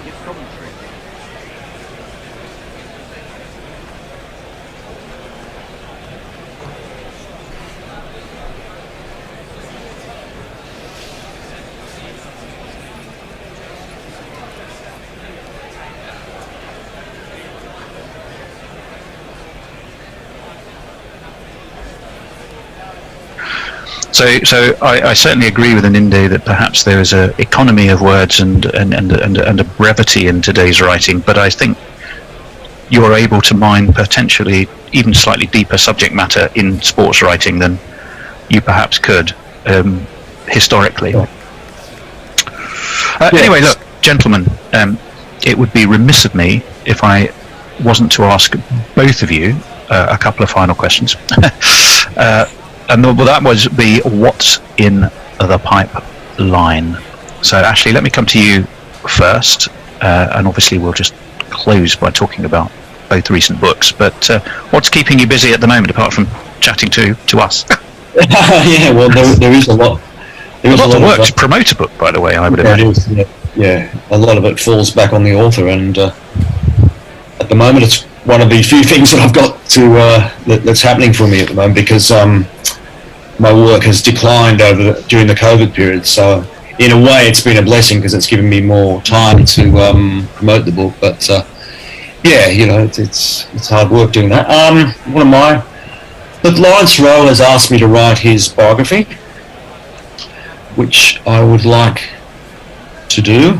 I mean, I've already met him and interviewed him, but ideally I'd like to see him again, and he'd take me back to Jamaica and the places that and the people that he knew there when he was growing up. And because although I take Linda's point that writing today isn't as flowery, and that in some ways it's perhaps sharper which is good, because stories are probably more easily digested by readers. But I think there's still scope for amazingly different angles on things, and I'm looking for the way that we can make this book something out of the ordinary in terms of a biography. I don't just want to write Lawrence was born, he had a few good innings at the crease, he went on the Rebel Tours, he was forced to leave to go to America and blah, he's almost dead, I want to be able to, I think there's still scope, for the imagination to work in these things, in biographies, and to use flowery language, but in a situation where it's going to work, and I think that's the art of the writer, is to be able to make that work, at different times. I mean, it may not always be sort of the right thing to do, but I think that the current style that Anindo was talking about is like all styles. It is a style. It's a fashion. It doesn't have to be the way that you do things. There are and the great writers will come through and redefine that style and give you something else and some other way of looking at words and at stories and at narratives and how they relate to the reader. So, anyway, that's where I'm at in terms of the old pipeline. Well, that's going to be an associated project, I guess, to the last one, but a very interesting one. Fantastic. Well, John Steinbeck. What did John Steinbeck say? He said, a great and interesting story is about everyone, or it will not last. And he knew a thing about storytelling. So you're on the same page there. So the Lawrence Rowe, the true story, the deeper story, the depth behind the man, I think is definitely going to be one to look out for. And Indo, what about you? What's in your? I mean, you're still talking about the greatest year. It's still up there, top of the Amazon Indian charts, isn't it? Well, much more than I thought it would be. So it's been out there for a month at number one. Obviously, people are enjoying reading it. Thank you. Thank you so much.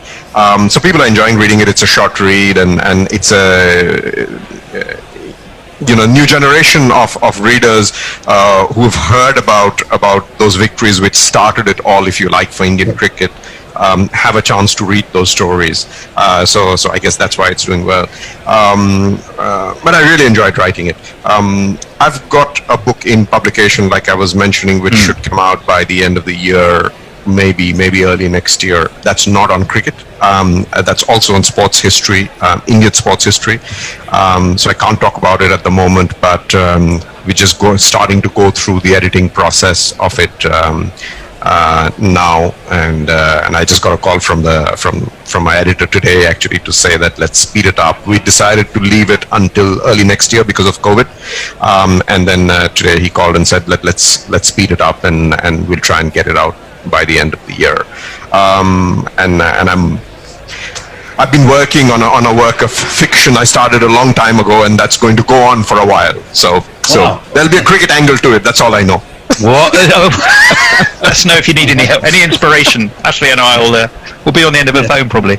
You did say, and we are back.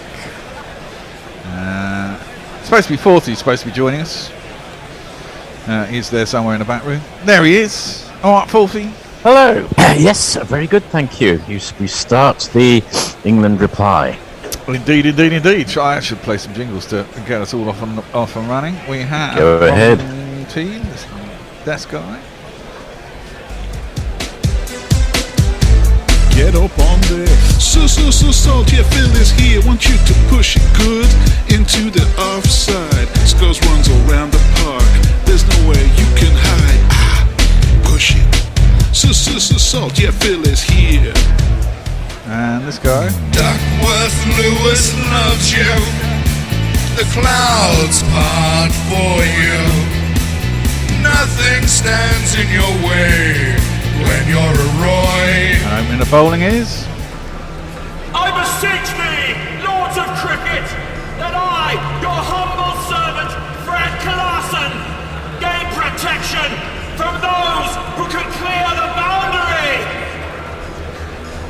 Strange jingle for that. Absolute.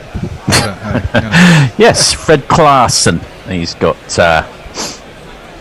I think 14 wickets, so he's got a good economy at 4.74 for ODIs, and he will be opening the Dutch reply from a bowling point of view, and he will be bowling to Jason Roy. It tends to be feast or famine with Jason Roy. Absolutely. Either a duck or a massive century. Let's see which we're going to get today. Can't be too big a century because they're just the target is 245. Fred Klaassen, a little shock of boyish hair, comes in, left arm over the wicket. Bowls not unlike sort of left-handed version of Bryden Carr's. That first ball is just played down to mid-on. There is no run. Any chance of a shock, would you reckon, Bear? I wouldn't have thought so. I was just about to ask how many overs do we reckon it's going to take? 40, 38. Am I on? Yeah, you are on. Yeah, okay. I would say I think less. I think 25, maybe, no, 30, I think. Klaassen comes rumbling in again, all arms and legs, and that one's just played neatly out into the covers, where I think that's Vikramjit Singh fields it, no run. 82 miles an hour, so not sluggish. No, and I guess him and Van Makeren, will make a difference. Yes, well, let's hope so. Where would you place them on the county circuit? Where would they? I think me and Andy are the wrong people to ask it. Definitely, definitely. I'm afraid tucked away in Melbourne, I'm no better. Well, I remember when we were on with Jack, and Jack said, "Oh, I've got a bit of problem with my tooth," and we both said, "Well, we're the right people to ask." But when it comes to actual knowledge of cricket, not so much. Limited. First run of the innings that's played between the two men in the covers there, out to the sweeper. Roy gets off the mark. England 1 for no wicket after 3 balls. Doesn't seem to be any demons in the track, although it was going through quite nicely. A couple flew over the keeper's head when they were dug in. Yeah, I thought that was out for a minute. I did for half a second, yeah. But no. Klaassen. I'll go off my TV screen. So yeah, okay. So that one was dug in, and that one went way over Salt's head. Not called a wide, surprisingly. No. Should have been. That's a dot ball, 5th ball of the over.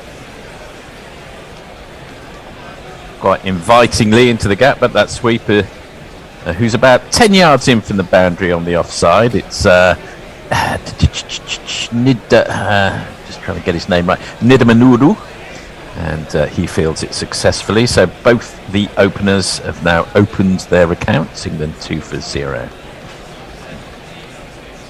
Quite quiet first over. Yes, not a great deal happening here. Last ball of it, and that's just knocked down to point. No run, just 2 runs from Klaassen, conceded by Klaassen. England 2 for none at the end of the first over. Also fairly quiet on Twitter, as is often the way. The start of the second innings, people just digesting their lunch. Absolutely. Mogg did say half an hour ago when Salar came into bat. No, he didn't come into bat. He upped and retired after the first game. No, Klaassen, sorry, I mean my mistake. Yeah. He said, guess who'd been reading ancient Egyptian protection invocations when doing the Klaassen jingle, so that sort of explains that one. Oh, well, indeed. Not a bad first over then. Where did we end up on the GBL? Well, unless England lose by 1 run, if England lose by 1 run, i.e. get 2-4-3, then someone will win. Other than that, 287 was the next highest score, which would require some sort of biblical collapse. Yeah. Sorry, 487, which will require an inordinate amount of runs off the last ball to win. 487's okay. 487's the one that's close. What's the next one? Oh yeah, 498 is the next one. Yeah, sorry, okay. Which would be an impossibility. Phil Salt, who's already got a century to his name in this series, settles over his bat. Logan Van Beek explodes into the crease. That one was wide, went a little bit wider. Salt successfully chased after it. Let's make it to the boundary. hauled in by, I think that's Amstelveen out there, who knocks it back, I think, to Vikramjit. And we should have a jingle for the bowler. Coming up next is a Kiwi Dutchman. Van Bank, he'll bet and bowl. Van Bank, he'll bet and bowl. Van Bank, he'll bet and bowl. Yeah, a few crisps there. And slightly Getting gone to stuck my in the throat. throat. Very slightly. I've had some water. Hopefully I'll... Don't worry about me. Professional as ever. Absolutely. In comes Van Beek. Beautiful textbook forward defensive. Although it does slightly go off the inside edge to the man at square leg there. And there is no run. 3 was scored off that first ball from Salt, so he's moved on to 4 and the score to 5 for no wicket. So I want you to guess which tweeter says, "We had a wobble in the last match, I think we're due a major collapse." I can guess who that is. It's something to do with being doomed, I imagine. Oh yes, that is. You'll be right. A dot ball off the third ball to Roy, who is in so rather unexpectedly. He's got 1 run off 6 balls. This is most unlike him. He'll catch up. I think Josie Oakes should learn to be a little bit more optimistic in life. No, he's picked his lane. I think he's going to stick with it. I think he's firmly in his lane. Yeah. Very much on brand. He's tweeting.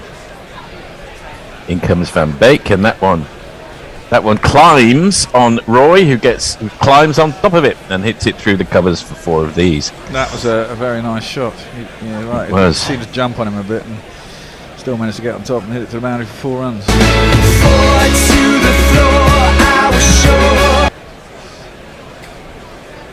Funny, isn't it, in cricket? Jason Roy looked absolutely out of his depth when he played Test cricket against Australia 3 years ago. Didn't he just? I mean, that was the stupidest decision ever made, though. But I wonder how he would have done at that Trent Bridge pitch last week. Fine, that would have been probably. maybe. Yeah. Yeah, I think he'd have done all right there. Now that one's another 4 from Roy. He's immediately gone for 9 runs off 8. This one flicked through the leg side. That was a nice shot. Didn't get over it that time, did he? But there was no mid-wicket had been for me, I must have 2 bit or straighter, 3, possibly. I need 4. Tim Pringle looks a bit like Harry Potter, doesn't He really needs. I know they're not paid much, but he really needs to get some better glasses. Yeah. He looks like the glasses of our new Australian Prime Minister Anthony Albanese. That one was just knocked down to mid-on. They'll have to hurry, but the shy at the stumps was off, so Salt does pick up his single. So is that was that the plan in Australia, to sort of put up against Scott Morrison the absolute opposite of him, a nerd? Well, it seems to have worked. Yes. To be honest, you could have put up my Cocker Spaniel, and he probably would have beaten Scott Morrison. We were so sick of him. That's England 14 for none at the end of the second over. Yeah. Hopefully this country will feel the same about Boris Johnson in 2 years. Don't really care who it is, as long as it's not Tories. Yeah, careful what you wish for. Yeah. Anything happening on the old socials? Not much. Leah says, "Come on, England, start effing up already." It's probably the only real entertainment today, I think we do. And Trent Bridge says, "Did someone just mention me?" No. Get back in your box. Trent Bridge. That would have been unfortunate if someone knew nothing about cricket and his surname was Bridge. It's called Trent Bridge. Trent. Yeah. So that first ball of Clarkson's over Clarkson, AAS. He's played out into the covers directly to the man, and no run for Roy. You remember that girl whose Twitter handle was The Ashes? Yes. We had her on the show. Well, she got on the BBC. Yeah, I know. Well, we climbed aboard with everyone else, but yeah. So don't fear Ashes. No, it was just her. Well, it was a bit weird. It was just her Twitter handle, but she kept complaining about people using the hashtag The Ashes, which is not how hashtags work. You don't get hashtags on your own Twitter feed just because they're the same name. No, I think people were using @the Ashes or something. I don't know, I can't remember, but yeah, she got an awful lot, and she did knitting or something, and was she in North America? I don't neither know nor care. A dot ball, second ball, and third ball. It's got to be a wide. Absolutely balloons over everybody. But I think. I rather thought that had gone down to. It's called a wide, correctly. It's good tape by the keeper actually, because it went really high. Yeah, I assumed it had sailed over his head, but it hadn't. Yeah, I think due to the unique way the BBC is funded, they flew her out to a game. They might have done, I Yes. seem to think. This one, a very nice shot from Roy, bisecting the gully and, I suppose, point, and that goes down for 4 of these. It's Nissan She. It's Nissan She. I think she was from Middle America, if I remember rightly. Yes, And she was American, yeah. She knew nothing about cricket and was getting really confused. Didn't they invite her for a day Yeah. at the Ashes in the end, I think? That's it, we got her on the bloody, you know... Was she good value? I can't remember. I was quite hammered, I think. Blofeld said the same. Fred Clarkson in again. That was a nice shot from Roy. He doesn't get all of it and just goes as sweeper has to go about 10 yards to his right on the boundary, and they come back for 2. England 21 for none. It was the 10-11 Ashes. No, I don't think it was that Yeah, one. it was. Was it? Yeah, because I remember Dan interviewed her and we were in my flat in Nunhead. Because of the wide, this will be the 5th ball of the over. Class. It gets tight into the stumps, not unlike Curran, but that's where the similarities end. He's about a foot taller. That one's played out into the point region. No run. Roy 16 off 14. The target is 245, which should present no particular difficulties for any international team, least of all this English team. You would think. Yeah, you'd have thought. Last ball of the over. Clarkson in. And a repeat of the earlier ball, which just balloons again. I don't know whether there's something a bit odd in the pitch there, but tennis ball bounce right over. It's a wide. And the gamekeeper, Scott Edwards, does well to haul it in. He's shaking his head there. He's also the skipper, of course. That's about a foot. Maybe it's a tactic. Maybe they think they can get Jason Roy out on a hook, caught a fine leg. Well, I suppose it's a tactic. I don't know whether it's got much chance of... Not when you're some bowling that chance. short, no. Not really. I mean, that was Okay, one of the dot big- ball, last ball of the over, just played down by Salt. England 22 for none. Roy 16, Salt 4 at the end of the 3rd. Leah says Morrison was really weird, religious weirdo, deeply anti-intellectual and habitual liar, and didn't even get the military stuff right to satisfy the right-wingers either.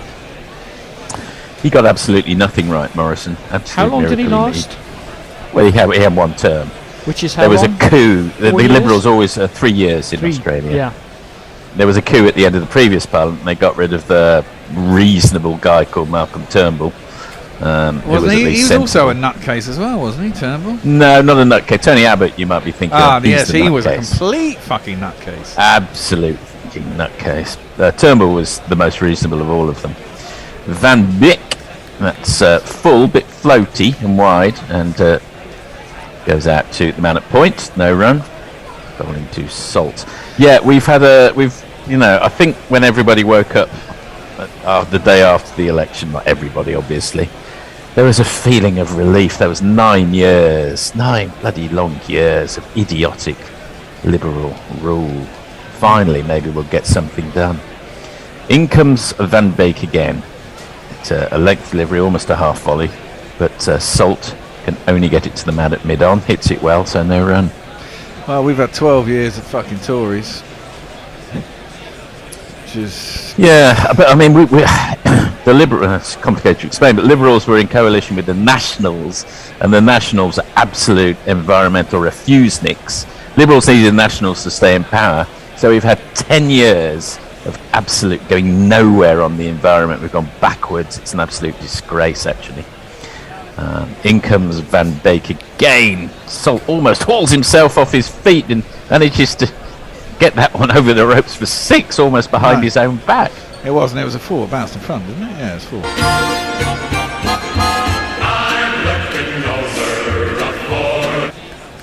Top My edge. apologies. That's my feed, which is letting me down there. It was That's just the okay. 4th. There was a top edge in the end. Went in the right place. Just landed inside the rope there.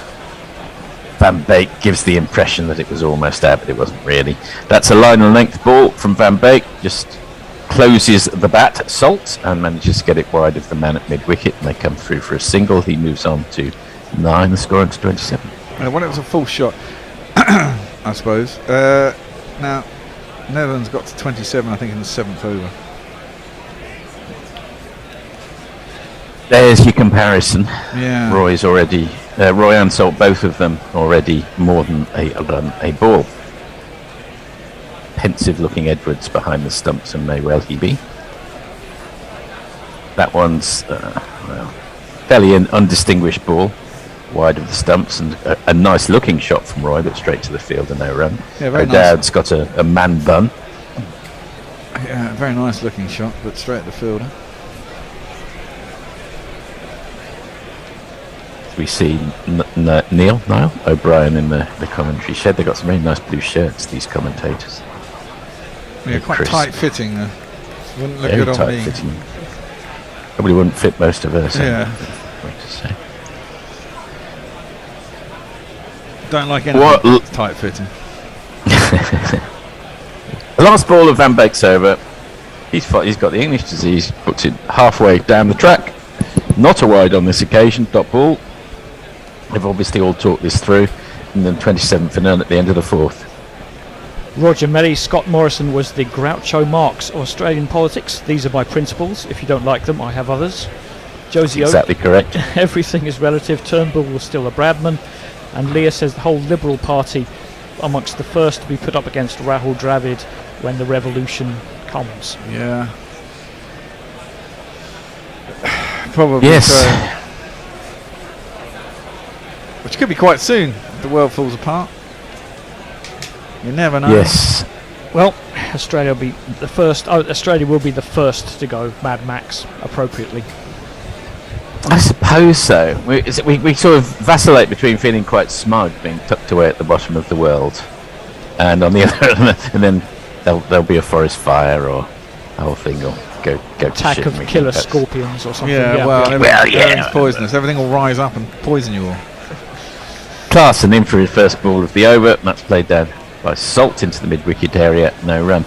It's a little bit exaggerated, to be honest. I can live in Melbourne from January 1st to December 31st and never see a shark or not even a snake. Some years, although they do exist.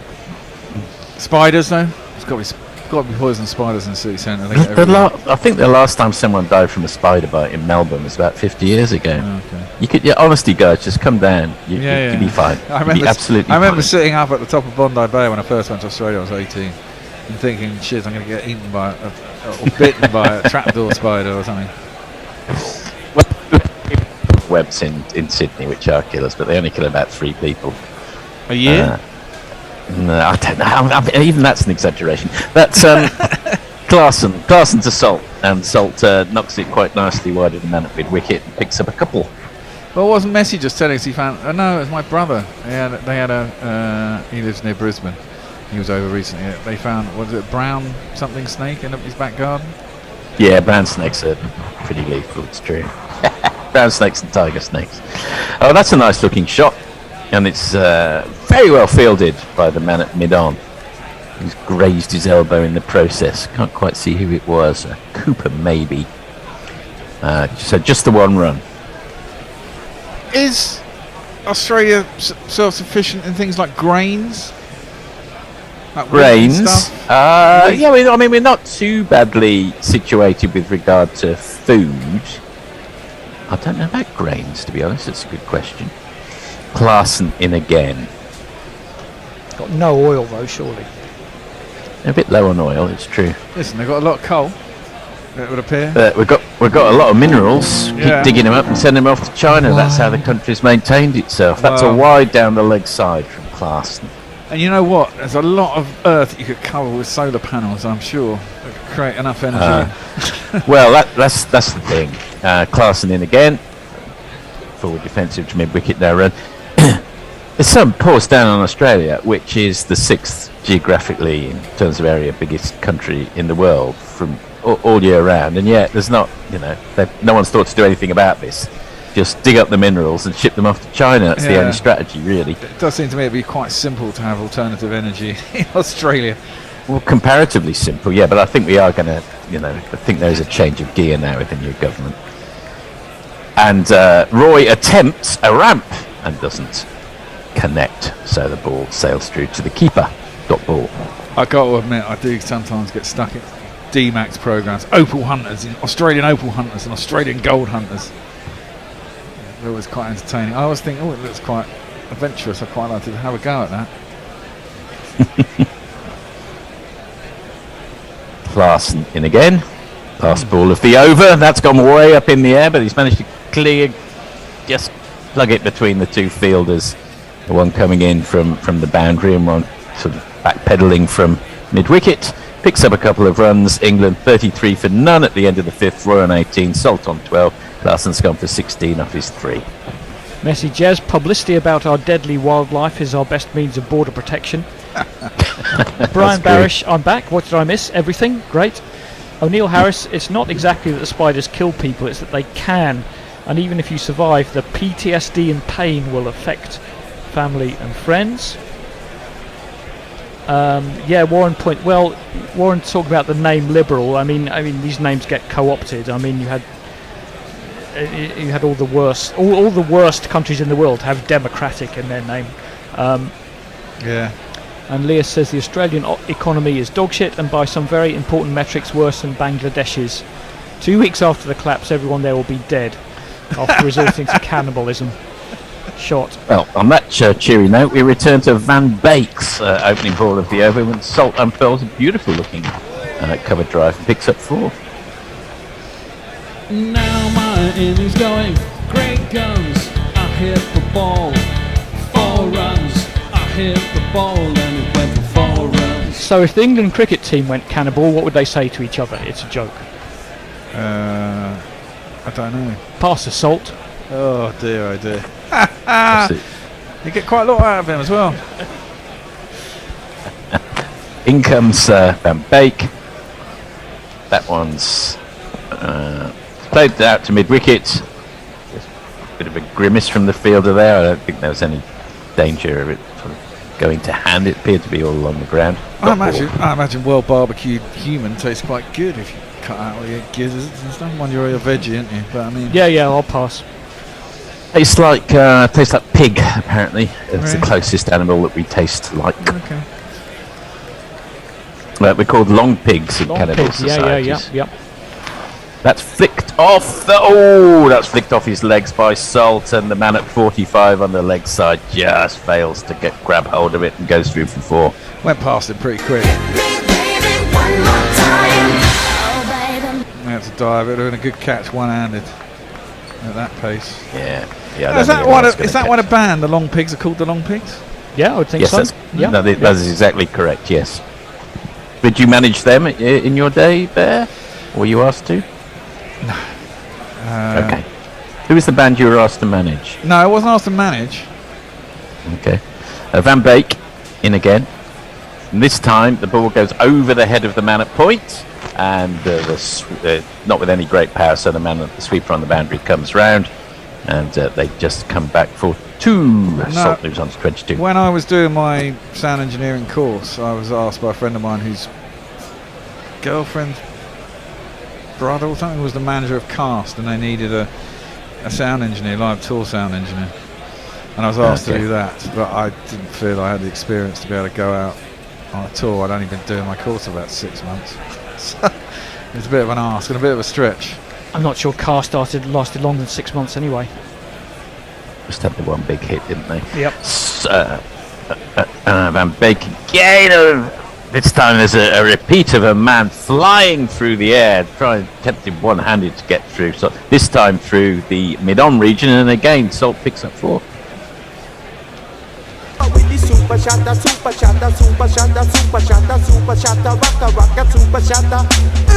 Taking her chances, getting away with it. I was a sound engineer for a band called Smirkic.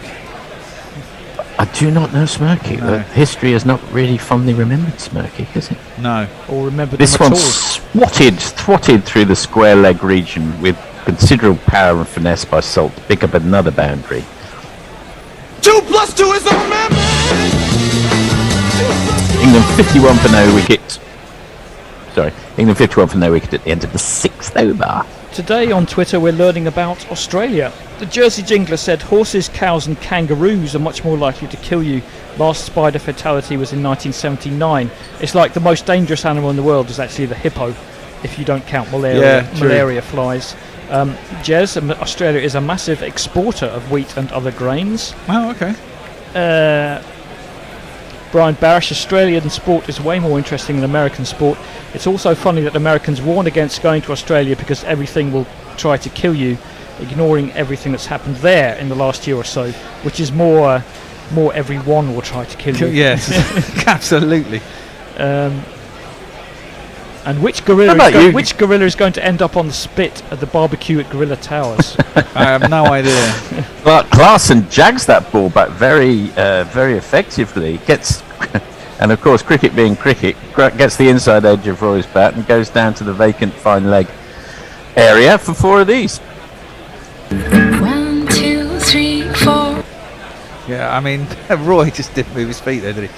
Just jabbed his Not bat at on all. it. I mean, you got to feel a bit unlucky there as a bowler. He's completely done him. Them's the vagaries. Yes. Half man, half biscuit. So, what were we saying here? Hang on. Oh yes, Clarkson in again. And this one's wide, tucked down to the man at 45 on the leg side. They come back for 1. Roy moves on to 23. It's hippos and buffaloes who are the big killers in Africa, but both vegetarians, as your wife no doubt knows all about there. Yes, indeed. Elephants do a fair bit of stuff too. They can do. My wife's in Kenya at the moment, Oh, is she? actually. Nice. She's in Nairobi helping her mother move into a home. Oh. She's 88. In comes Clarkson again. That was actually a leg by that previous ball. It's a bit hard for me to see with my jerky coverage exactly what happened there. Perhaps you can fill me in. I can see the ball he just helped it going down onto to the fine boundary. leg, and there's the debate is whether it went for 4 or 6. I think it went for 6. It's another top edge. Almost hit the handle of the bat. Yeah, it did. Salt, we have to say, is absolutely flying. I think that's 4, but he's still on 34 off 17. Well, that camera angle didn't tell you, but I think it went over the boundary, the rope. Only just. The 200 strike rate. I need to get closer in on that one. That shot there. Maybe. It's impossible for me to be able to comment on that. Here we go, What here we about, go, here we go. You can't really see, the problem is I don't really see the rope. Oh, I think it might just be inside or might hit the rope. Problem is, that's the great thing about a sponge. It's big, colourful and, you Easier can to see. it. I think you might be right. I think it might be 6 actually. It's hard to tell, isn't it? I think it might just be over. Well, they're giving it 4. Giving it 4. I gave it 6. Fuck you all. Is it just the triangular ones that are known as Toblerone, presumably? Presumably, Toblerones. Yeah. Question from Josh: are those little black birds with the red beaks moorhens? They are indeed. Yeah. Not quite sure what that's apropos. They were definitely what you can't get killed by a moorhen unless you're a very small rodent, perhaps. Clarkson, dot ball through to Salt. It's not been a while since we had a dot ball. In fact, England have motored purred along to 60 in the 7th over. Not looking in too much difficulties here. Clarkson turns again. Fuller ball on leg stump. Played through to mid-wicket. Some hesitation. But they think better of it. Dot ball. Flying along. Nearly 10 and over. Yep, that 40 overs might have been a bit pessimistic. Yeah, I think that was very pessimistic of you. It's the rogue buffaloes you have to watch out for, the ones who've been pushed out of the herd. Hippos will just go crazy if you get too near the lakeside at dusk. People think they're safe and they suddenly emerge and can outrun you. And they're incredibly fast, aren't they? Over Very fast, yeah. In comes Clarkson again. Big swing from Salt. Doesn't seem to connect. Another dot ball. The end of the over, England 60 for none at the end of the 7th. Current run rate 8.57, required 4.3. Well, it'll probably settle down a bit after the power play. A bit of a US civil war on Twitter. Dr. Soothsayer is taking issue with Brian Barish. I'll let them deal with that themselves. O'Neill Harris, salt, mustard, wood, pots, cook, root. English cricket serves up a meal. I don't think Mustard played. Mustard didn't play for England, I don't think. He played for the one-day team, yeah. Mustard did. Yeah, years He ago. did, definitely. Oh, okay. I stand corrected, yeah. Yeah, there's not. The thing is, there's not a lot of food in there, though, is there? Apart from root vegetables. You got lots of salt, mustard, wood to cook it. There's Alan Lamb. There's Beefy Beaufort. Oh yeah, Just throw those two in. Yeah, then you're starting to get a roast, and that's good. In comes. Who's this taken over? Have we got a new bowler? Yeah, we have. It is Van Meekeren making his debut. I think I'm right in saying. Is that correct? I don't think it's a debut. Anyway, he sounds like this.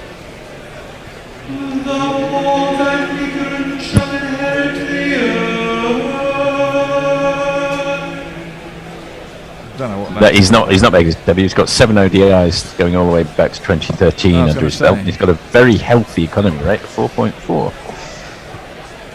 Comes in for his second ball, and this one's flicked through to the square leg region down to the man on the boundary by Roy. Assume they come back for 2. Not a lot of ODIs in that much time, is it? Really? No, well, they're playing not sure what the story is there. Well, I should think a lot of their internationals weren't even classified as ODIs going back to 2013. On the other hand, Peter Sellers managed to register 56 at the age of 30. You're wondering what happens now. Yeah, what? Sorry, that was something on Crick Info. That's well pitched up on middle stump, flicked very nicely by a characteristic Jason Roy shot, but straight to the man at deep long leg, and he just gets a single off it. He moves to 25. Van Meekeren, yes, an average of 31.1 with the ball in ODIs. He's played 46 T20s though, at an average of 22 and an economy rate of 7, which is reasonably healthy actually. And that one's dug in, and it's pulled by Salt, but it bisects the 2 sweepers on the boundary for 4 of these. Good shot, that.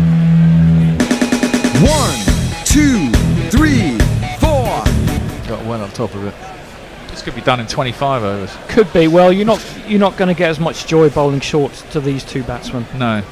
Or probably any English batsman. No. Well, they can't set a world record, can they? So, might as well just do it as quick as possible. Not today. Bit of a shame. A shame they broke the record, but didn't get 500. Van Meekeren in again. Gets Salt in a little bit of difficulties here, and they think of an appeal, rather a half-hearted one. Ball goes through the point region off Salt's pad. He's still got his arm in the air, Van Meekeren. DRS timer is going down, but I don't think Edwards is interested. No, it's going down leg side, wasn't it? You would have thought so. A moral victory for the bowler. It's hit him high on the back thigh. May well have been in line, but it looks like it's going down and high. Would have been wide, high, wide, dismissive. That was dismissive.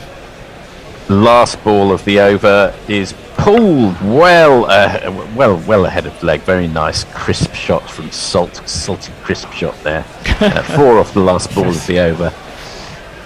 And, no screen is showing me the score at the moment, but England have, suffice it to say, going very well. 72 for none at the end of the 8th. I do find it weird that they're still using this advert. We're getting these. You may not be able to see it. We're getting these hair restoration ads quite a lot. On Sky, we're being treated to Graham Gooch's post-restoration bouffant and a bit of Shane Warne bants. Cricketers suffer disproportionately from hair loss, apparently. They're all wearing helmets all day and helmets, yeah. I can't think of another example of an ad, but they've carried on using it. Oh, poor fella's died. That's what popped his clocks. Very, very strange. It's spin time. It's Tim Pringle. Timmy Pringle. Timmy Pringle is coming on to bowl. He's got a studious look about him. He certainly does, and he has a jingle, if I can find him. Where is he? There he is. Sounds like this. Talk over top of it. In left arm classical, slightly slingy action actually, round the wicket, and Salt paddles it round to deep square leg and picks up a single. He's from the Hague. I think Pringle made his debut last time and got a solitary wicket, so he's off the market in ODIs. He's serviceable, isn't he? Both left arm darts. There's a lot of ODI A little bit bowls. slingy, a little bit sort of like Chris Gale trajectory. And that's stroked quite nicely. Just to the wide of the man at mid-off by Roy. Picks up a single. And, well, what's happening here? That was that was his wicket. That was his wicket from previously, yes. That's full and in the block hole, but Salt manages to get it wide of the man in the covers, down to the man at wide long off, and picks up another single. So 3 singles for the first 3 balls, and Pringle's over. In for the 4th ball. And that's pitched shorter and clipped through mid-wicket for another single, this time by who was that? By Roy. He moves on to 31 off 28. I mean, if they're happy Pringle. with 6 and over, they can milk this all day. Could if they want, if they so chose. Salt assaults that ball, and there's a misfield at mid-off, and it goes all the way through to the boundary for 4 of these. I thought someone had fielded that, but clearly not. Cooper misfield. Seems like a young Alan Lamb, doesn't he? Yeah, he does. Seems to be more of a Dutch contingent, perhaps, or maybe the camera's just picking them out today. He seems quite jolly. Fair enough. Pringle for the last ball of the over, and Salt just rocks onto the back foot this time, gets it down to the man at mid-off and keeps the strike. He moves on to 45, Roy's on 31, England 81 for no wicket at the end of the 9th. We've got 1 over left between us. We do indeed. And then we'll have a switch of our own crew. I think are you doing ball I think by ball I'm going on to ball by ball. Yeah, Jason's going to take over from me, and Messers is going to come in and read your socials, but that's an over away. Or a bit of fielding there from Cooper. This went straight through him. Be another 10 overs before I can go back and check on the chess and see how that's going. You still got how many games are you playing at the moment? I've finished all my games. Right. It's the candidates at the moment to see who can the next challenger. So do you go? Are you through? Is there? No, I got through 2 rounds and I got to the 3rd round of mine, and it's not quite finished, but I'm not going to go through that. Oh, okay. I did okay. The last ball of our stint together, Van Meekeren broaches the crease. Salt taps his bat, and that's a very classical looking off drive, a very attractive looking shot, almost straight for 4 of these. That went like a tracer bullet. 49 off 27. Yeah, Salt be thinking, I wish we were batting first. That 200 might have been on again. Well, yeah. He's looking good. He's looking good. Maybe they've. It's time for him to cement his. There's place nothing. in You the could side. score 1,000,000 runs in this series and not get in ahead of Roy and Bairstow. Well, no, that's true, but you could book yourself in. I mean, you look back at the World Cup in 2019 after this. In from Van Meekeren. And man at point manages to block off the run, so he stays on 49 Salt. So if you had someone so when Jason Roy got injured in the World Cup, and we had fucking James Vincent. Yes. It all went tits up. Now I think he's already in that role. That he'll be a well, exactly, and so, batsman. I mean that's where you should have had Hales, and if they're not going to go back to Hales, you can nurture someone like Phil Salt to be the ready-made. There'll be times when one of them's injured, and if you can cement his place as the alternative. Yes. Yeah. Well, he's doing himself no harm here. 122 in the first match, 77 in the second, and now he's one way away from another half-century in the third. Couldn't have done much more. And in fact, when Bairstow went up to open for England, it was a 3-way fight, wasn't it, between Hales, Roy and Bairstow? And at times one of them would go out of form and the other 2 would cement their place. Then one of them lose form, the other guy would come in, bat well, and he'd keep his place. You know, it's good to have competition. Oh, definitely. Van Meekeren again. No, I bowled him. And he's bowled him up. Yep. There is to be no third half century. Straight through a gap. He played all round it. Clean bowled. And Salt departs for 49.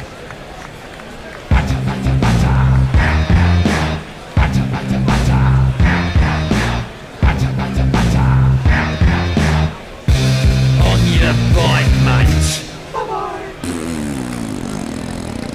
Just played down the wrong line. Straight ball, as Yeah, far he as I could did. see. Trying to work it too square, wasn't he?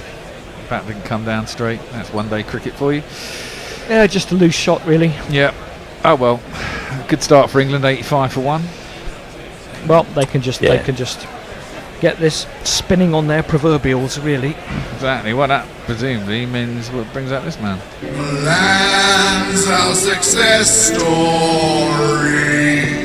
He plays ever so free. What can we do to screw him?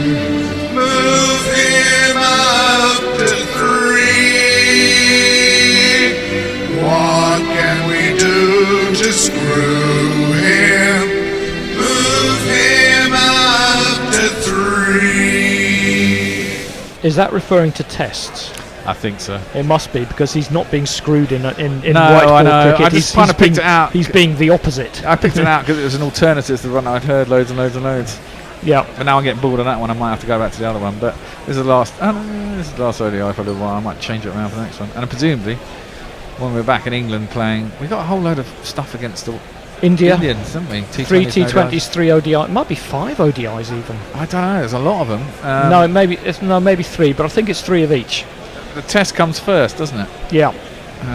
Which they'll probably be completely undercooked for. In fact, I imagine they certainly will. Well, India will. Yeah.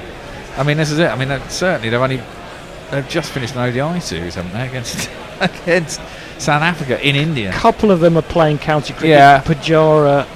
Is someone else playing county cricket? I don't think any of the bowlers are. There might be another batsman somewhere.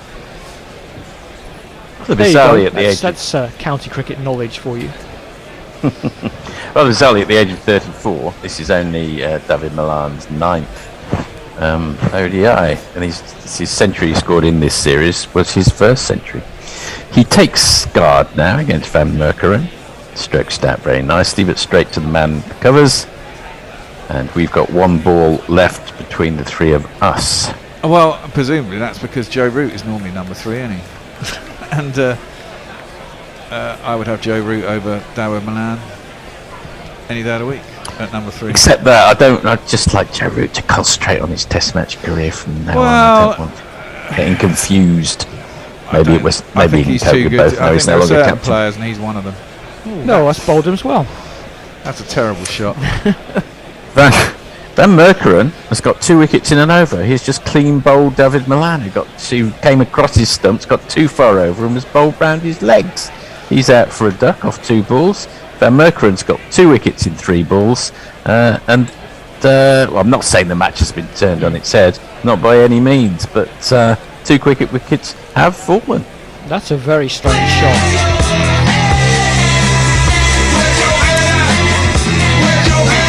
Yeah, it's kind of unnecessary, wasn't it? He just went too far across, trying to work it too far down the leg side. Just kick it off your hip for 1. To be fair, Josie Oak said the collapse is on before that wicket.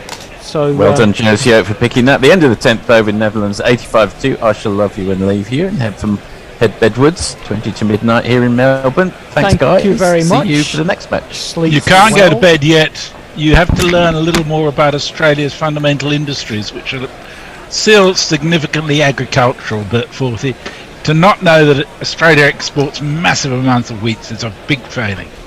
Your citizenship might be revoked. My apologies, Jez. I'll leave you in much. I'll leave our listeners in much safer hands. Bye for now. See ya. All right, 10 overs gone, and England have suddenly, as Josie Oak said, initiated the collapse button. Well, that woke me up.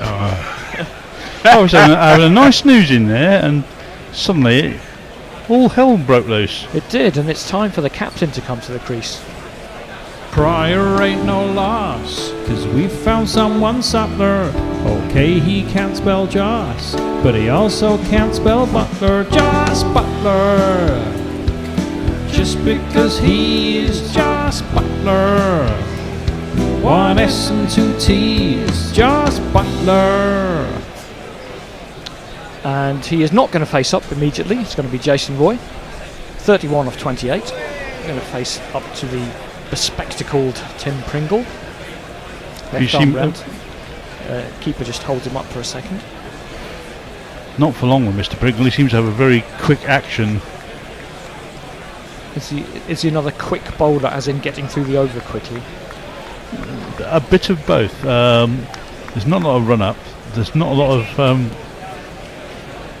Ooh, a bit of an edge from Jason Roy, but it's beaten the keeper. It's going to go down very quickly. I think his boundary's speeding up for 4.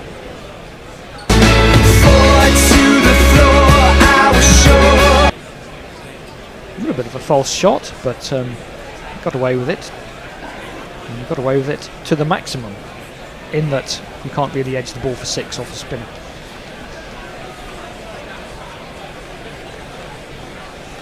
Pringle's in again, as you say. Only a couple of barely gets into his action at all, and that one is pushed past mid-wicket up to long on. Should be an easy single.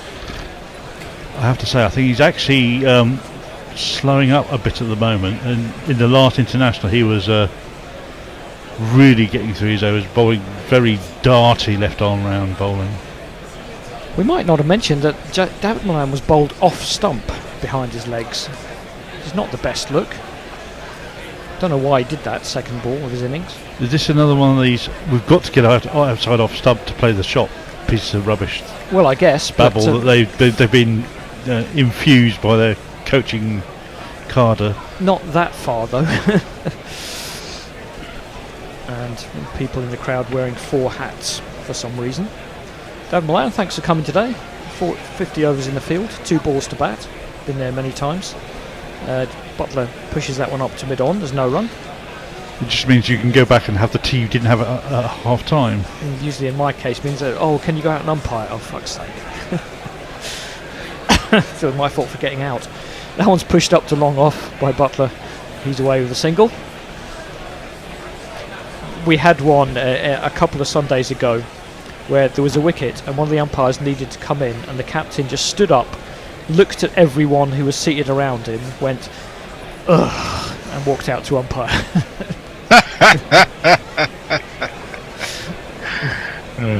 Been there many times as well. Yeah. Pringle to completely over, he will hope. He will. It's outside off stump and it's punched away by Roy out to the sweeper for another single. 7 runs off the over, 92 for 2. Jez, are you back on Twitter? I am indeed. Anthony Caggiano is with us. He says, good evening from a freezing cold Canberra, Australia. Love listening to the commentary. Keep up the good work, gentlemen. Thank you, Anthony. Lovely to have you with us. What is a freezing cold Canberra? About 25 degrees? No, you can get down to -4, -5 degrees in Canberra at night in winter. Really does get chilly there. You ask Angelic Scooters or Spinner Grace, they both live in Canberra, they'll tell you all about it. Armchair Cricket Podcast, the speed at which England were hurtling along, one was worried for one stint on guerrilla cricket between overs 31 to 40. One was worried, getting a bit royal there, Ajit. Now with Phil Salt gone and David Milan, a well-recognised slow starter, one still hopes, but there's still Jason Roy. Well, he was a slow starter but a quick finisher, David Milan today. Van Meekeren is unsurprisingly in again, inside edge out to deep square. Mr. Van Meekeren, why does he not have a Rent-A-Ghost jingle? That's what I'd have gone for, just because that's a great theme tune. I don't even know what Rent-A-Ghost means. Rent-A-Ghost is a it's children's a 1980s children's program, which is quite surreal, really. Yes. Quite, it had its moments. Oh no, the beach ball is out again. We'll be the beer snake in a minute. That is one thing that doesn't happen anymore in English crowds. I'm glad to lose. Which one? The beer snake. Oh, the beer snake's been absolutely banned, and correctly. Right, Netherlands moving the field around. They're putting a slip in for Butler. Why not? Go for the attack. Slip and a backward point. You're just as likely to catch him there as anywhere else inside the pitch. Yeah. As in comes Van Meekeren. Wide or thrashed away by Butler. There should be a man out there, and there is, but very nicely timed. Just be single. Just on that weather, I can tell you that the current temperature in Canberra is 1.1 degrees, feels like -2.1. And Thredbo, which is a ski resort a little way away, feels like -12. So there you go. Okay. Van Meekeren is in again. To Roy, who clips into the leg side. They may look for two. They're both very quick, but I think they're going to settle for one. I think the last thing you want at this stage is to run out your premier one-day cricketer, an in-form batsman. Set, yes. I was just thinking that feels like -2 means it feels twice as cold, but it doesn't, does it? Yeah, that'd be serious if it got to -30. Clipped into the leg side by Butler. No one. I'll field this one. Josie Oak says, "What's wrong with a beer snake?" Well, try sitting in front of one when all the stale beer from 100 pint glasses pours down the back of your neck, Josie Oak. Then come back to us on what's wrong with a beer snake. Oh, they're just stupid. It has been replaced instead by millions and millions of youngsters going around trying to rapaciously grab any available empty. Oh, because you get 10p for them or something, yeah. A pound. Yeah, well, that's an excellent idea. Well, yeah, as Jason says, not when they're fighting each other for them. When you're going, I haven't finished that. Played up to mid-on for no run. Fair point. I mean, it's coming to the case sometimes where they come out with a net profit on the day, having been to the cricket. Yeah, well, these incentives can work with funny ways. Look what happens. Well, drunks give away their money fairly easily, don't they? Yes, look up. There's a very interesting case study of cobras in India and how they were paying people to kill them and how that went wrong in so many ways. That one's played to backward point and it's thrown past the non-striker's end. Someone must be backing up. Yep, end of the over. 95 for 2 off 12. Yeah, I guess when you can breed something you're getting a bounty for, it's not a real good idea. That's the first thing that happens, yes. And then they stopped giving the bounty, so they just released all the snakes into the wild. Oh, brilliant. Leah says the Australian economy is basically the same as Russia's, or that of a moderately mismanaged Gulf state. We sell shit that comes out of the ground. Even Bangladesh manufactures stuff. Well, there's a lot of truth in that, for sure. Brown Barry says at least beer snakes won't kill you, which is probably true unless you find something. In Australia, they probably do. They probably have venomous beer snakes. I don't think we have beer snakes here anymore either. I'm not sure. Well, no, because you shut the bar about halfway through the afternoon, if I remember. A good idea. I mean, you look at that crowd on Sunday at Amsterdam. They should have been stopped. The beer should have been turned off several hours before the end. Several hours before the beginning, probably. Yeah. Right, Pringle is going to continue. Left arm around to Jason Roy. Flat on middle and leg. Played back to the bowler for no run.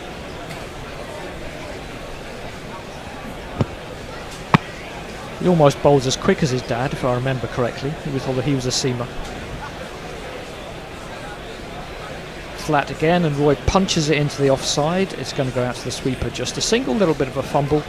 I think a few players have been having trouble with the outfield, but no damage there. It's just a single.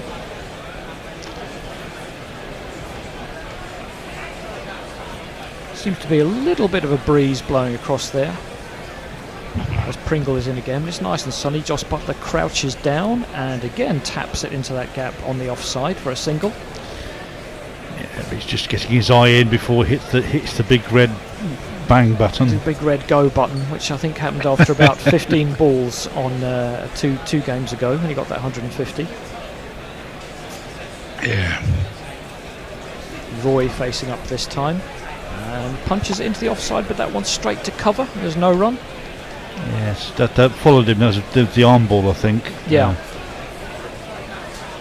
Good over so far from Pringle, just the 2 from 4 balls. And we can see Dutch Bird in the corner there. Oh, we could. Reverse sweep.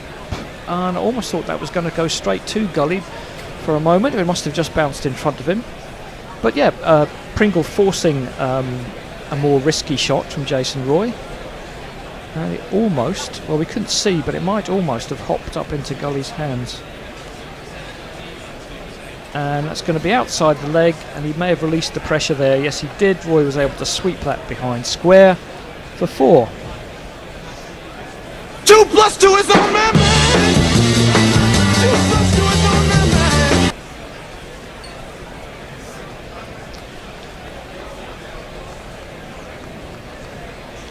I can tell you that speaking of collecting beer glasses or mugs. Josh says he picked up 30 to 40 on the last day of the Ireland Test at Lord's a few years back. Not bad, given that the tickets only cost 20 quid and got refunded because it was all over so quickly. Oh, that doesn't quite sound right. England take need what you can get. 144 to win in a lot of overs, 37. We've got some fat dad dancing in the stands.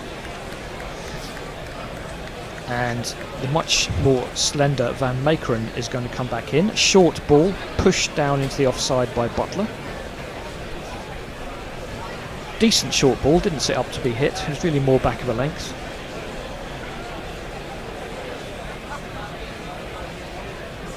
One of the Dutch players going through his paces on the sidelines. I think that might be... Is that Cooper? I'm not sure. They take their little breaks these days. Does seem wrong, doesn't it? Yeah, I saw David Willey just sat down having a drink after 10 overs of England's innings in the field. And that's at a quarter of a chance for Van Beek. It beats him, it beats mid-off. Mid-off may have got a finger on it, and it beats the man chasing round from mid-on as well. So he's managed to beat 3 fielders with that shot, but he still gets 4.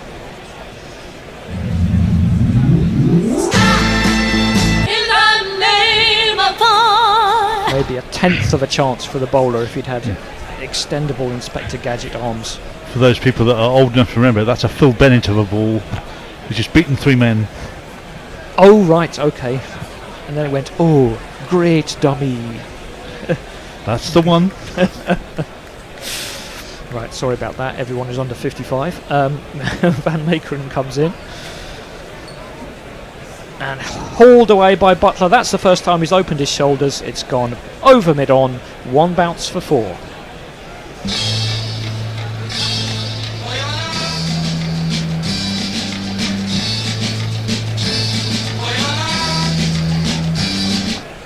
Yeah, it's just basically bowled onto the bat of Butler there. He didn't have to do anything apart from just lengthen his stride. Mid-on was up. Very much. Mid-on was up, so very comfortably into the open spaces. I expect if the Netherlands didn't have the minimum in the circle, they do now.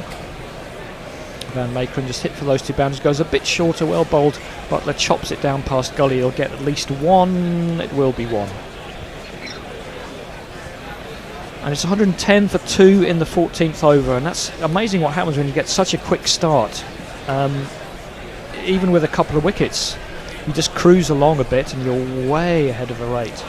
Yes, well, you build yourself time to play yourself in, and then whilst the new guy's there, the settled batsman can just work it around, pick off the bad balls, and then the new one is ready to go. Butler looking a bit ominous, and Roy likes it there on the pads. Long leg is going to get round to pick that one up. It'll just be a single. 10 off the over so far with 1 ball to go. Roy spends a little while stretching his somewhat problematic hamstring on occasions. Well, he should have a couple of weeks off before the I dare say I'll go back and stroll through some county games for Surrey if they have any. He will go back and play the last T20 match, I would imagine. Perhaps the last 2. He might be available for the one next Friday. And of course, Surrey have already qualified for the T20 later stages. Van Meekeren is in, and it's kind of punched back down the wicket. Butler to mid-on. End of the over, 111 for 2 off 14. Just briefly, and to mention the dreaded H word, are they finishing the Blast League stages before the 100 starts? Yes, they are. Would make some sense. But I think Roy may be tangled up in the international games that are follow on fairly shortly after the there's India one test test against India, and then they're playing some white ball stuff against India. 3 each, I think. 3 T20s, 3 ODIs, which will of course all be covered here. Absolutely. There's also a women's test coming up shortly as well, isn't there? Katie's with us. Hello, Katie. Agree with you about the beer snake, but I love the kids' beer glass hunting. It makes me feel like I live in the 1950s. Wasn't all that was cracked up to be, Katie. Pringle is Leah, back. that temperature stuff. Oh, sorry. Pringle is back. He's flayed out to cover. A good bit of fielding. There's no run. Yeah, it's hard to get much in between two Pringle deliveries. He's a bit like Jadeja in that respect. Probably the only respect in which he is. His left arm spin is like Jadeja. With respect, that one's punched out to cover again. No run. He's again tossed up a little bit more, and that's a little bit of a false shot, but it goes through mid-off up to long-off, and it'll just be a single. That was well bowled. He actually held that one back and Yeah, gave it a bit more air. He did, just to show me. And that is the fielder who was off the field a moment ago, whichever one it is. Comes it again, that's flatter again, and a thick edge from Butler is going to go from 4. There ain't no justice.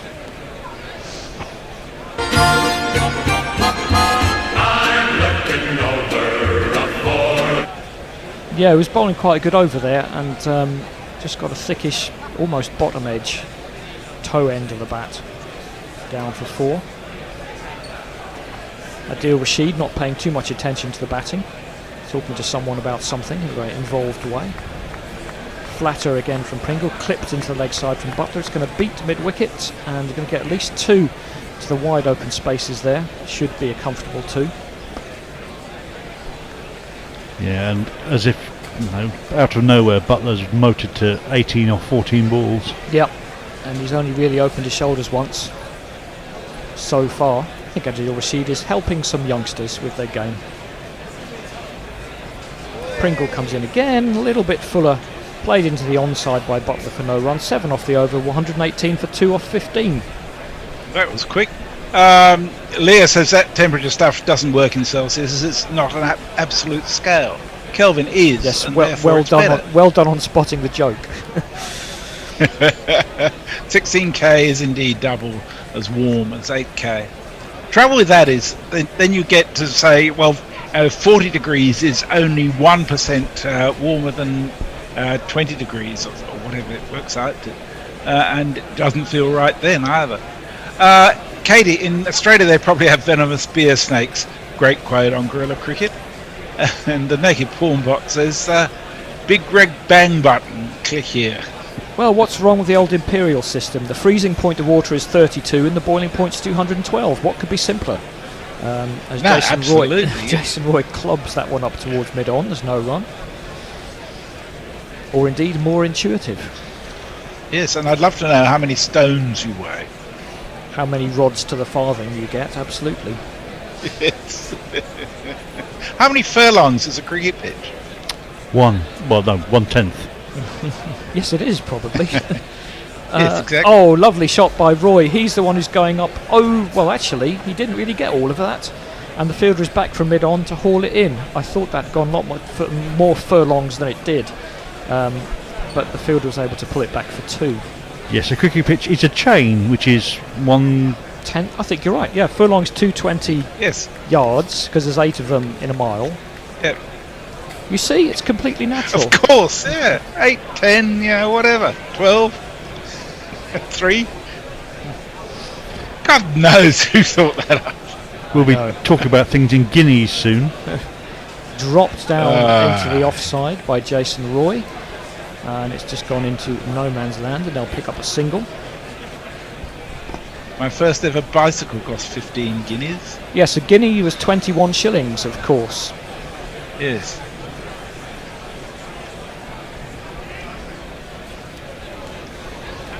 That's not a lot to do with the guinea pig. No. Roy on 49, Butler on 18, 121 for 2. Van Meekeren took 2 wickets in 3 balls with England on 85, but it didn't slow them down all that much. They're still close to 8 and over. As Van Beek comes back in to bowl to Butler. It's in the I thought Butler was going to go for that one, but instead he's just stroked it through extra cover for 4. There was no need to do any more than that.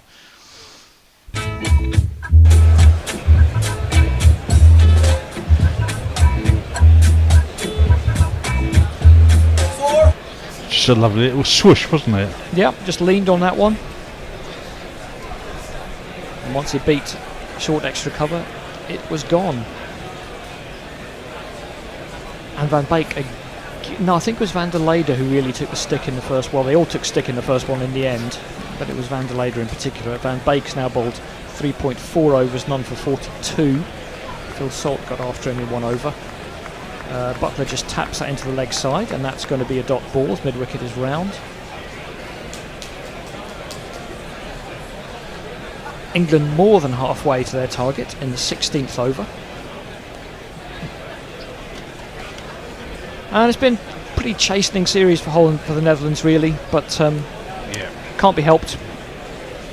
Hopefully they can learn something from it. Ooh, slow short ball dug into the pitch, and Butler rather gets a bottom edge down into nowhere behind square leg. They'll pick up a single. That's 8 off the over. It's 126 for 2 off 16. England need 120 more. Brian Barish has very helpfully sent us a chart which I think quite usefully shows the difference between Fahrenheit, Celsius and Kelvin.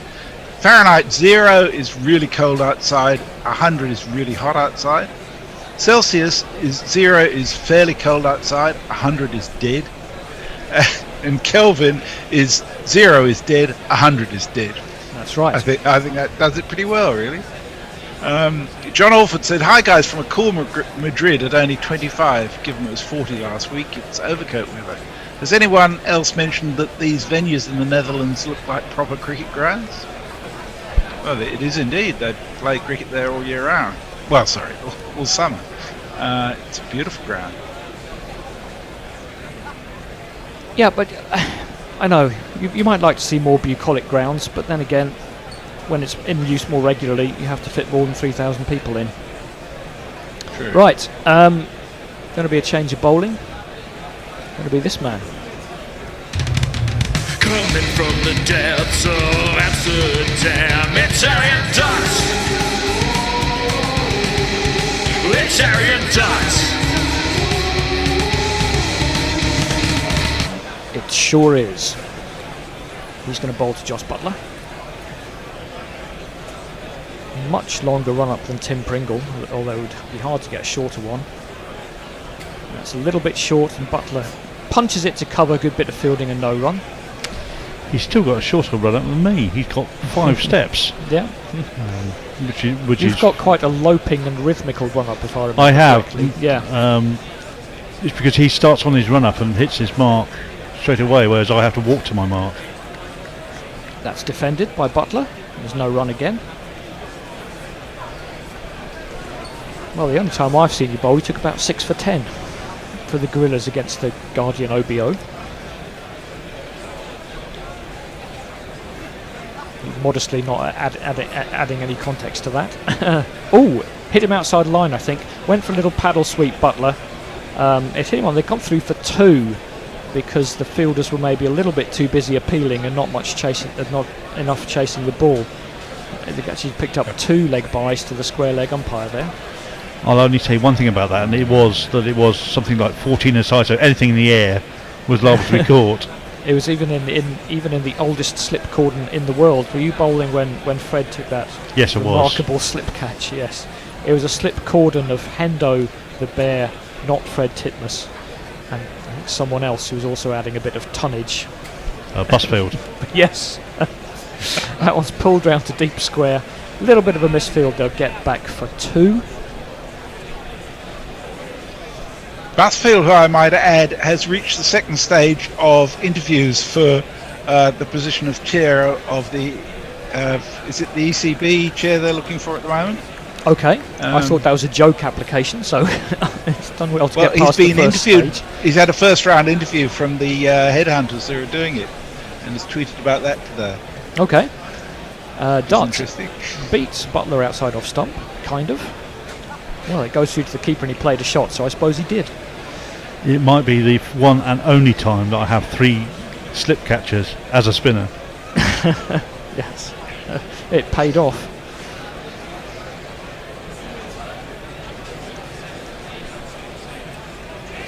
But yes, a glorious day, all in benefit of the Junior Diabetes Research Fund. Yes, it was. Dot comes in again. Oh, goodness me. Off the back foot, Butler just levers this up over mid-off. Not over long off, because mid-off was up, but it only bounced about a yard or two in front of the rope. He just went into a position for a back foot punch and then launched it over mid-off. The result is just one of these. We're going to have drinks. There's not one boy for me, I must have 2 or 3, I need 4. Right, what's on Twitter then, Jez? So Leah says, reintroducing the stone would probably fly with Tory women. I weigh 2 stone, that they are both 150 kilo plonkers means nothing. And Brian is back again, also known as Huge Spinner, says, in relation to the Kelvin scale, I think my ex-mother-in-law's heart was 100k, but that may have only been for me.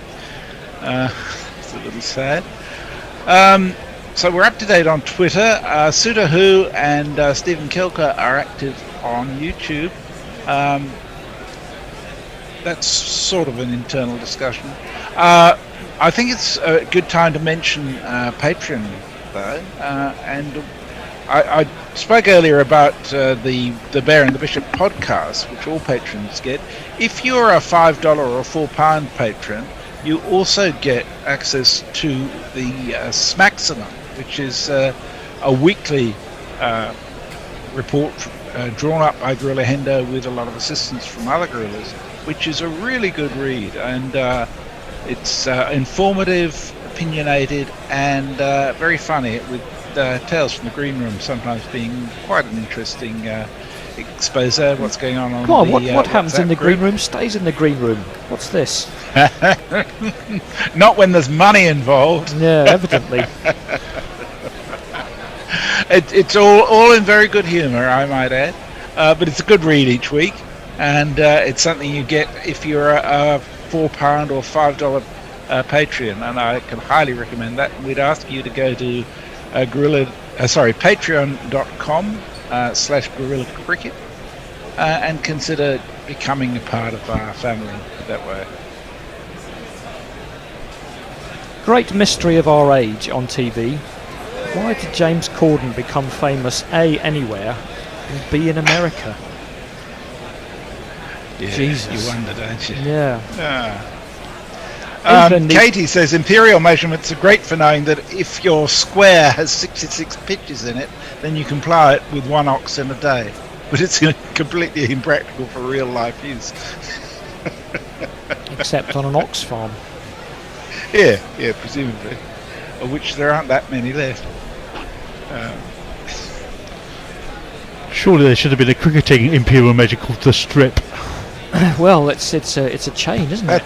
That's what a chain is, isn't it? I mean, It is a chain, but the chain was a measure of A chain. ploughing Yeah. distance. But that was probably the only way they could standardise lengths, because everybody had a measurement of a chain. That's my speculation, anyhow. Well, still on a drinks break, that's why we're wittering about oxen and chains and so on. So, Phil Salt up for 49, and has he done enough to keep anybody else out of the team? I suspect not. No, I don't think so. He's done really well. I think he and Livingston are the leading people at the cab rank of people. If people should exactly fall ill. Salt for the top 3, Livingston for the middle order. Although Livingston really should be playing instead of Morgan, but I mean, I am disappointed slightly that Jax didn't get a shout in this series. Who's playing very well for Surrey this year, and is a fantastic cricketer. it's a tough lineup to break into. Van Exactly. Beek is back, and that one is punched out to point by Jason Roy, who will bring up his 50 milestones. Don't stop just cause you got to 50. Don't stop, treat it as a start. You can use this to get a better score. The first 50's done. The first 50's done. Van Baker's in again, and that's just dropped down by Butler, who sort of gestures for a run to Roy, but Roy didn't fancy it that time. You are confusing me there, because you've now confused me with 2 different imperial measurements in one go. How so? A mile and a stone. A mile and a Well, stone. there you yes, go. exactly. Yeah. So A milestone is that's is where a- you're headed, to multiple confusion if you go back. Attempted ramp by Butler, missed it. We haven't really seen a successful ramp today, which maybe is perhaps because of the slowness of the wicket, but I think he might be better just trying to club it into the stands. Of course, is it traditional that the milestones, as they were, always showed the distance from London, certainly in the UK? Yeah. As they still should today. It's so useful. I love the UK. I remember we were driving along the motorways a few years ago and just seeing signs, not to anywhere in particular, except the south or the north. The north, As if they're two different countries. Butler punches that out into the offside for a single. And Van Beek is doing a lot to reduce his economy rate. 4 balls for 2 runs this over. It does remind me of the quote that they said about Americans and Englishmen after this ball. That's dropped into the onside. It's going to be another dot ball. Being two nations divided by the same language. Well, exactly. Yeah. Yeah. Absolutely. Roy's on 50, Butler on 30, both a touch over a run a ball. England are 136 for 2, coming to the end of the 18th over. Target is 245. They've almost got it down to double figures. And that's back to the bowler, kept a little bit low maybe. This wicket may just be dying a little bit. Van Beek's got away with that over for 2. He'll be very happy with that. Ball's getting a bit softer as well, I would imagine. Yeah. Yeah. Jay Grover's with us. Hello, Jay. I haven't heard from you today. He says, what on earth is an ox farm? Where do you think oxtail soup comes from? A farm where you farm oxes. Duh. Yeah. Jeff Perkins says Marks hated measuring cricket pitches as everyone had to make sure they didn't lose their chains. And Smarty says I think we should also consider the smoot unit of measurement if we are discussing random measures, and gives us a Google link to whatever a smoot might happen to be, which I'll learn about in the next over. Someone's handing out some yummy boiling hot Scotch eggs in the crowd. I think I'll pass. As Dutz comes back in, short ball and played up to short mid wicket for no run. Very whippy arm action on that one. There was no front arm at all, just seemed to come out of nowhere. Yep.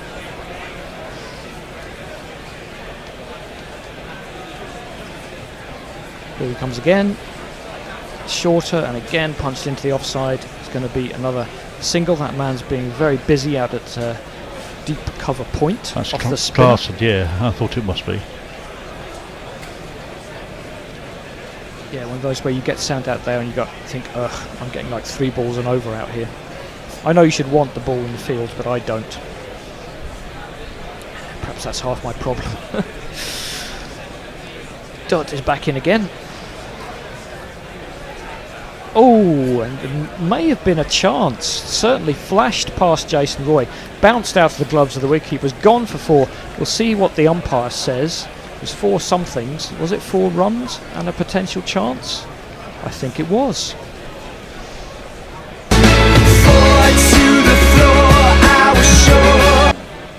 Oh yes, yes, he did get a fairly healthy edge on that, so you can't blame the keeper too much. Would have been a good catch. Fair deflection on that one. And again, a little bit of a false shot from Jason Roy. He hasn't looked 100% secure. He's pulled that one away though. It's only along the ground out to deep square though for a single.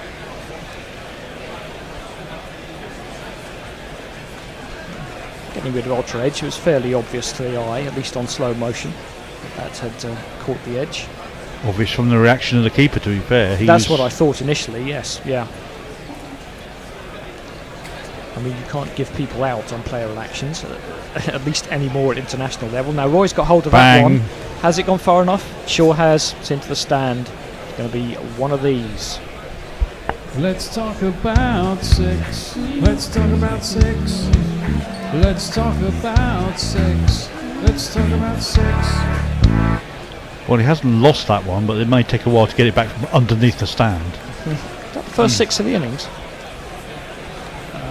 I think it might be. I think it might. They're rattling along, but I think that might be the first 6. Flatter again, and up and over from Butler. Might be the second 6, No, it's a yard inside the rope again. But again, he gets in a position to play a back foot punch, and he levers it over mid-off. It's quite a remarkable shot. 1, 2, 3, 4. It's a pretty safe shot as well when mid-off is up. Yes, it was the first 6 of the match, in fact. In fact, it was Butler who hit the previous ball for 6, of course, not Jason Roy. I mean, that looks like a 6 off the outside edge, to be fair, but he's timed the pants off it. Yep, I think that one's just bounced inside. And that over's gone for 16, so England putting the pedal to the metal once again. They're 152 for 2 off 19, and they need 93 off 186 at exactly 3 and over should they decide to take their time. But they won't. They want to come back in and have some lovely Scotch eggs. They're not actually Scotch eggs. They showed the inside. It wasn't Scotch No, I'm eggs. not quite sure what it was. It doesn't look great though. That was clubbed up to mid-off by Jason Roy. Mid-off picks it up and there's no run. Van Beek continues. Between balls, I'll fit in the Jersey Jingler, aka Senor Peel, has a love letter to James Corden, which I'll read out after the next ball. It's not your day when you bowl 5 overs for 45 and you don't get taken off. yeah, not very helpful. Roy creeps down the wicket but ends up just dropping that into the leg side, and that'll be a single. So he says, James Corden is arrogant, loud, and attention seeker, reeks of unearned privilege, lacks social grace, and can't laugh at himself. Seems to fit perfectly to be consumed by the masses in America. I, however, find him to be an insufferable Bradman. Well, I'm perplexed why a lot of people are famous, but doubly so with James Corden. Really can't see it. Short ball again, that's only barely got above stump high. Not like that tennis ball bounce we saw before. And Butler just helps it round to long leg for a single. I'm a bit perplexed by most Tonight Show hosts, though, to be honest. yeah. A bit perplexed by everything. Get off my lawn. Rabbit's getting cross with us. Says ox farm is where you cultivate oxen, not oxes. No. There's nothing sacred. Fair point. Fair point, well made. Jason Roy's missed that one. He's gone for the uppercut. That one did come through a little bit from Van Beek. It's a bit of an uneven bounce, I think. Which is just affecting the fluency of some of the cross-bat shots. And Van Beek does occasionally collapse when he does deliver the ball, which tends to accentuate that bounce, yeah. Well, it or means the opposite. You expect it to be hitting the deck harder than it actually is. Yeah.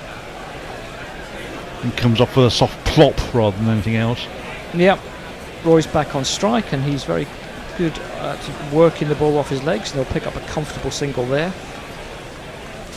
Flat throw, skips up to the wicket-keeper. Van Beek again got away with 3 from 5 balls. And batsmen piling more into the spin at the other end at the moment. This is going to be the last ball of this little spell. I may not be back 10 overs from now because England only need 90 to win. Same here. But if we are, then we'll see you then. But England, after that burst of 2 wickets, now looking fairly comfortable. Short ball, Butler plays it back down the wicket. There's no run. It's going to be the Bears going to come back. Jason, you're going to say, and Hattie is hopefully going to join us, and that's because I have to you have to let her in.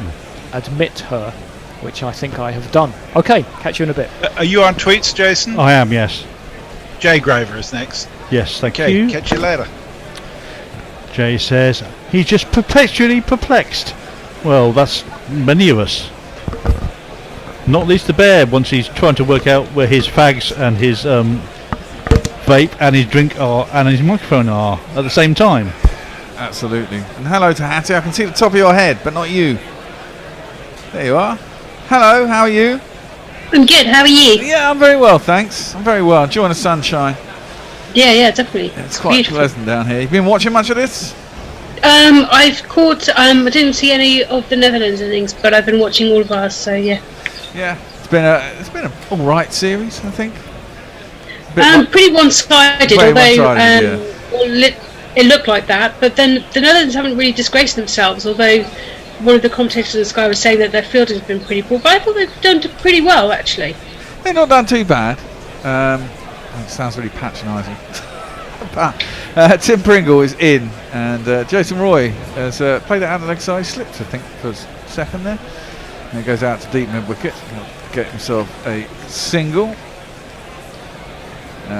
England 156 for 2. 89 required of 179 deliveries. This should be done in 10 overs, you would have thought.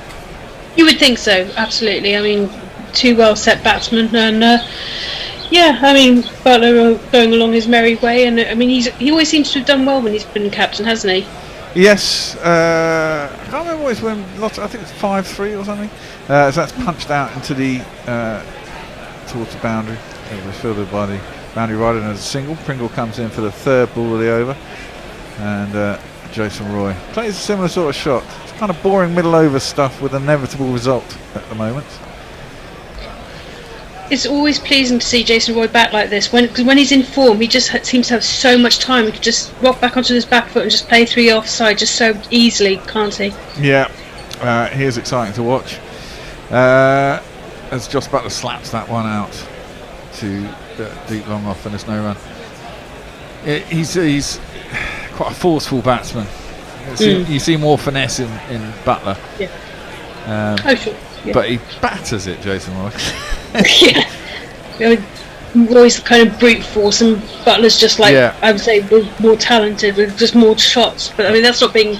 Yeah, it's not being. Yeah, they're both great ODI batsmen and limited overs batsmen. Played out by Roy towards the outer once again on the offside. They get themselves another single.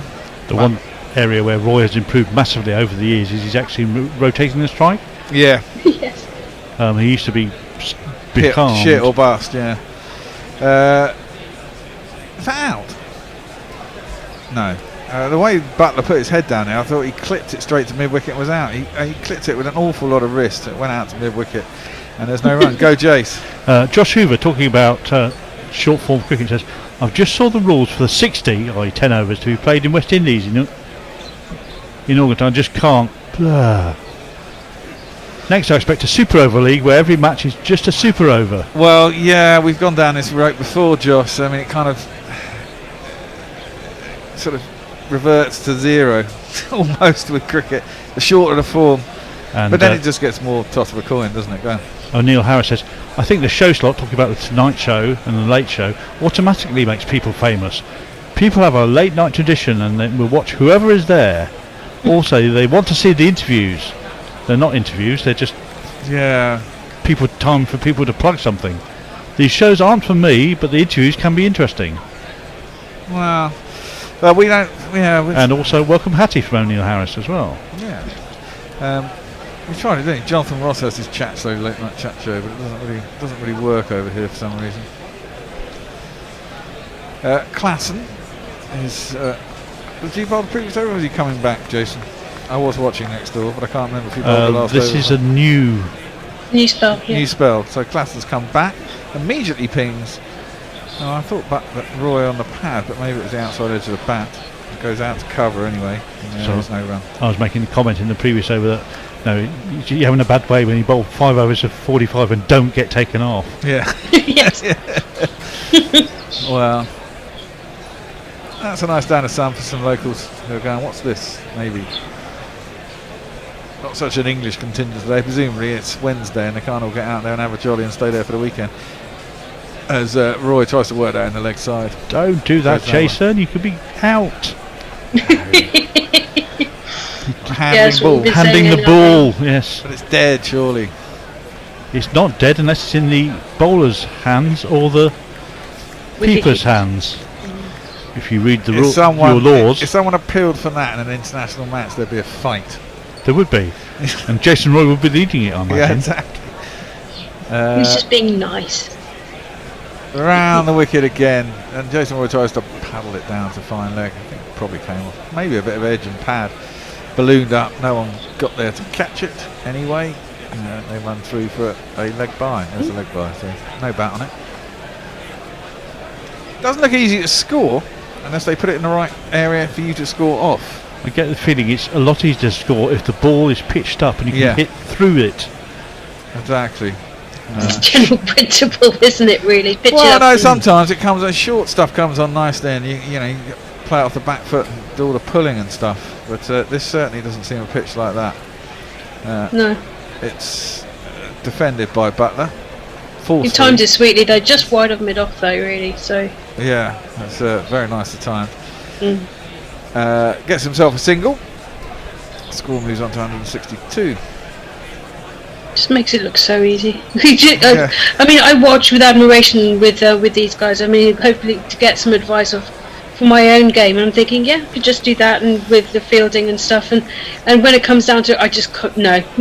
Well, that's it. They make it look easy. Roy has a big heave at one. Goes inside the inside edge of his bat, I think. But he was well down the leg side, and the bowler followed him. Well done. And Keeper takes it, no run. Well done, Fred. You have annoyed Jason Roy enough for him to have a swipe at you. Yeah, well, exactly. He's not been hitting it very fluently recently, has he? I mean, he was going off early. He went off quite quickly. But he's got to below a run of ball now. That's short. That's pulled. There is deep mid wicket. It'll only be a single. He's probably dropped anchor since Milan got out as well, and thought, well, you know what, Butler will come in and do what he does, and so if he just wants to stay in and not get out, and not let the collapse happen, so. Yeah, I'm sure. Just take it. Yeah, he'll probably. I think when they're closer to it, he'll probably step it up again. I would think so. Yeah. Go for it, Jace. Jersey Jingler says, "Time for the boring middle over jingle." Did you do that one, Jersey Jingler? No. And Neymar Butler says, "Can we use the Brucey form of appreciation to the Dutch? Good game, good game. Didn't they do well? Not too patronising." Yeah. I disagree with people who say we shouldn't play these games. And on YouTube, reverse swept by Jason Roy, beats the man at short, or in third man. Didn't hit it particularly well, but he's got enough of it. And it goes down to the boundary for 4 runs. It's a tricky one because these guys got to play these kinds of games, and we should, as greater nations, play these sides. But they aren't much of an event. No. Sometimes to watch. And we should afford them respect of playing the strongest team that we think will comfortably win. Yeah, and we have done that here. I mean, that's swept down towards fine leg and there's no run. I mean, there's people involved in the test side who obviously can't play. And when I saw the squad that came out here, I thought, Christ, that's a pretty strong squad we're sending out to play the Dutch, which is respectful, as that is crashed up to long off by Jason Roy, and he'll get himself another single. And they've proved how much. I mean, we are world champions, so yeah, we should be expecting to beat the Dutch. But they gain experience from it, and people get to up their averages and stuff if that's how they feel about the game. As that's defended back to Pringle for no run, 168 for 2. Yes, we are world champions, but also 50 over game is classed as a development game in this country. Strangely, well, true. Worked into the leg side and out to mid wicket, and there's a single. The Jersey Jingler's come back at you, but he said, "Yes, I bloody did make that boring middle over jingle. Took me quite a while to play all these." So, too, not that you go grateful B stars ever play it. Oh, crikey! I'm going to go and find it now, just for you. Slog swept by Jason Roy. Great shot, and it's gone down to the boundary for 4 runs.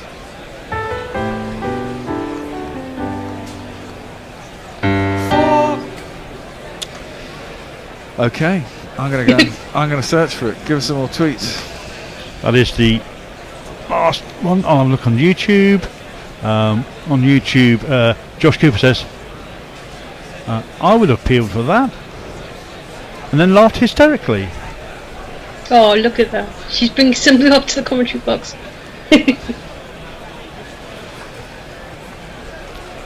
They're like they're fried falafel or something like that with the curry dip. They do look very nice, I have to say. Right, I have found one. Whilst looking through. Oh look, we have. I've probably downloaded it twice because I couldn't find it before. There you go. It goes like this. Batters won't get caught. Yeah, of course we've had this Team defensive shots. Baby, it's the boring middle overs. No one swings the bat.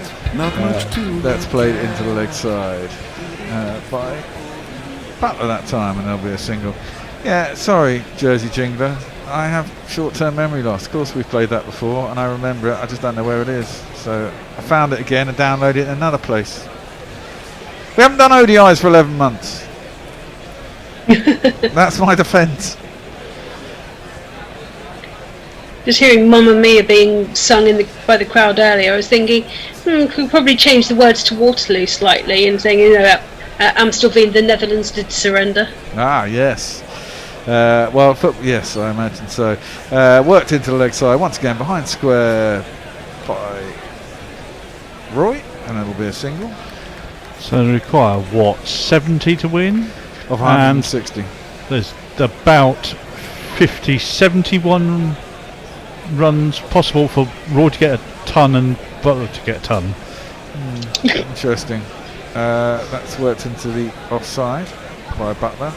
Just technically the best pitch.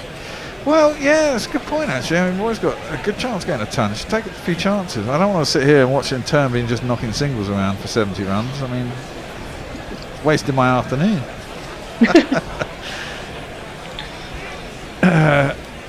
Down the leg side by Klassen. That should be a wide. It is indeed. That might scupper it eventually. What? Sundries. Why? Well, it's obviously not. It's not that easy to hit big shots. It's not a pitch that doesn't seem particularly conducive to it. So it's a bit harder than before. Butler just works that around the corner. Down to the long leg. They're going to go for 2. They decide not to. It's another single. The pitch seems a bit slower as well, doesn't it? Yeah, they said it's slower than the previous pitch. The previous pitch wasn't quick by any stretch, was it? I mean, it's quite a slow pitch previously. So, it does seem to be the only balls you can hit are the full ones, as you say. You can actually get out to the ball and hit through the line. But anything short, it's a bit of a lottery, especially as the ball's got older. That's kind of full and down the legs, and Jason Roy helps it around down towards long leg, or fine leg really this time. Long leg comes around, they get back for 2, and that will be the end of the over, won't it? No, 1 ball left. Pirate Bradshaw says, I think the Netherlands would have accepted the 30 points if England elitists wanted to refuse to play for spurious reasons. Well, the elitists may want to refuse, but I'm sure there's plenty of jobbing county players who would have jumped at the chance to play. Exactly. Get a cap. Works into the leg side by Roy. He's trying to run it again down the fine leg. Well, I think he got into the side edge onto his pad. It goes out to mid wicket. Bowler has to chase it down. They'll get a single, and that'll end the 24th over 180 for 2. Jace. And there's lots of love for the Jersey Jingler. He said, I'm glad that the Jersey Jingler's name of what it says. I'm glad that Jersey Jingler got his name from music and not doing suspicious things with his hands in his pockets. And also Jeff Perkins says, serves them right for deciding you'd put up with more abuse than Mog or I would take. Talking about. Yeah. Look, you can give me as much shit as you like, boys. You know it. We appreciate everything you do. I think sometimes personally, I think sometimes we ask you to do too much. So we appreciate it very much. Van Meekeren is going to bowl his 5th over. He's got 2 for 28. As we look at a man with one of those on the head umbrellas. Parasol. Parasol. Yeah, they're practical but stupid looking. Paul Van Meekeren is going to bowl, and Roy hits that out to cover.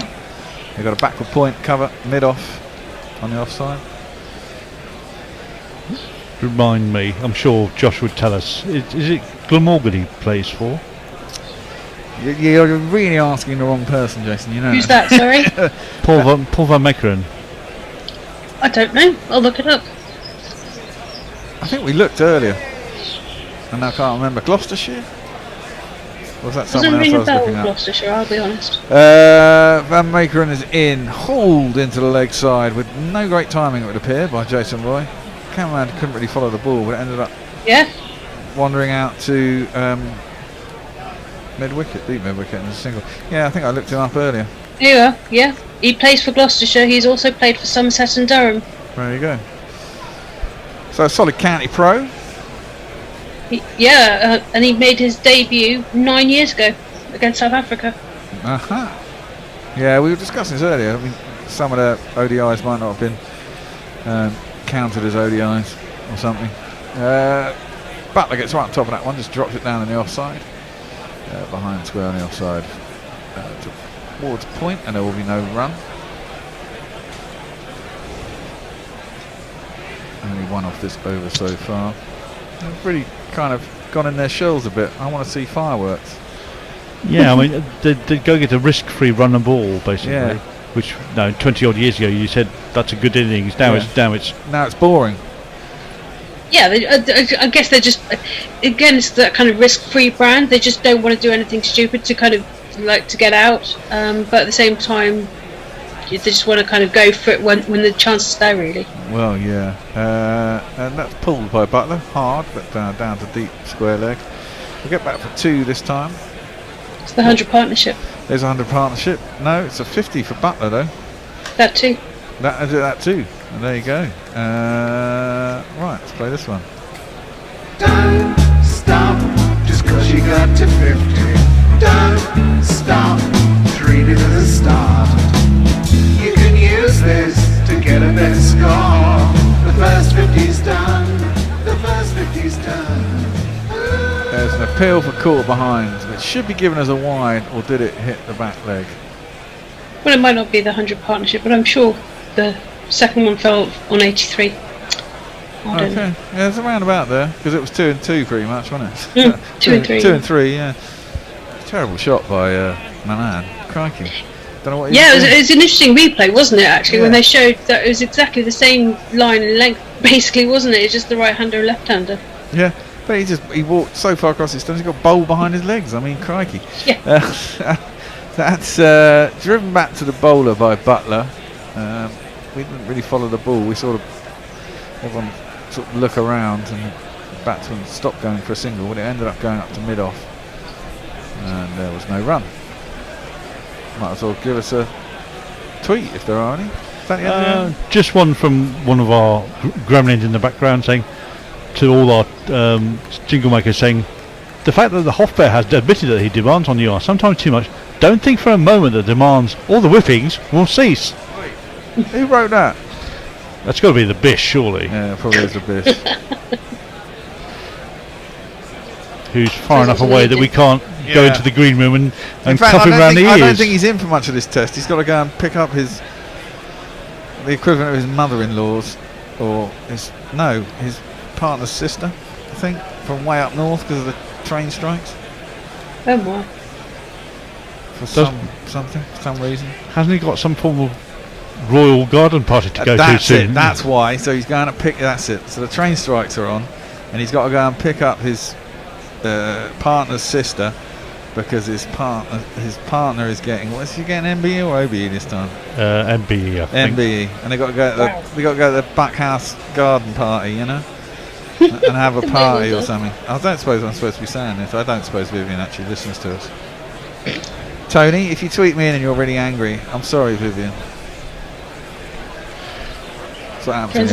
No, it is public knowledge, Bear. I know it's public knowledge she's doing that, but yeah, I don't know if she knows her sister's coming down. Oh, I presume she does. She's family after all. Anyway, Klassen is. Oh dear! He's going to drop a really quite simple caught bowl chance to Jason Royce. He's trying to work it into the leg side. It's a leg stump line from over the wicket. It's an utter dolly. That was an absolute dolly. It was just played back to him off the leading edge. It just popped up and said, "Catch me," and he failed, and just put it straight into the ground. Can't believe it. He sees the funny side of it. I just dropped Jason Roy. Damn, that'd have been a good international wicket. But hey, he didn't. It's another slow. There's a lot of slower balls today. Cutters. It's just dropped out in the offside. They don't go for a run. Just stopped on him, possibly. You snatched at it. Yeah, he very much snatched at it. Actually, we have the answer because Messi Jez has repeated the tweet pretty much verbatim from his own account. Has he? Yes. Okay. Klassen in short, pulled by Jason Roy in front of square. They'll probably get back for 2 as the long leg fielder has to come around, faff around with a bit on the ground, and they will get back for 2 that time. Good shot in front of square. I think, you know what, Andy might have to come back for the next couple of overs. What did you, Andy said 37 to 40, I said 30. And I was looking good a while ago. Well, I'm not sure. my 41 to 50 stint is looking decidedly Well, dead. that's definitely not happening. That's smashed back down the ground. Was that a smacksman? No, it was a 4. It's pretty flat. Hit straight back over the bowler's head. Maybe we can do a bit more of that and we'll get nearer 30. It's a boundary. There you go, full ball. Woohoo, full ball. Smash. I can really latch on to them. Just drilled straight back down the ground. Great shot by Jason Roy. Moves into the 80s on 81. 56 required of 146 deliveries. Down leg side should be probably given as a wide, I'd have thought. What did it? Yeah, it was. I'm not going to play another wide jingle. Played a lot of them today. I get bored of the wide jingle. Jersey Jingler says, whippings for the jinglers. Don't threaten me with a good time. Oh dear, oh dear. That'll get the pawn bot out. Yeah. Pawn bot's gone quiet. That's dropped into the offside by Jason Roy. And they'll get through for a quick single.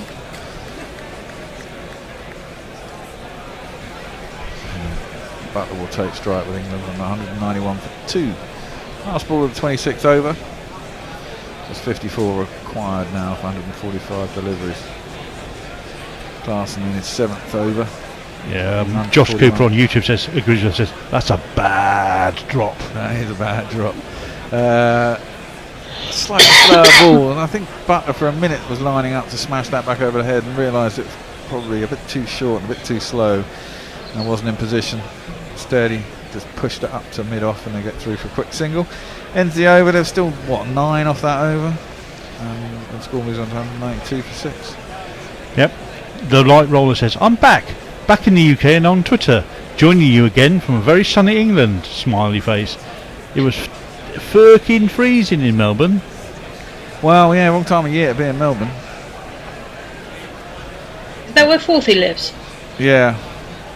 It's, I didn't realise he was actually over there, living over there till recently. I was just like, oh, how did I miss that piece of information? I mean, that's the beauty of the internet. We can grab people from anywhere now. It's having had to solve this for the pandemic. Yeah. Klassen is in. No, it's Van Meekeren. I was going to say scoreboard's a bit slow. That was the end of the over last time. Van Meekeren is in. Beats Butler. Maybe an inside edge onto pad, onto the top of his thigh. Don't know, or maybe just beat him full stop. Goes through to the keeper on the ground anyway. And there is no run. Van Meekeren's got 2 for 31. He's bowled pretty well too. Off 5.1 overs. Certainly they've contained England much better. Well, maybe it's too little too late, but the last 10 overs since I've been on, England really haven't been blatting it around the ground as Butler just plays that out to cover and there's no run. But they have used up quite a lot of pace bowling, to be fair. I think they've based that on the fact that they need to get all the good bowlers on and get through their spells. Well, they might as well. I mean, England are definitely going to win, isn't it? And the longer you keep them out, then maybe the more frustrating it gets, and the closer you get as a result, it makes you feel better, I suppose. But what you're saying, that they've got to expose 2 spinners to quite a fair few overs at some point, as that's driven out to cover, and there is no run. I would think so. I think because the only spinner who's had any real level of control is Pringle. Dutt has bowled okay, but and is it Nitin Maru bowled as well, I think. Yeah, we can look at the scorecard and tell you.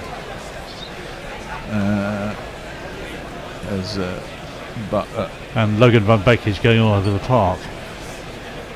And that is driven again by Butler to cover. Getting frustrated, isn't he? Yeah, he is a little bit, and that's what you got to do, I think. So yeah, Klassen's bowled 7, Van Beek's bowled 6, gone for 48. Yeah, for 8 and over. Van Meckeren is in his 6th over. Pringle's bowled 6. Aaron Dutt's only bowled 2. You see, no one else has bowled. So if they've got a 6th bowler, he'll get targeted. That's whipped nicely by Butler out to deep mid wicket. There's of course a fielder out there, so maybe a single.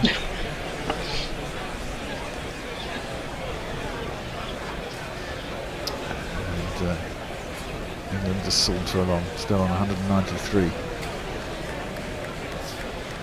Roy now on 82, just 18 runs for his ton. And he's got enough to do it.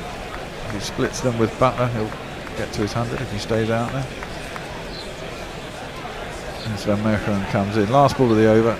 It's crashed into the offside by Roy. Square though out to cover. That ends the over. There's only a single off that. No. Yeah, 2 off that over. Good over from Van Meckeren. And over to you, Jace. Perko sent us a tweet which is about jingles. It's probably in the style of a jingle as well. So if you could tell us what the underlying tune is, Jeff. It says, if a jingle is too long, there'll be whippings. If Fish doesn't know the song, there'll be whippings. If the bear has lost his bong, there'll be whippings. I don't smoke bongs no more. It's a long time ago. And quick check on YouTube, see over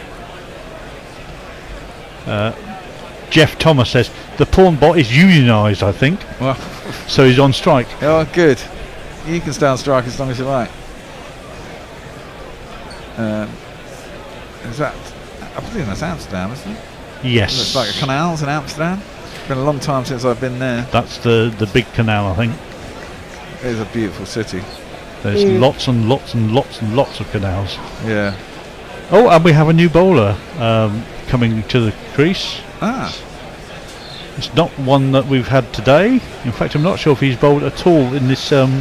This could get interesting then. It's this man.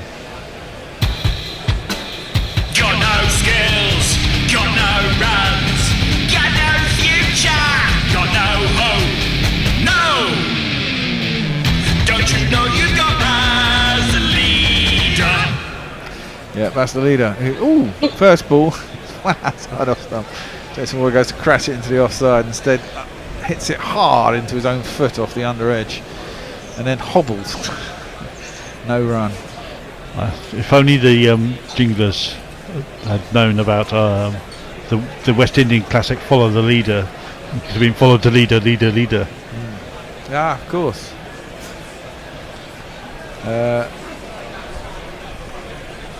Roy facing up, the leader comes in. It's full and he drives, itching to get this away. It's 85 miles an hour according to the speed gun. Doesn't look it. It looks very floaty. It looks really floaty, exactly. There is no run. Maybe they've altered it. Maybe he's got a fragile ego.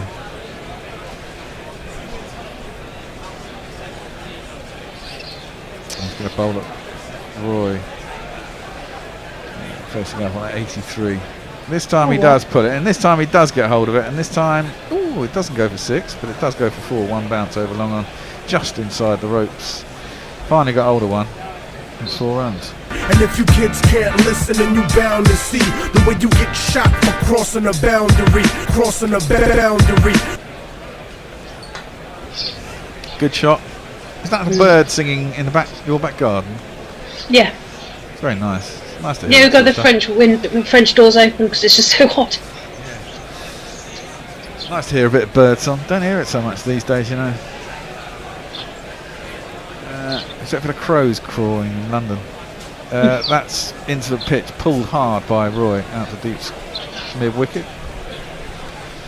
And they'll just get the 1 run. Brian Barrow says, I have an idea for a Bishop and the Bear theme slashed in Google. I'm afraid it might disturb the bear. Who said that? Brian Barish. And Perko gives us the information that jingle potentially was based on Devo's Whip It. Ah, Whip It, yes, of course. The leader pulls out of his run up. don't know if Butler wasn't ready. Camman wasn't ready because he was following the leader, not looking at the. Had the wrong pitcher selected. England will need 1 run to get to their 200. And they still only need 46 to win.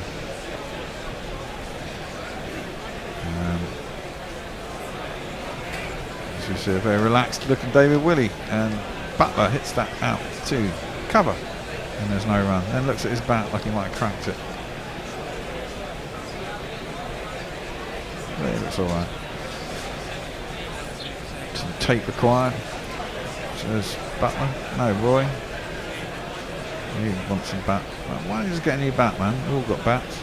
Loads of them in your coffins. Do I have coffins now? Or do I just have really big bags? That's worked into the leg side by Butler out to long on as a single.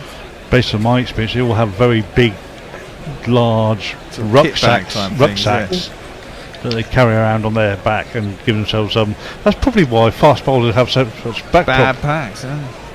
See, in my day, when I was young, when I was young playing good cricket, if you had a coffin, that was something to look out for. You know, someone had a proper coffin rather than a long bag.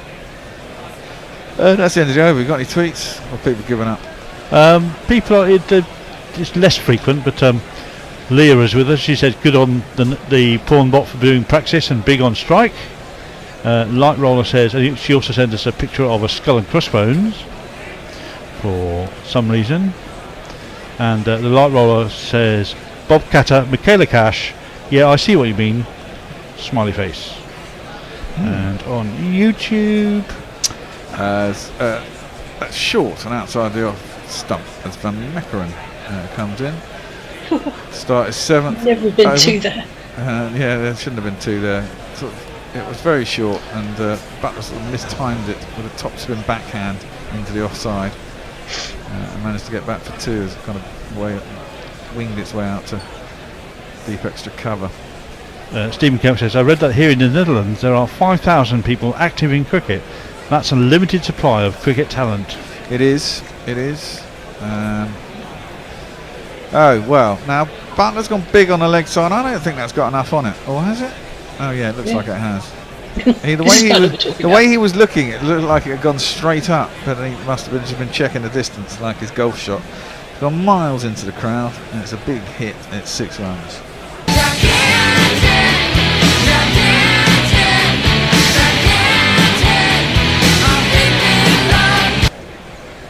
No attempt to catch it in the crowd. They all sort of knocked my way.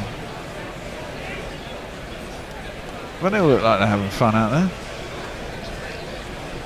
Nice day out in suburban suburban Amsterdam. Gets off a bit of smoke as well. Be beautiful. That's hoiked into the leg side by Butler. Well, he's decided he's had enough, and Van Meckeren is going to go. That's 6 followed by a 4 out to Cow, and that deserves another jingle.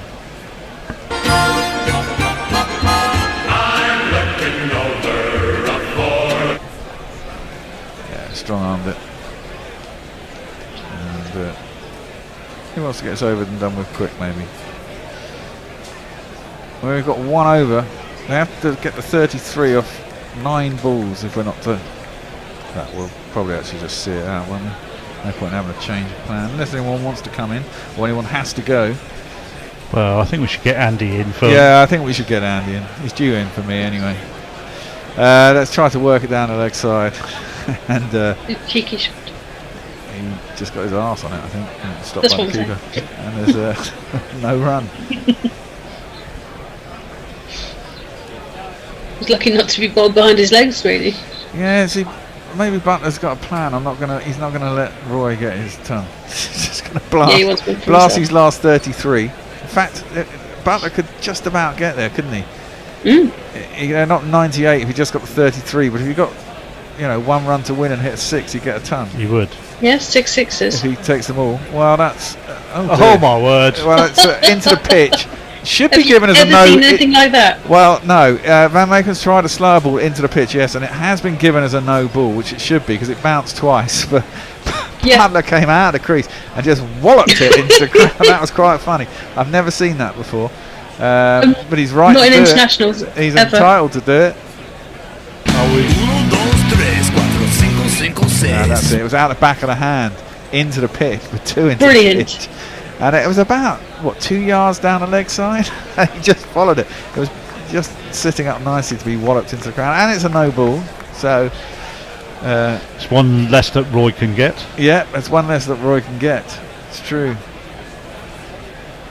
We had a few of those on Sunday when I played. Well, Roy's had his chance, hasn't he? And that one has gone... yeehaw. That That's one's gone miles. straight back over the bowler's head. Over the side screen. That one's into the woods. As we see yet another 6. 2, 4, 6. Well, they haven't actually lost any balls so far today, as far as I can tell. Well, Until then. that could be the first one, yeah. First one lost was the first game. Butler's just decided he's going to go Burko. Light Roller's asking the question: is Roy asking Butler to stop hitting the boundary so he can reach 100? I don't know. He needs to ask him to stop soon now because there's only 21 runs required now. And Jay Grover also says, one of the things I most enjoy about going back to my parents, who are suburban and not rural, is birdsong in the mornings. Talking about the lovely chirpy bits coming from Hattie's open mic. Thank you very much. And then she speaks as well. Yeah. Well, last ball of the over, potentially. And it's just defended into the offside, which is vacant by Butler. And they'll get themselves a single. I don't know how many was off that over. There were 2 6s, there was a 4. There was, so 6 for the 16? 20 something? 3 6s. 26, 22, 27. 26, 27, I think, yeah. That's a big over. And suddenly it's brought it down to 19 off, 21 overs. Madness. Any more? Anything else? Or we out? I was up to date. YouTube. Everyone's just chilling out towards the end of this game. It's frittering towards an end. It's the probably biggest over of the match. Well, the Manhattan would suggest so. Yeah.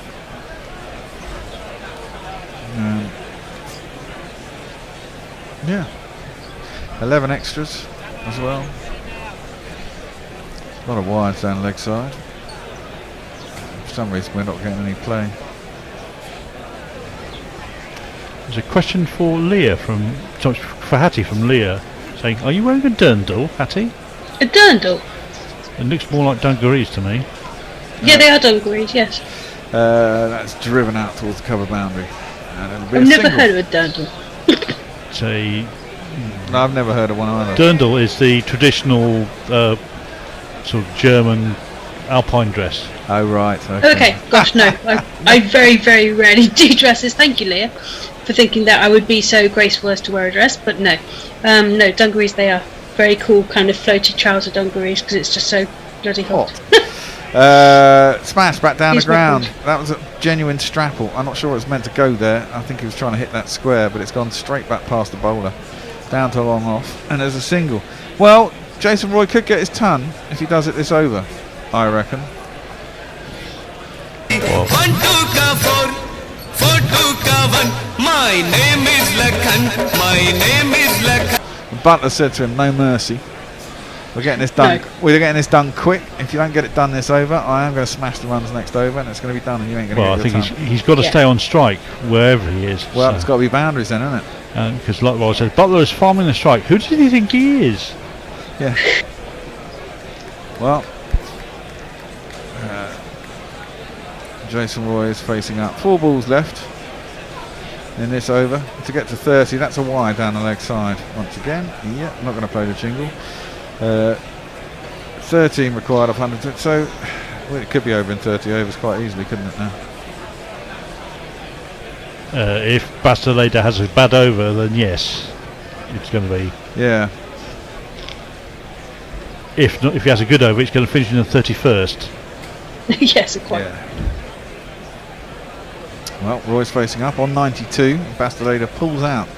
Maybe this is why he doesn't bowl very often. He's pulled out quite a few times. Maybe he loses a run up quite often. He's a genuine Dutch guy, though, isn't he? I want to, yeah. What you mean, other than an import? An import? Yeah. I think so. I don't recall him playing for anyone other than the Netherlands ever. Okay. So he plays top tier Dutch cricket. That's drilled again by Jason Roy. Well, he's thinking I want that ton because he's drilled another 4, this time through the covers. Suddenly England has decided, right, that's it. He just got stuck for a couple of overs and thought, fuck it. That's what it says on his handle, isn't it? Supposedly.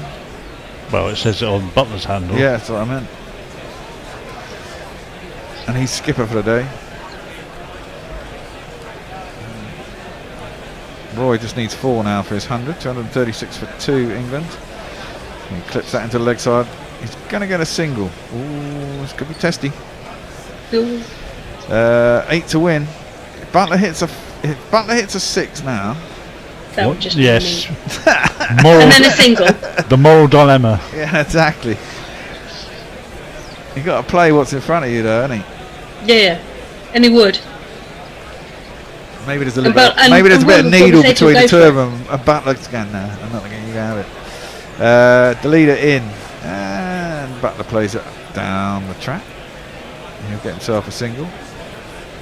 Now, this is a good position for Butler because if he mistimes it out to the boundary, if it does, as long as it's not air and gets caught, presumably it'll only be a 1. And if he gets through, it'll be 4, and he'll have his ton. And if he gets the 1, he'll still be on strike at the end, at the other end. You don't have to come in, Andy. Okay. Oh right, okay. Let's get. There it is. That's 4 runs, and I'll play him a jingle for that. That, and he's 2 got himself plus to 2 is 100. on man. 2 plus 2 is on man. 10, 20, 30, 40, 50, 60, 70, 80, 90, 100. Congratulations, sir. You are a centurion. And that's 30 overs done. We're supposed to have a change. Do you want to step out, Hattie, and let Adjit come in? He's been waiting all day to come on. We might as well give him 3 runs. Alright, I'll see you guys later. Okay, see you later. Alright, bye. Alright, Adjit, how are you? I'm doing good. I'm just planning to drown my sorrows of the Dutch series loss. Well. I mean, I could have as well waited. It's okay. I wrote on the message. It's all right if Hattie wanted to finish it off. It's just probably 1 blow from here, right? The 100 is already done. It's going to be 1 blow. Exactly that. I don't think it really makes any difference. It's a spinner in front of Butler. Indeed, it's Pringle, and he has been lofted out the ground. And that is it. For exactly that. Into the park, out into the trees. Game over. 30 overs and 1 ball. I was dead on. And England win by 8 wickets. Joss Butler ends up on what, 80 odd? 80 exactly. Jason Roy on 101. England win by 8 wickets. 242 for 8. Done in 30 overs. Probably could have got 500 today, but hey, you know, that's the way it goes. Batting second. It's been a fun little series. I don't want to say it's pointless because it's not. I don't think England were ever in any jeopardy at all. Well, it's a delayed series, isn't it? This was meant to be played about a year ago, I think. Oh, right. Oh, yeah, that's right. I seem to remember it got cancelled, wasn't it? When COVID came back or something. Yeah, exactly. So, yeah, I mean, you've got to play these series. I mean, this is the way Dutch will grow. The Dutch cricket will grow also. Precisely. You know, exactly. People who are followers of Dutch cricket, like me, people who live here, probably will go get to watch a few good games, and the KNCB will earn a few bobs for its coffer. So it's not a bad thing. Who are the big sides of the Netherlands got to play in their qualifying a little bit? And how we did this the other day, but I can't remember. They've still got a few to play, haven't they? They've still got to play Pakistan. They've got Pakistan to play 3 games.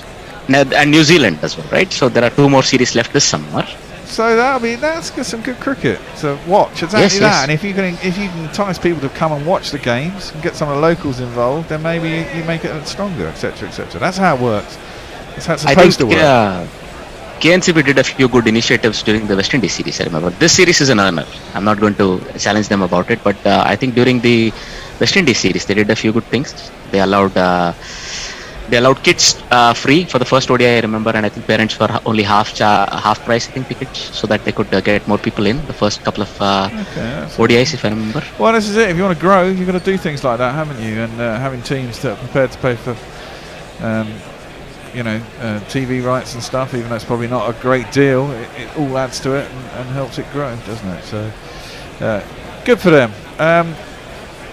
Well, we are going to wrap up. You got anything last to say? Yeah, I was just watching the handshakes as they went over. Both teams shook each other's hands. Poor old Moeen Ali didn't bowl, didn't bat. I don't think he cares. Didn't have much a game really. Thanks for coming. Yeah, thanks for coming. Had a nice day. Yeah. Pick up your win bonus on the way out. Absolutely. Series win you won, yeah. So, exactly.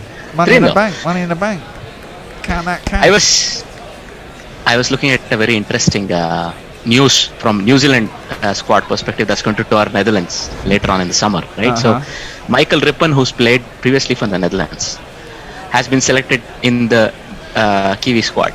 Yes, I've seen him play. He's got a very interesting action. Exactly. So very interesting left arm wrist spinner. I don't think we can use the other word anymore, but that guy.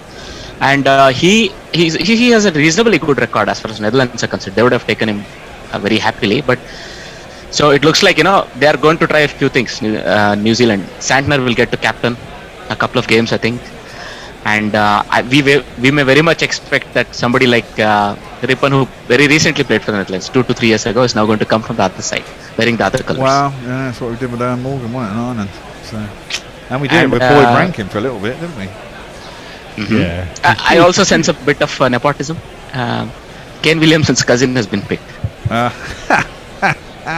Well, is it a strong squad they're sending out now? I think it's a pretty much experimental squad from what I can see. There are 4 to 5 players who are experienced. But then, so you have Mitchell Santner who will be captaining. You have Michael Bracewell, Finn Allen, Mark Chapman, Dane Cleaver, Lockie Ferguson, Martin Guptill, Adam Milne, Darren Mitchell, the man of the moment, Jimmy Neesham, Glenn Phillips, Michael Rippen, Ben Sears, another new name as far as I'm concerned, Ish Sodhi and Blair Tickner. Yeah, it's not a walk. No, I mean it's not. It's wholly. I mean, there's a good lot of experience there. That's not a reasonable squad. It's not your top line squad. It's not your top line squad. But it's got every match is going to have something like 7 or 8 proper experienced international players. Exactly, which is fair enough. I think it's fair enough. Even the coach is taking a break. We understand. The Kiwi coach, Gary. Is that straight from England, by the way? I think so. I mean, they're going to Ireland actually after that, right? So they finished the England tour, then they go to Ireland for an ODI squad, where I think that squad is much stronger as well. Still, all your big names are given a break, like the bowlers, Trent Bolt, Saudi, of course, Kane Williamson, they're all given a break. Also, Tom Latham, I don't see him in the Dutch squad, for example. So, I mean, CDG is not there, Colin de Grandome. So, yeah, he's injured anyway. So. Injured, I think. Yeah, you're right. So he might have been. He might have actually led the squad, I think, if he was not injured in the Netherlands. But by the way, Lockie Ferguson's exciting to see. It's a shame to miss. I mean, that's the thing. You want to see some of the big players. I mean, England, Joss Butler and all the guys, especially the batting unit, that are playing a top draw, aren't they? I mean, people come to see them. And Lockie Ferguson, Adam Milne gives you the express pace that you want to see. Precisely. I saw Philip and Alzari Joseph live. It's quite something. From behind their bowler's arm, it's quite something. I would like to watch Lockie and maybe Blair Tickner is not no slouch either. He bowls fast. That would be good. Milne, maybe Tickner and I remember when I watched Ferguson. I did the World Cup 2019, but watching Jofra Archer from behind his arm, that's special. It's quite something, isn't it? He's quick. He doesn't seem to be straining himself at all. No, but it's I wonder how he generates such a lot of. And same with Wood as well. You can really tell. There's one of those balls. The balls that I'm seeing the highlights now, and that I would have been a bit disappointed by that ball. Actually, it slipped out of his hand and. It did. It was double bouncer, got smashed into the crowd for 6. It was only an over goal. It was quite funny. I don't think I've ever actually seen that. Most people sort of let it go, or they try and hit it and miss it. I think it was no balled. Yeah, it was no ball. It was no ball 6. Oh. Yeah. Next ball went for 6 Nicely as well. done. Nicely done, Mr. Butler. Indeed. Right, we've got to go. I've got to do some things to wrap up here and get ready for tomorrow, because tomorrow is a test match. And we're playing the 3rd test at Headingley. England versus New Zealand. Are you in the office here? Oh, of course I'm in the office. Where else am I going to be? I'm always in the office, pretty much. I think I've got Sunday off and late Saturday afternoon because I'm going to someone's 50th birthday party. So I'm planning on being hungover on Sunday, so I don't really want to come in. I will be here in spirit, and across the wires of the internet. Cool. For one session, I think. All right, lovely. Are you in? I never look at. I know I'm in all the time, so I don't ever actually look at rotors till the day. Are you in at all, actually? I think I'm on on Saturday. Okay. I think Sunday there has been some mix up, but I'm trying to sort it out. Tony, I have a game, and I made a mistake in giving my availability, but I expect to be there on Saturday and Monday. Okay, cool.